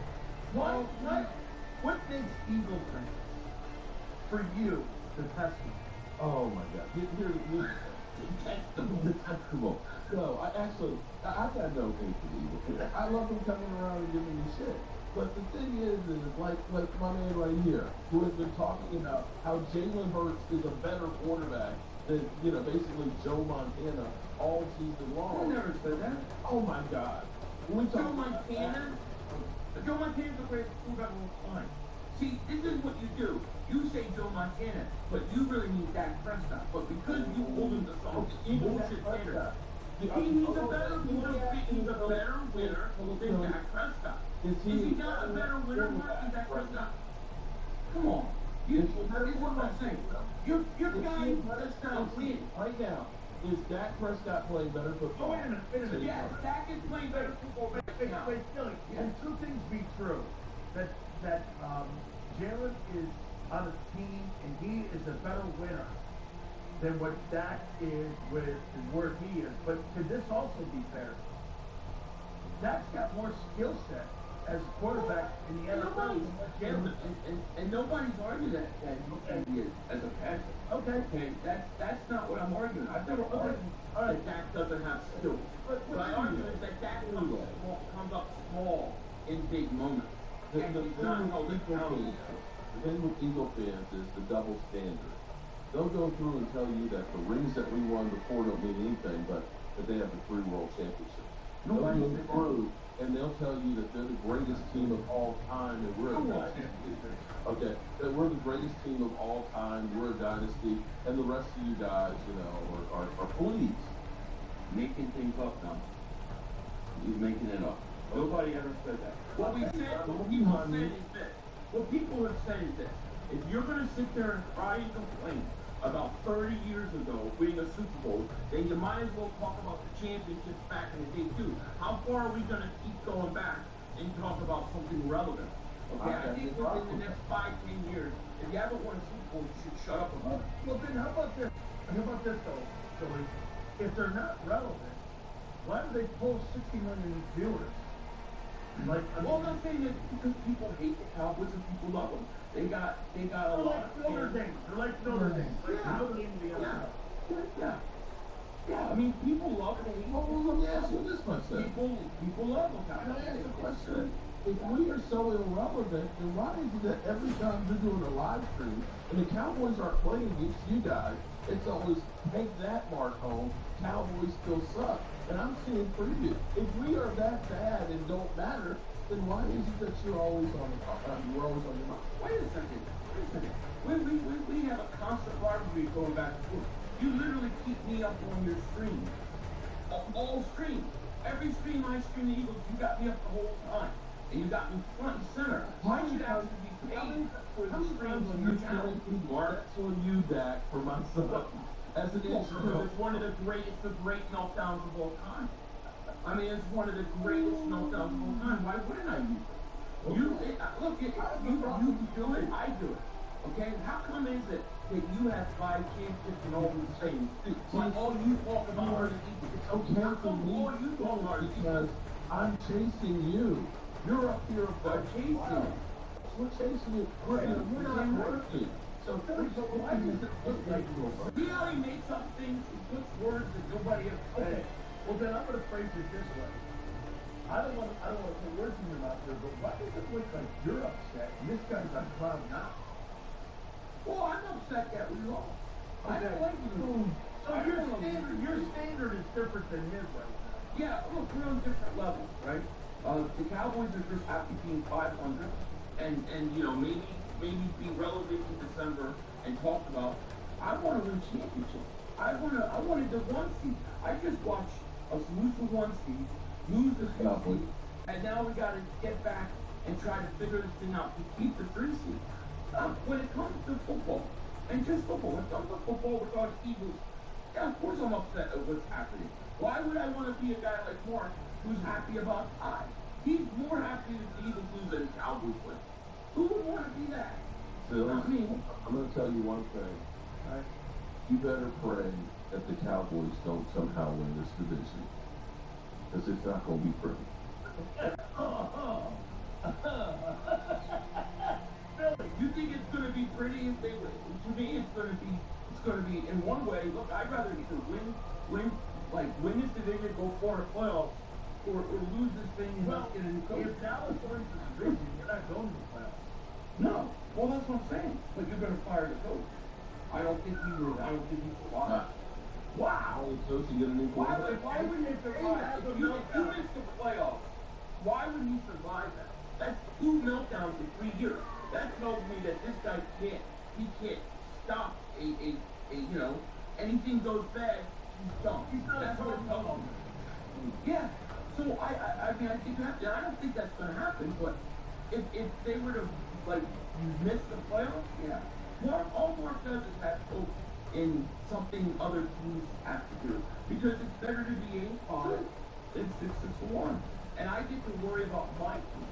And that's why I don't do 80 videos a day on people. Philly 500. Okay, so let me go here with you. I'll keep you guys one more here. Speak that truth, so what's your take on the Eagles pulling off an ugly win against the Raiders? Hey, Philly, if they win 13-10, are you going to be satisfied with that? No, I'm going to be very worried. Very worried. I think this needs to be a convincing win. Oh yeah. After 3 straight losses, if you come out and you win 14-10, something like that, I think you got big problems. You might win the division, but it ain't going anywhere. I want him to win convincingly. I want him to beat Washington. I want him to start getting some confidence back. Maybe going to Buffalo, full big upset, and feel good about going to the playoffs. That's what I want them to do. I think a struggling against the Raiders is a bad sign. I've got this here for Philly. You tell me, Mark, if you think I'm right on this. Here's the last one you have. I made a prediction earlier on the program. I don't think Jalen Hurts is starting quarterback for the Philadelphia Eagles at the start of the 2027 season. You buy that, Philly? Say that again? I made a prediction that if things keep rolling the way they're rolling, Hurts won't be the starting quarterback at the start of the 2027 season. 2027? Yep. So give him a year to dig out from it. And if he can't dig out from it, 27, he's not the starting quarterback. Yeah, I think if the struggles continue like they have to, I would say 5 years. I think he's been bad for 5 years. Yeah. So if that continues the rest of the year and into next year, I think the Eagles have got rid of guys less. Yeah.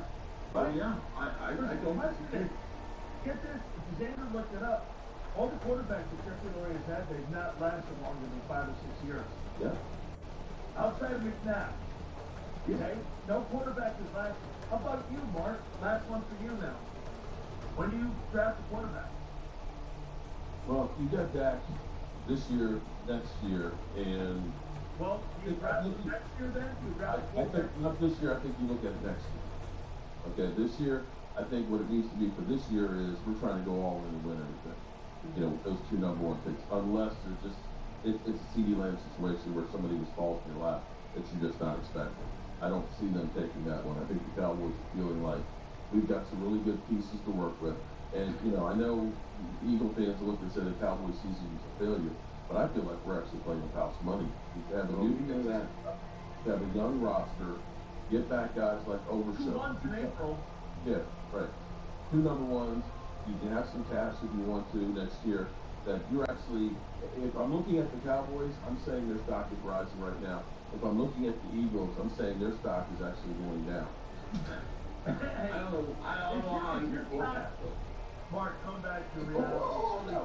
Just look at your offensive line there right now, bro. Look at it. You're talking about our stock going forward the next few years. Aaron looks like Giannis getting picked up and dropped off the back. Jurgens has been injured all year. Lane Davis has been injured all year. They're not going to be injured all year next year. Still have Jordan Milano. They're young. They're young players, right? Then you look at the defensive side of the ball. Jordan Davis, Jalen Carter. You got Jalen Hunt developing. You got the young linebackers. Okay, you got the young linebackers. You got Eugene. You got Quinyon Mitchell. I think they have a pretty good young nucleus and foundation going forward. We're not going anywhere for a long time. Sorry. How about this on Jordan Davis, though? I mean, on Jalen Carter. Are you going to give him a 3-year contract extension, or are you going to pick up the 5th-year option? No, I'm gonna extend him. You're going to make him the highest paid defensive tackle. Well, I mean, I'm hoping I'll get a little bit of a discount now that he didn't have a great year. Maybe I can capitalize on that. I do think that you might as well pay him because look how it's going for the Cowboys with some of their players that they waited to the last second. I think you got to pay him, and you got to take a chance with it. The town is good. However, Jordan Davis has been a fantastic player this year. I agree. And his game. I put him on my Pro Bowl ballot. I mean, this game. Well, he doesn't deserve it, but Jordan Davis does. Because Jordan Davis, he didn't have Jalen Carter this game, and he was dominant. He was fantastic. By the way, I put Quentin Williams on there, man. That dude's a motherfucker. Ooh, he no bullshit. Man, that guy is no shit, man. Yeah. He can play. That dude is a DT, man. But I give it to you, man. Jordan played well, man. He's a great leader, man. Jordan played well, bro. I mean, I'm very happy. I've been very happy with the way that he's played this year compared to what he's done in the past. I've really not been a fan. But this year, man, I thought that Chargers game, he was outstanding. You know the one thing they didn't do, Philly, in that game that I thought that Jim Harbaugh set the Eagles up with? They thought for sure that they were not going to have any kind of run game out of the quarterback because the quarterback... Oh, yeah. And they didn't account for those 10 carries and 66 yards. And don't you agree?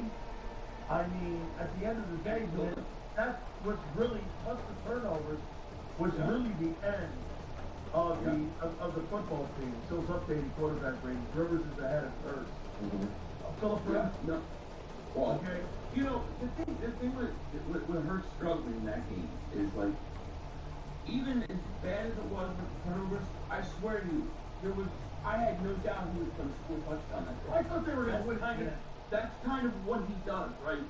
You put up with a lot of the limitations because of the win, and it didn't happen this week. Show that circle last time. Let me see that circle. Move that mic. What's it saying here? People still suck. And further review. I don't know. Let me check. I can't see on my list. Can you look at it, Billy? Yeah. Yeah, Eagles still suck. But he's got one of the Cowboys paid reps on there. So hey, that's the only thing. I gotta tell you, I think those reps. I think the Santa hat. I think the Eagles still suck, sir. You guys are just absolutely like Captain Costello, man. The vibe button there, buddy. Oh, the vibe button. Guys, I actually rest of you two, man. I really do. What are they rest their call? Like 15 penalties on Minnesota this week? What's the over-under? 15 points. Over 30. Okay. Over 15. Well, they're in Dallas, so I expect at least 15. So we will see the upset of the week. The Minnesota you know they want Dallas to win that game. Oh, you know that. I know they do, but Minnesota's going to win it. They're going to win it by field goal with time expired. And then Mark's going to get on there and go, listen, everybody, I have to get away from this thing for a while because I don't know the rest of my Cowboys. I don't know what the rest of my channel. Look, I don't know what I can who's on you? You did how many videos did you do? You did 50 million videos a day. I don't know what to do. Come on, you tried to quit, you do. You tried to quit. And it was all bullshit. It was all bullshit because it was your wife's birthday. You just couldn't say, I have to go spend time with my wife. Just be honest and say, I have to go spend time with my wife. Stop with the bullshit. Mark, come on. Here you go. Here we go. Here we go. Here we go. Real quick, what do you guys think of the Hard Knocks? Right. I think they actually missed an opportunity because, I think they're focusing on that hurts. But they could really be playing out this whole dynamic of the Cowboys versus the Eagles. It feels like it's 4 separate stories that are intertwined, and it's not enough time to really get the intro. Set up to me, too. Yeah. But they don't show anything. Exactly. I want to hear the conversation between the offensive player and the coach about what's going on. You know what I mean? I don't know. Those are the kind of things I want to see. And I hate to say it, but the Giants in Washington, they should have like 2-minute segments and it's over. But let's face it, there's nothing. Good aerial shot of New York. Yeah. Hey, just do this, right? Fly over the Giants in Washington, and this is what they play, and then go to YouTube, guys. Yeah. Say, Giants Washington, they got a game this week, but now, back in Philly, because there's only really 2 teams that are relevant right now that have any possibility of vision. Guys, you've been spectacular with your time, and I appreciate you guys, man. Make sure you check out Mark Holmes and his sex buddy, and make sure you check out his channel, and make sure you check Philly out here, man. Right? Check me out too. I'm using them officially DAC classes, right? These are the DAC classes. Yeah, this is what turned DAC season around right here. And we can pull back to those games when the Cowboys win the division. They ain't winning the division. You're going to lose to Minnesota. It's December. It's December. As sure as December hits, the Dallas Cowboys lose. As sure as December is. Hey, guys, did they send Harsh jerseys Canton since he had 2 turnovers and 1 play? Yeah, they should actually. Yeah, they should. But he's still going to be polishing his MVP ring. What is Dak going to do? Oh, yeah. Jaden Daniels has many playoff rings with Dak, though. Guy played 1 year. 1 year! He's not going to have any more anytime soon. Dude, Dak only has 2 more wins in the playoffs than you. Actually, I think Blake 2 more! Hey, actually, I think Blake Bortles does too, but that's okay. Yeah. I appreciate it. Hey, guys, I will see you again, man. Thank you guys so much. All right, I'll see you later. Peace out. There we go. Oh, wait. Mark. 7 o'clock, we'll be running the Dallas Cowboys Super Bowl highlights. I'll bring on VHS. So come see that, you know. That's it. Wait a minute. Is that the 1978 Super Bowl, or is that the 94? Was it? Yeah, this is the 90s. Last Super Bowl. Come watch it, Mark. We're gonna be streaming with VHS. I got a brand new VHS. I see you guys, man. Thank you guys so much, man. I appreciate you guys, man. VHS with us.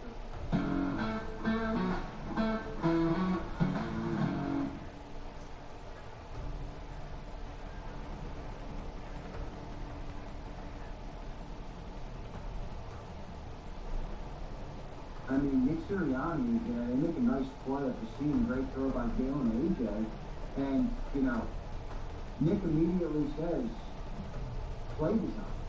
I mean, that play wasn't designed by the coordinator. You could tell by Nick's reaction. That play was designed by the head coach. This is the head coach's offense. We've talked about this ad nauseum. People love to blame Tua. Tua maybe doesn't have a great feel for the play calling yet. Maybe he's learning there. I'll give you guys that, but maybe he's helping. When it comes to like the things where people are like, they run the same routes all the time. And those are all installed by the macro.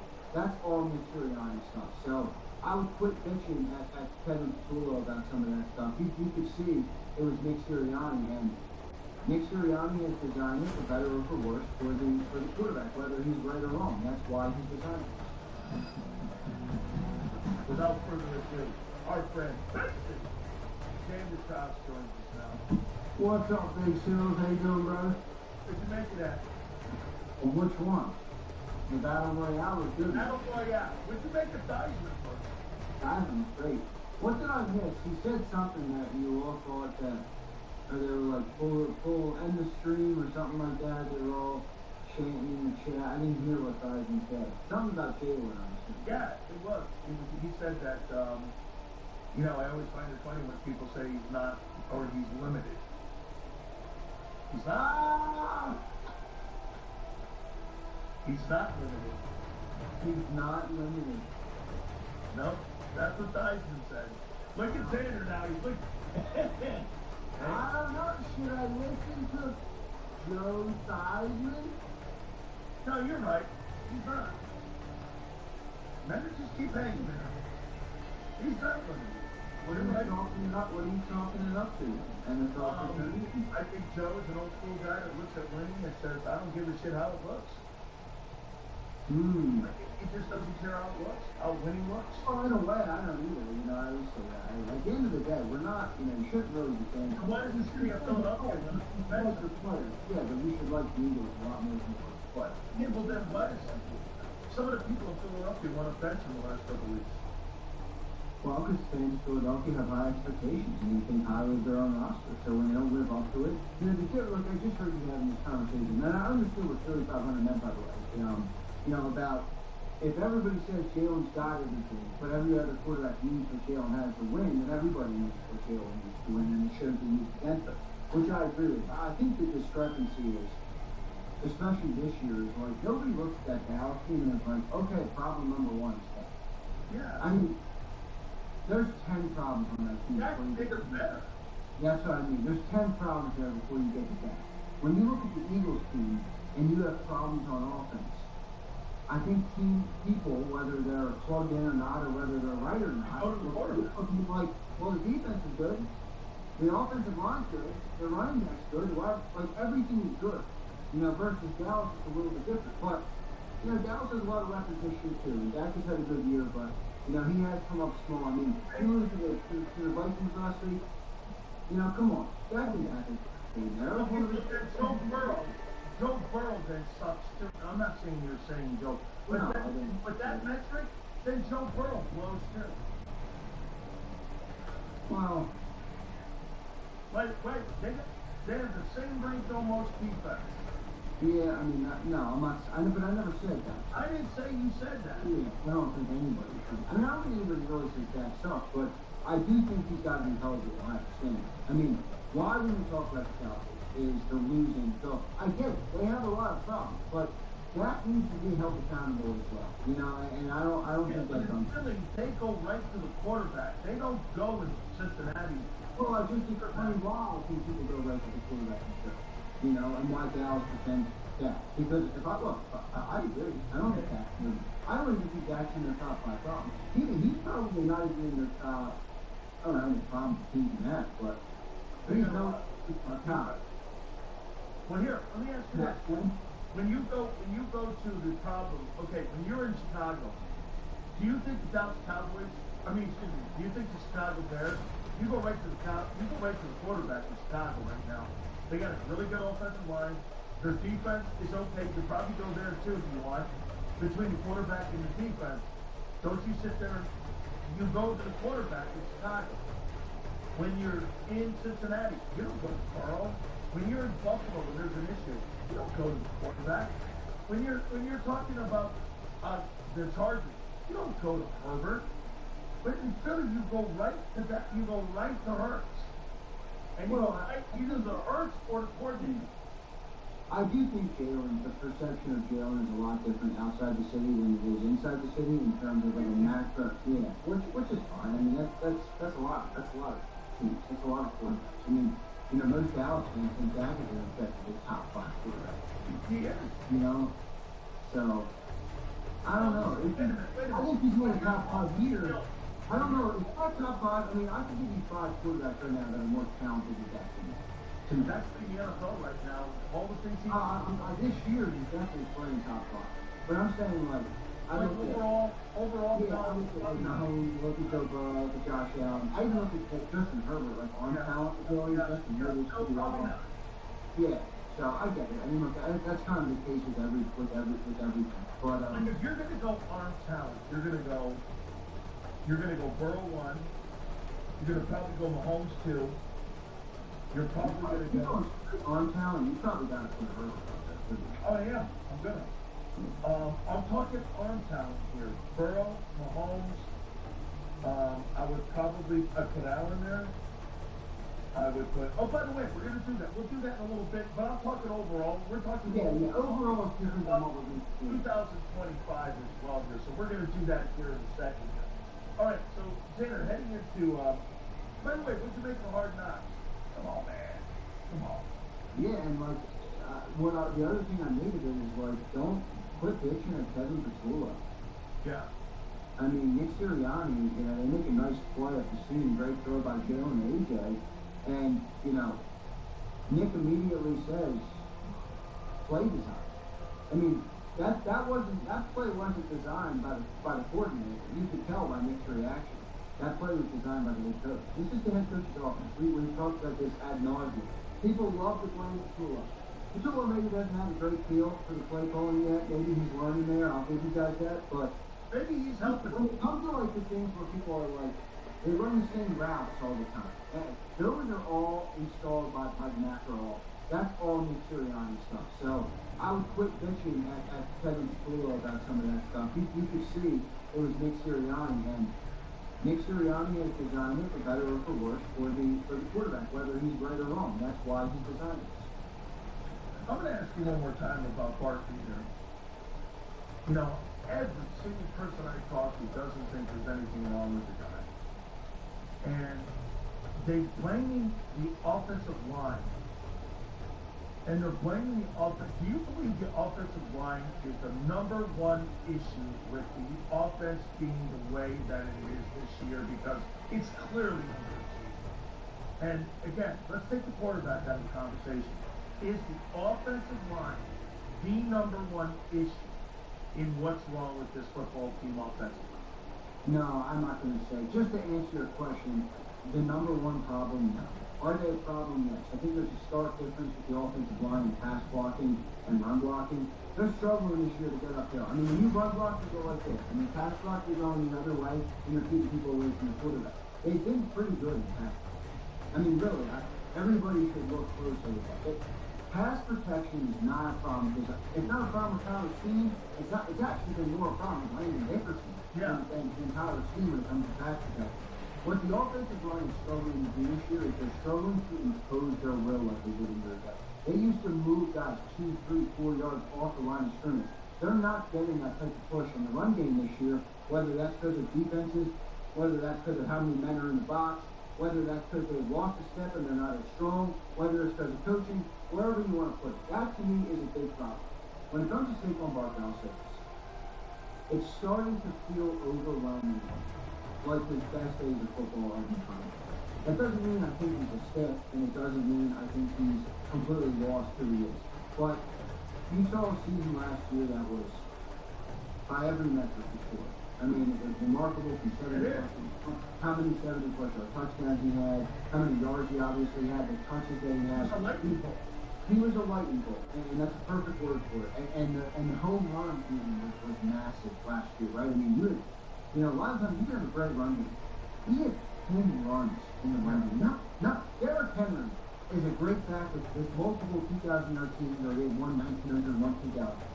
He doesn't hit home runs. No, he never hit home runs like that. He was a more steady Eddie. I've never seen plus 25 runs like that. Right. Exactly. And that's what was so remarkable about that. And now I think the blocking is one of the reasons you're not seeing as much of that. But I do feel like, you know, I mean, look, we're almost done this season now. You're going to go into another new year. He's going to be 29 or 30, you know, somewhere up there. Like, he's not getting younger, guys. I mean, look at running backs. And running backs got, you know, they dry up quick. So it's starting to look to me like Saquon's best days are behind him. But you are last to him, so, you know, he's not the only problem. But, look, I see a lot of bad offensive lines for that. I see a lot of guys running for more yards per carry than he is. I'm sorry, there's some accountability on Saquon Barkley. I mean, I watched the specific play last night. I brought this up 5-6 times in the show. He had 6-7 yards in front of him after the 3 yards he originally got, and he could have probably fought for a first down. Instead of hitting that and just getting tackled 8-9 yards at the field, he tries to juke outside the outside defender who was closing in, and he runs directly to the sideline and runs out of bounds and gets 3 yards total on the play. I mean, that's a fucking awful pair. Yeah. You know, he's not going north to south. Now, no, he's never been a north to south runner, but there's a difference to me in being a north to south runner and hitting the hole when it's there. I mean, you got to hit the hole when it's there. This is the NFL. He knows that, obviously. You know, the hole close up quick, so. I don't know, man. I'm losing a little bit of faith in that, but I think he can get it going still a little bit. You think it was a mistake getting rid of Kenny Gainwell? I'm going to show something to you here. As an alternative back to Barkley, he's going to have about 600 yards rushing this year and about 450 yards receiving. How do you think that would have looked at that offense this year if you had somebody like Kenny Gainwell in there? I mean, bro, it's a pretty decent season for being a guy again. I'm talking about a dominant gunner between the tackles. I'm talking about an efficient guy in the tackles. And I'm also talking about a guy who can make catches for you. Dude, he's going to have 50 catches this year. I mean, this is probably why they really like him. Because I'm not talking about him being a centerpiece. I'm talking about being like a side piece. He's not a fit and kill it. Like, Jalen doesn't dump the ball to pass. That's correct. You know, he's really not that. Like Aaron Rodgers loves it. You know, Tom Brady loves it. Remember Aaron Jones? Remember Aaron Jones was there like that? Yeah, pocket passers are always going to love to check down a little bit more than a bullet threat guy, because bullet threat often makes some stuff happen with the legs. And they're always going to look to do that and make plays and get out of the pocket and all those different things. So, you know, Kenny Gainwell, I'm happy for him. I hope he gets paid, honestly. But I don't really think he's very paid here, and I'm not sure if he's not here anymore. I mean, they paid Saquon Barkley $20 million. Did anybody think that they were going to re-sign Gainwell back and then have like a 1-2 point? I mean, John's laughing at me about this because I'm asking for more 10 weeks because you got to get the run game going. John's like, they paid Saquon $20 million. They're not about to put him on the bench. So I get it, and that's kind of the rule, man. If you pay him, you play him. Exactly. So I am happy for Nick Kenny though. I hope he gets paid. I do for whatever he can get paid. I hope he gets paid. He's deserved first time day rough. He's not a good. He went to Memphis, I think. Memphis. Okay. Let me look that up. So, I kind of hit him. Yeah, it was University of Memphis. Yeah, he's a Memphis guy, so he must have played with Mike Norvell. So, let me ask you here. Edge, tight end, quarterback, wide receiver, O-line. What would be your top priority for the Eagles draft? Rattle them off again? Edge, tight end, quarterback, wide receiver, O-line. Edge, tight end. Did you say quarterback or corner? Quarterback, wide receiver, O-line.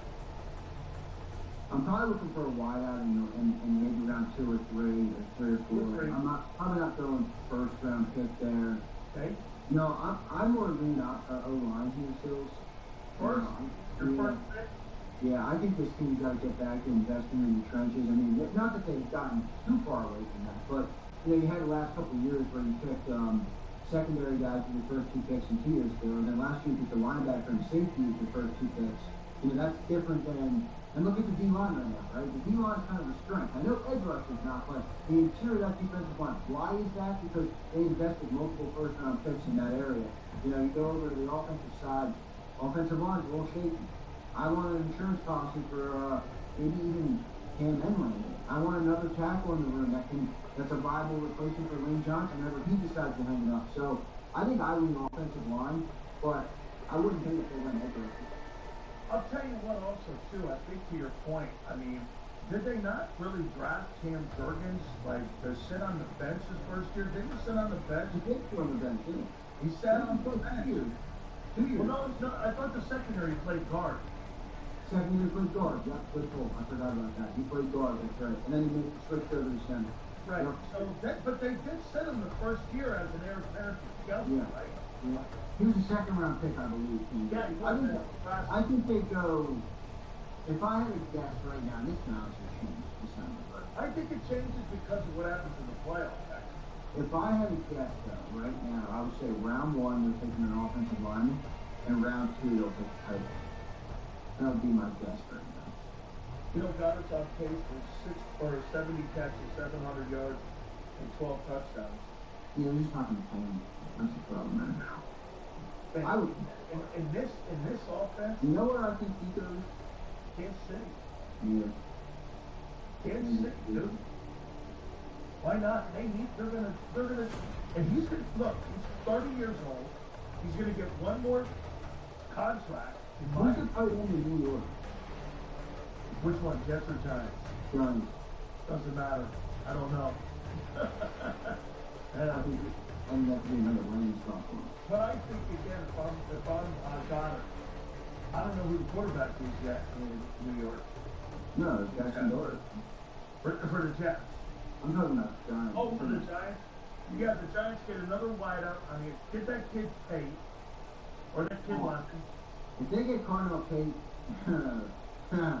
they're going to be a team. I mean, now they got to fix their lines first. Oh, line. Jackson Dart's got to stop being a fucking idiot. Did you have a report that Dan Quinn's giving his team? These guys are running back. He hasn't run out of bounds. Crack him. I mean, dude, get out of bounds. Well, I mean, what are we doing here? But again, we also here in Philly, we think about Jalen Hurts sliding. So I get it. It's, two sides. Well, let me tell you what Jimmy would be saying to us. If that guy went to act like that, destroy him. Just destroy him. And you do destroy a guy like that. Fucking destroy the guy. So what do you make of this Commander game here, man? I mean, the one thing that you don't want to do is downplay anything, and it's a shitty team like that. Okay? They're a shitty team.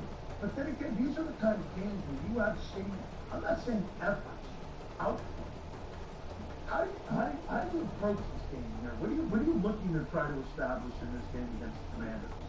Well, I think you got to win the game. I mean, you want to win the game. And, I don't think you have to establish much of anything. I mean, you probably want to run the football. You're probably looking at it like I'd like to handle like the Raiders. You have a steady offense. You get the run game going. You help your defense out. let your defense take advantage where they can. I mean, I heard Vic Fangio speak today. First thing he said was, shit, I know we gave up 75 yards. Thank you, offense. They move the ball, they got the running game going, they control the clock, control the line of scrimmage, and they made our jobs easy. I took that as a small shot, too. Well, I would too, but it's something that me and you have talked about, though, where like this offense is going to have to help these guys out, and you know, that's a good thing. So I think you probably want to do the same thing there. You're looking to build confidence again here, but you also do want to remember, you're right, it's a divisional game on the road. I mean, you know, I know it feels like they're going to win the game because they're a much better football team, but don't let the Commanders come in here and try and fuck your season up, because they're going to try. You know, they're going to try. So let's see that. Well, for 14 games, the Commanders are ranked 18th in offense. The Eagles are 22nd. In passing, the Commanders are 24th. The Eagles are 22nd. Rushing, the Commanders are 4th. 4th in rushing. And the Eagles are 19th. In scoring, the Commanders are 20th. And the Eagles are 18th. Well, did you see the red zone, Commanders are 3rd. I mean, they may not be a very good football team, but they're right there along the lines of you, offensively. And I didn't realize they had that good a running attack. The running backs, I guess I glazed over it with Joe Theismann, because he even said it. He goes, the running backs have been absolutely good this year. And so, I mean, one of the issues on the Eagle defense this year has been what? Run defense.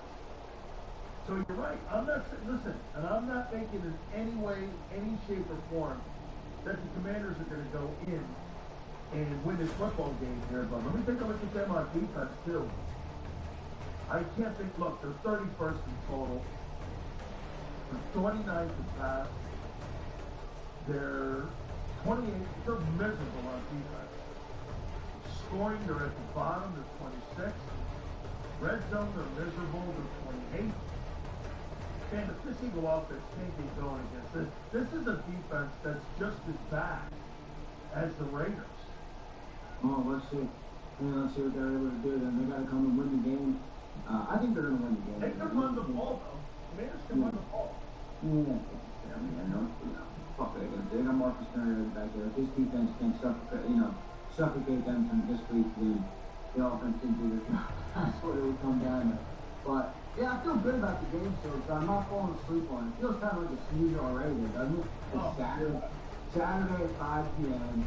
Is anybody really jacked up for Eagle football this week? I don't know. I mean, it doesn't feel like it right now. But, you know, I think a lot of fans right now are like, they're kind of like fatigued from like let me just see who you are in the playoffs at this point. You know what I mean? Like you've earned the right, you know, for us to be excited about it. But we're not going to waste our time in the regular season because you're up and down and you're a mess.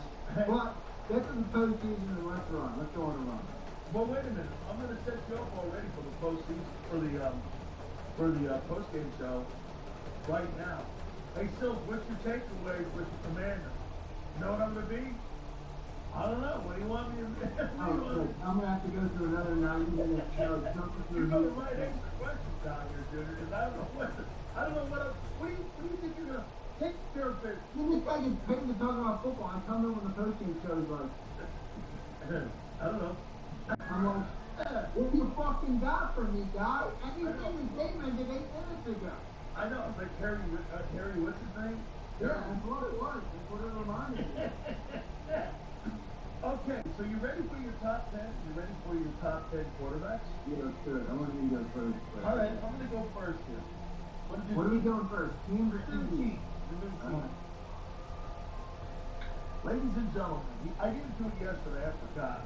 CTE kicking in. All right. Each and every single week, we do it every week. I unveil my top 10 NFL football teams. And here we go. At number 10, the San Francisco 49ers. At number 9, the Jacksonville Jaguars. At number 8, the Chicago Bears. At number 7, the Green Bay Packers. At number 6, the Los Angeles Chargers. At number 5, the New England Patriots. At number 4, the Buffalo Bills. At number 3, the Seattle Seahawks. Number 2, the Denver Broncos. And at number 1, the Reds. By the way, if you're wondering, the Eagles and the 49ers, I could probably switch that up and maybe put Philly there at 10. Okay, so if you want to go down there because it was kind of close. Did you put it 10 instead of them? San Francisco. That's bullshit. You know it. Yeah, well, again, you won 2 games against too many teams in the last 8 games. I'm not going to sit here and play donut a fucking team that hasn't won or beaten anybody in 2 months. Are you crying now? Don't tell me No, you're fucking crying. I'm making a point. You're crying like a little baby over there. Holy shit, dude. I'm trying to get the Eagles on my list right now. I don't know where to put them. You could put them 10. And it's not even because I'm home. No, I don't know where to put them. You could put them 10. I don't know, because I also think they're still better than a couple teams ahead of them. But the 49ers are playing better, but that's a shit schedule. They're missing their best players on defense. Does anybody really believe the 49ers over the Eagles in this playoff setting? I don't. You know? Jaguars, I have a hard time with that team. Bears, I wanted to put below them, but the Bears beat the shit out of us. The Chargers, I wanted to put below the Eagles, but the Chargers beat the shit out of us. I'm just not sold on the Pats yet. Oh shit, the fucking Texans, man. You could put the Texans at 10. The Texans are higher than 10. I'm going to put them at 10. I'm going to take San Francisco off that list. Because I agree with you on, I'll put the Texans there. So let me read it again. Texans at 10, Jags at 9, Chicago at 8, Green Bay at 7, Chargers at 6, Pats at 5, Bills at 4, Seahawks at 3, Broncos at 2, Rams at 1. There's really 13. There's really 13. You can't dismiss that Texans team. No, you can't. There's really 13 teams that can be in the top 10. Yeah. In the top 10, and you got some certain teams that really can make Lions, Eagles. Lions are running the outside looking in for me. So, yeah, I might have to drop the Eagles for them. Shit. I had the Eagles in, but I don't know, man. How can I put the Eagles? Someone tell me how I can put the Eagles above the Chargers. The Chargers can beat. Don't you think that, listen, well here, don't you think the Bills game is going to tell you more? Yeah, way more. Right. Where's the Bills in there? Fourth. I got my mind. I got Alright, here's mine. Let me go. I'm going to start with 1. It's easier for me to do it that way. 1, I got the Rams, still. Close stuff. I got a close second here with the Broncos. Broncos are really getting better. That offense is good. I'm getting told more every week. Me too. That's a good team. And with that defense, you can make an argument they're the best team in the NFL right now over the Rams. And I got the Rams 1. I got the Broncos 2. I got the Seahawks 3. I got the Buffalo Bills number 4. I got the New England Patriots 5 still. Still like that team. Number 6 is where I struggle. Like I could make an argument to put the Eagles. It sounds crazy, but considering it's the Jags, Packers, Bears, Texans, Chargers, and Eagles left, I can make the argument that the Eagles are a better team than all of it. You could say this. Do you trust any of them fucking teams? No. Right. Exactly right. Alright, give me the Jags there at 6. Okay. Give me the Jags at 6. Give me who's the Bears just beat? They just beat a shitty Browns team, right? And they lost to the Packers. Yeah. Packers lost Michael Parsons, though. Give me the Bears and then the Packers. Okay. So I have 7, 8, Bears, Packers. Give me the Texans at 9 and the Eagles at 10. I'm going to leave the Chargers out. Okay. That's not... Read it, yes, yeah, I'll read that. Rams 1, Broncos 2, Seahawks 3, Bills 4, Pats 5, Jaguars 6, Bears 7, Packers 8, Texans 9, Eagles 10. Okay. Okay. All right. I like that list. I like it. I'm good. I got the 49ers right on the outside, Detroit and Chargers right on the outside. Okay. Let me. Before I ask you about your top quarterbacks, I'm gonna turn my vote in for the All-Pro team. Yeah.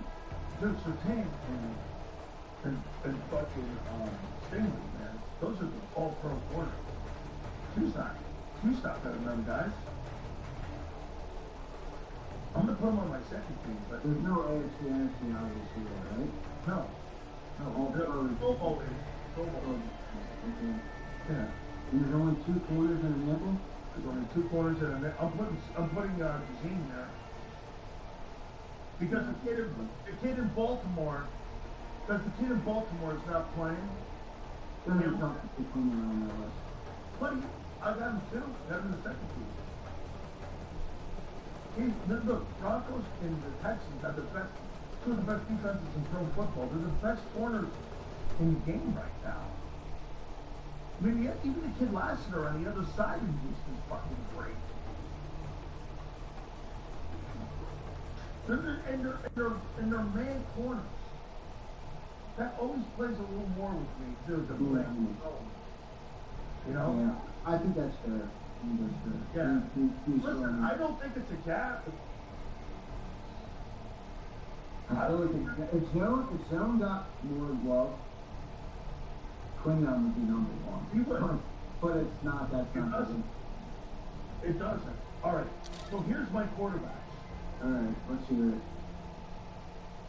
At number 10, Aaron Rodgers. Ooh, interesting. That's the first time this year he's appeared in the list. Yep. I got Aaron Rodgers at number 10. Okay. At number 9, C.J. Stroud. I don't like it. Bro, they started 1-4. Yeah, you got 2 wins from the backup too. I know. And now they're 10-5. I get it. I'm just saying. That team looked alright with fucking Davis Mills in there. Yeah, well, he's going to go for it. Or he has having a pretty decent year. That offense. I think you got a chance to watch Davis Mills move the sticks.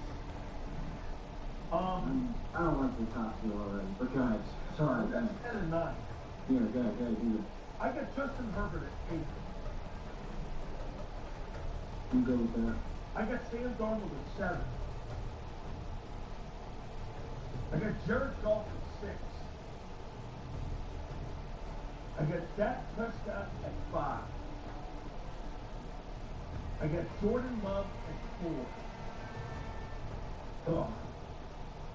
I got Allen at 3. Ooh, don't like that. Nate at 2. How? Allen just outplayed him. Allen, fuck, you just outplayed him. I'm talking about the whole year here, bro, not week to week. I'm talking about the 2025 season.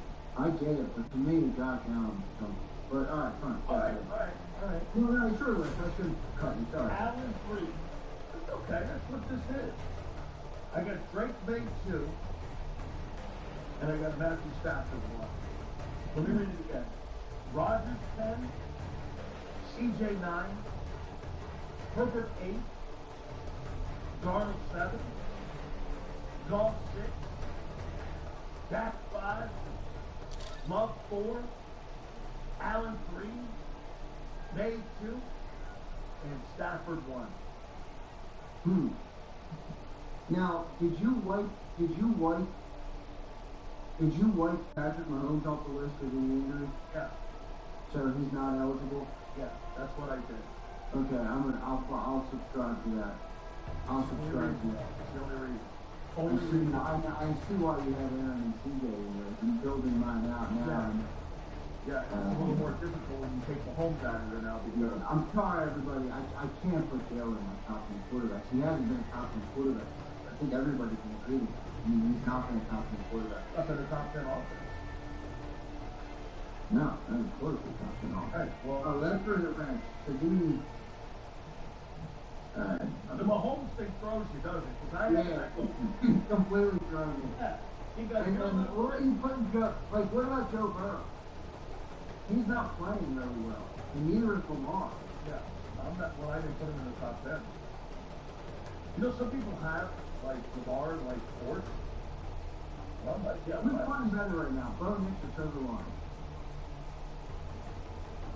Bo Nix. Individually. I didn't put him on here either. Who, Trevor? Nix. Dude, guys won 10 Nix is straight. going to be in my top 10. He's won 10 straight ball games. Okay? Man, you could really make an argument. You could say He blistered conference because of the parity. and your new names. Yeah, there's new names and parity. The old guys are getting pushed back because of injuries. Okay. Fucking Rodgers. Hey, dude, I think Aaron Rodgers the last 3-4 weeks has played really well for them. They're 8-6 now. They're good. I mean, I don't know. Do you want to see Aaron Rodgers in the postseason here in the AFC? The AFC is weak this year. Don't you agree? Both of them have Herbert on this. I had Herbert 8. Here, again, Rodgers 10, Stroud 9, Heath, Herbert 8, Donald 7, Goff 6, Dak 5, Luck 4, Allen 3, May 2, and Stafford 1. I'll be interested to hear yours. Let's go. Because Bo Nix is right. I mean, I got Bo on mine. Boy, I fucking hate my own list. I know, me too. I hate mine too, man. I can't. The fact that I'm putting this on tape. Dude, there's 3 quarterbacks in here I can't stand. I mean, the fact that I'm putting this on tape is wild. Alright, ready? Yeah. Number 10. I got Herbert. I know it's a little low. I probably could have put him higher, but I built my list out and I didn't have him. I slapped him on there at 10. 9, I put Trevor Lawrence. Playing pretty good football this year. He is. He is. Playing pretty He's good going to football. throw for 4K and 30 touchdowns. Yeah, and they're playing good. Bo Nix, I got at 8. Yeah.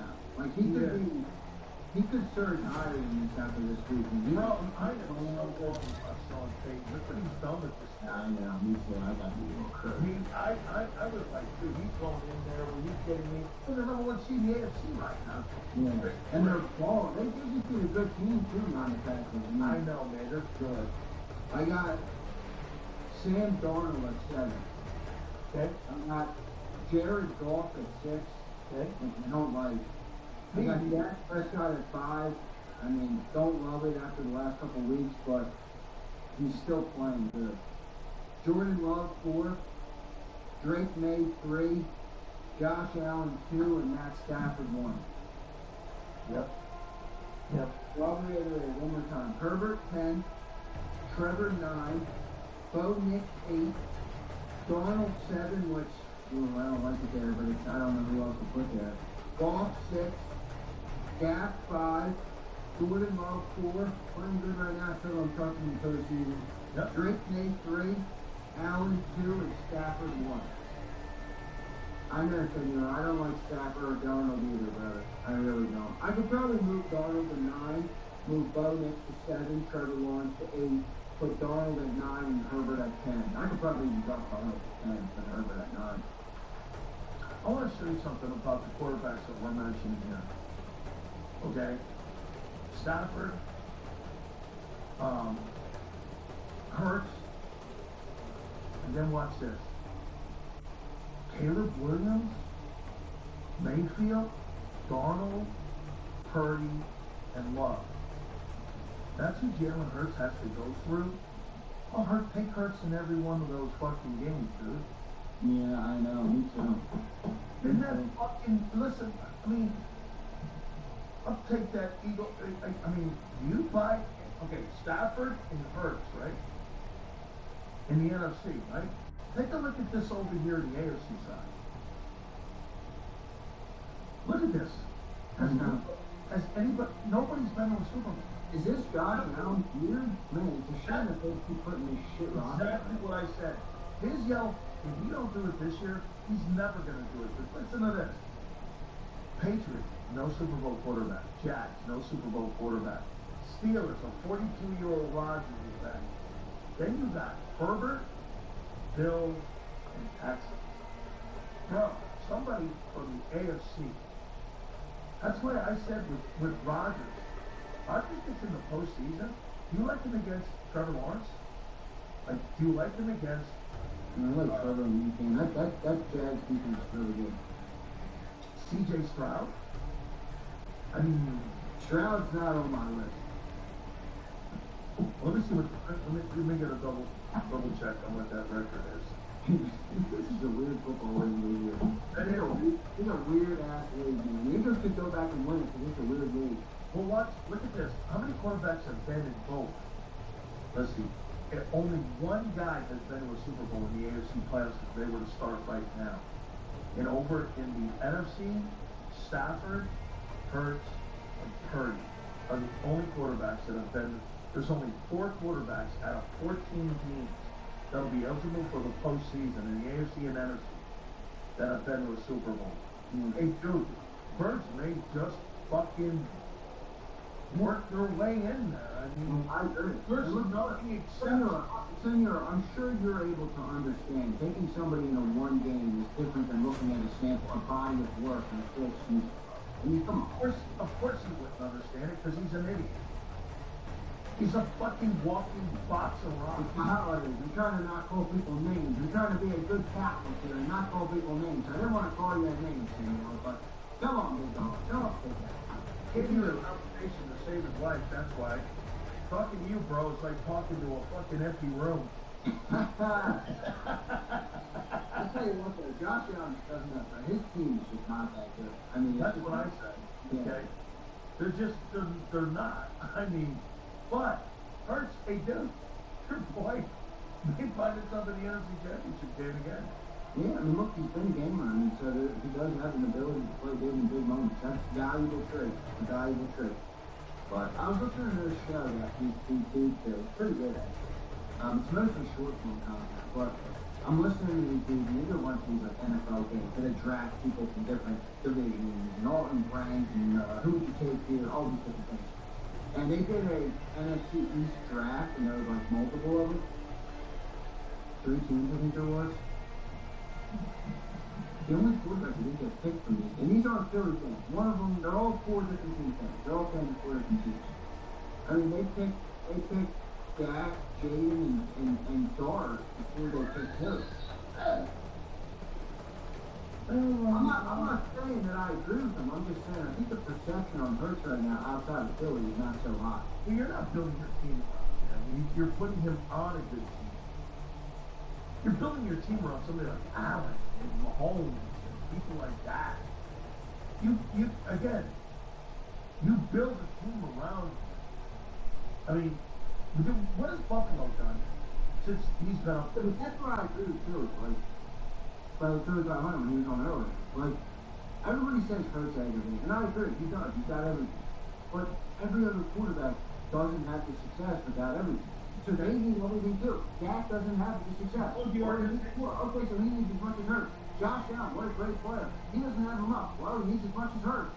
They all fucking need everybody except for Mahomes, who can win with Juju Smith-Schuster. And a good defense. You need good defense. Okay? All right? I mean, well, here, Philly. What do they do in Philly? My biggest concern they build around Vic Fangio, and they build around that offensive line. My biggest concern for the postseason is it's actually not Hurts at all. It's the run game. When you get to the postseason, you got to run the football. In the weather, run the ball. You know, my biggest concern right now for this team is not Hurts, actually. It's they got to figure out a way to get the team to go. Whatever you want to do. He's going to protect the football. Let's read some supers, dude. Bro, you completely missed my point. It wasn't that they're the arbiter of fucking truth. It's a highlight that people look at Hurts differently than we do. Of course they do, but people in Philly don't want to hear it. Here we go. Let's get a TV guy first. Chill it up here. Zone or not, Q's numbers are better than Stingy's all around. Full Q's numbers. Yeah, but you understand how Jones can play that, right? Hey, Dino, he doesn't. A zone corner. Hey, bro, Q's no dummy. I talk to Q all the fucking time. He's not a dummy. Q, a press man guy versus a guy who plays 5-7 yards off the ball. You don't think there's a difference in technique? By the way, In a defensive scheme? Man. I don't know. Look, I think if you voted for Q, I have no problem voting for Q. Put him on the second team. I got no problem voting for Q. Let's see what Curtis is. I like Curtis. Curtis is logical thoughts. Curtis is in. That's a super flawed way of thinking. There's other offenses that are good. We are saying they need a defense. Our offense sucks ass at Curtis. In a playoff football, you need to be able to run the ball. Playoff stats. The numbers on the offensive numbers, Kurt, in my opinion, I'm just speaking for myself, obviously, but the playoff numbers and the metrics and stats and where you rank and all these different, how many passing yards, in a way, it all dries up in it. None of it fucking matters. None of it will. Ask Tom Brady, 2 for 500 in the Super Bowl, then win the game. I mean, playoff football. 154 1 year and won. Exactly. Playoff football is a different piece. Like, if you can run the football, if they can figure out the running game, I'm not that worried about the overall offense. I get it. He's not great at throwing the ball. I get it. Our passing offense flows. I don't really care as much. You know, if they can run the ball, I think they're going to be the best offense this season. Appreciate you, Coach. Here's NJ. What's up, NJ? Holy shit, it's 5:57. Dyson, what limitations? Hurts makes deep throws in the need to. Still, Xander, cut the screen. Cut it. I think he commented this earlier too. We didn't read the super chat. Hey, Maniac, do you think this is going to be a short? I guarantee you it is. I don't know for this. Here we go. Here's William. What up, William? Thanks for the big super chat, brother. $20 super. William says, Super Bowl teams have to have a good defense. That's why the same teams are in the bowl. All these solo arm slingers are going to be He's not online. Yeah, I do too. I don't think he's going to win 4 in a row. Defense can stop a fucking nosebleed. Yeah, they're terrible up there in Buffalo in defense. Yeah. Alright, here we go. No, we got a couple more. Okay. Senorita! 23 Eagles at the 30th ranked team made the playoffs. And that's They were 30th. People love the comparison. 28, yeah, they were. People love the comparison. Like, Joe's is very good defense this year. Joe's has a better winning record with winning the 30th ranked defense. I'm like, you fucking screw on.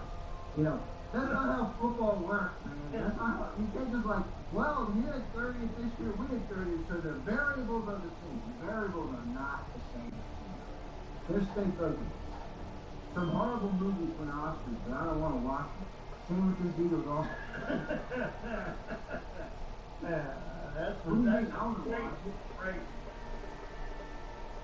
You think Pat Surtain is like, yeah, I don't know if Surtain's not having a great year. Oh, just the defense is number one and an historic number one. Is it because of him or is it because of that pass rush, which has been vicious? Oh, they're high up in pass defense too, dude.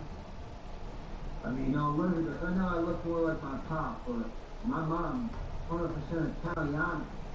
Grandparents right off the boat. Alright? I wish I had a little more Italian in me. I got a lot in me, it doesn't show that. Let's see here. Yeah, the Texans are 4th in pass defense right now.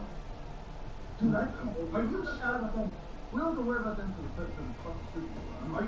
Are you shocked the Chargers are so good on they're second? No, I'm not. They got a great second. I got really good players there. Here's how I roll through it. Dan keeps having the white dack off his lips. So now Dallas' bad defense isn't as bad as our 23 defense because it's different year, it doesn't count.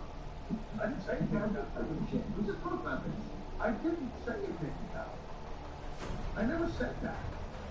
But you're That's what I'm saying.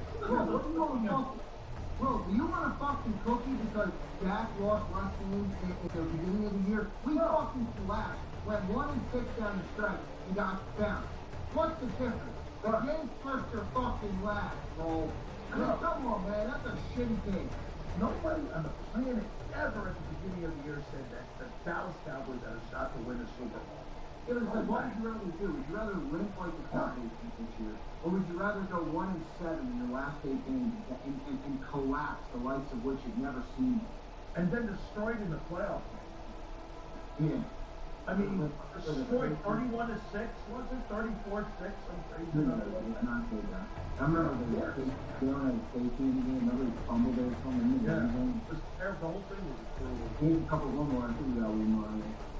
I know you want to go. So it was like, I didn't say a goddamn thing, you tool. here's how I look. Sills, Purdy is the second highest QBR next to Love. Also, I found film of Sills versus the Ultimo Dragon, Japan at War, Tokyo show, November of '93. I sent it to Xander. I'll have to check that out. Would you send it on my Twitter again? You know who the Ultimo Dragon is too? Absolutely, man. Yeah, I think it's Hiromoto. Did you win the match? I don't remember. Probably. Let me see here. I don't. That was Antonio Inoki. When you go to New Japan. Yeah. Yeah, absolutely. Oh, yeah, bro, Philly, you don't fucking talk about Joe Namath again, guy. I mean, what a... Joe Namath. Thanks from you, my dude.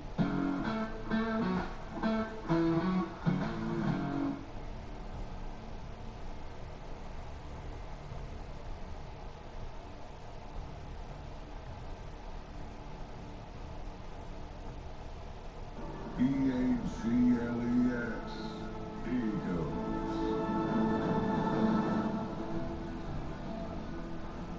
Welcome in, everybody, to a Tuesday edition of Birds 365, the final day of 2024. Happy New Year's Eve to everybody as we ring in the new year here on Birds 365 coming up tomorrow. So happy New Year's Eve and enjoy the final day of 2024.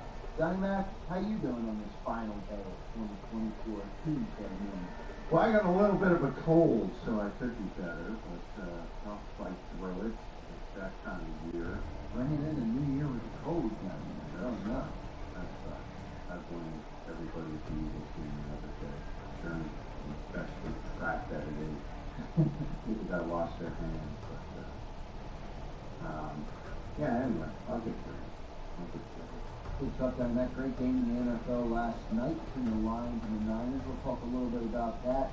Some news in Eagle Land. Well, not much news, but some stuff to talk about, some stuff to break down, and we will do all that today. I want to welcome and thank everybody for watching this morning, for those in the live chat, for those who are consuming the show after the fact. We appreciate each and every one of you. So hit that like button, drop your comments below. Let us know if you think of the show. I always read everybody's comments after the show is over. So big thanks to all of you guys for contributing to the show. John, before I do want to ask, I got to talk about that Lions-Niners game. But I do want to get the Eagles update. Any Eagle updates as we get ready for the playoffs? I know Nick Sirianni spoke yesterday, said he doesn't have a decision yet on what he's going to do with the starters. I think it's pretty obvious what they're going to do at this point. But anything out of Eagle Land, anything you took away from Nick Sirianni's presser yesterday? Yeah, a lot of we'll see. We'll see. That's Nick's, you know, some guys have to play. We talk about it. It's not the preseason. It's not 90 players.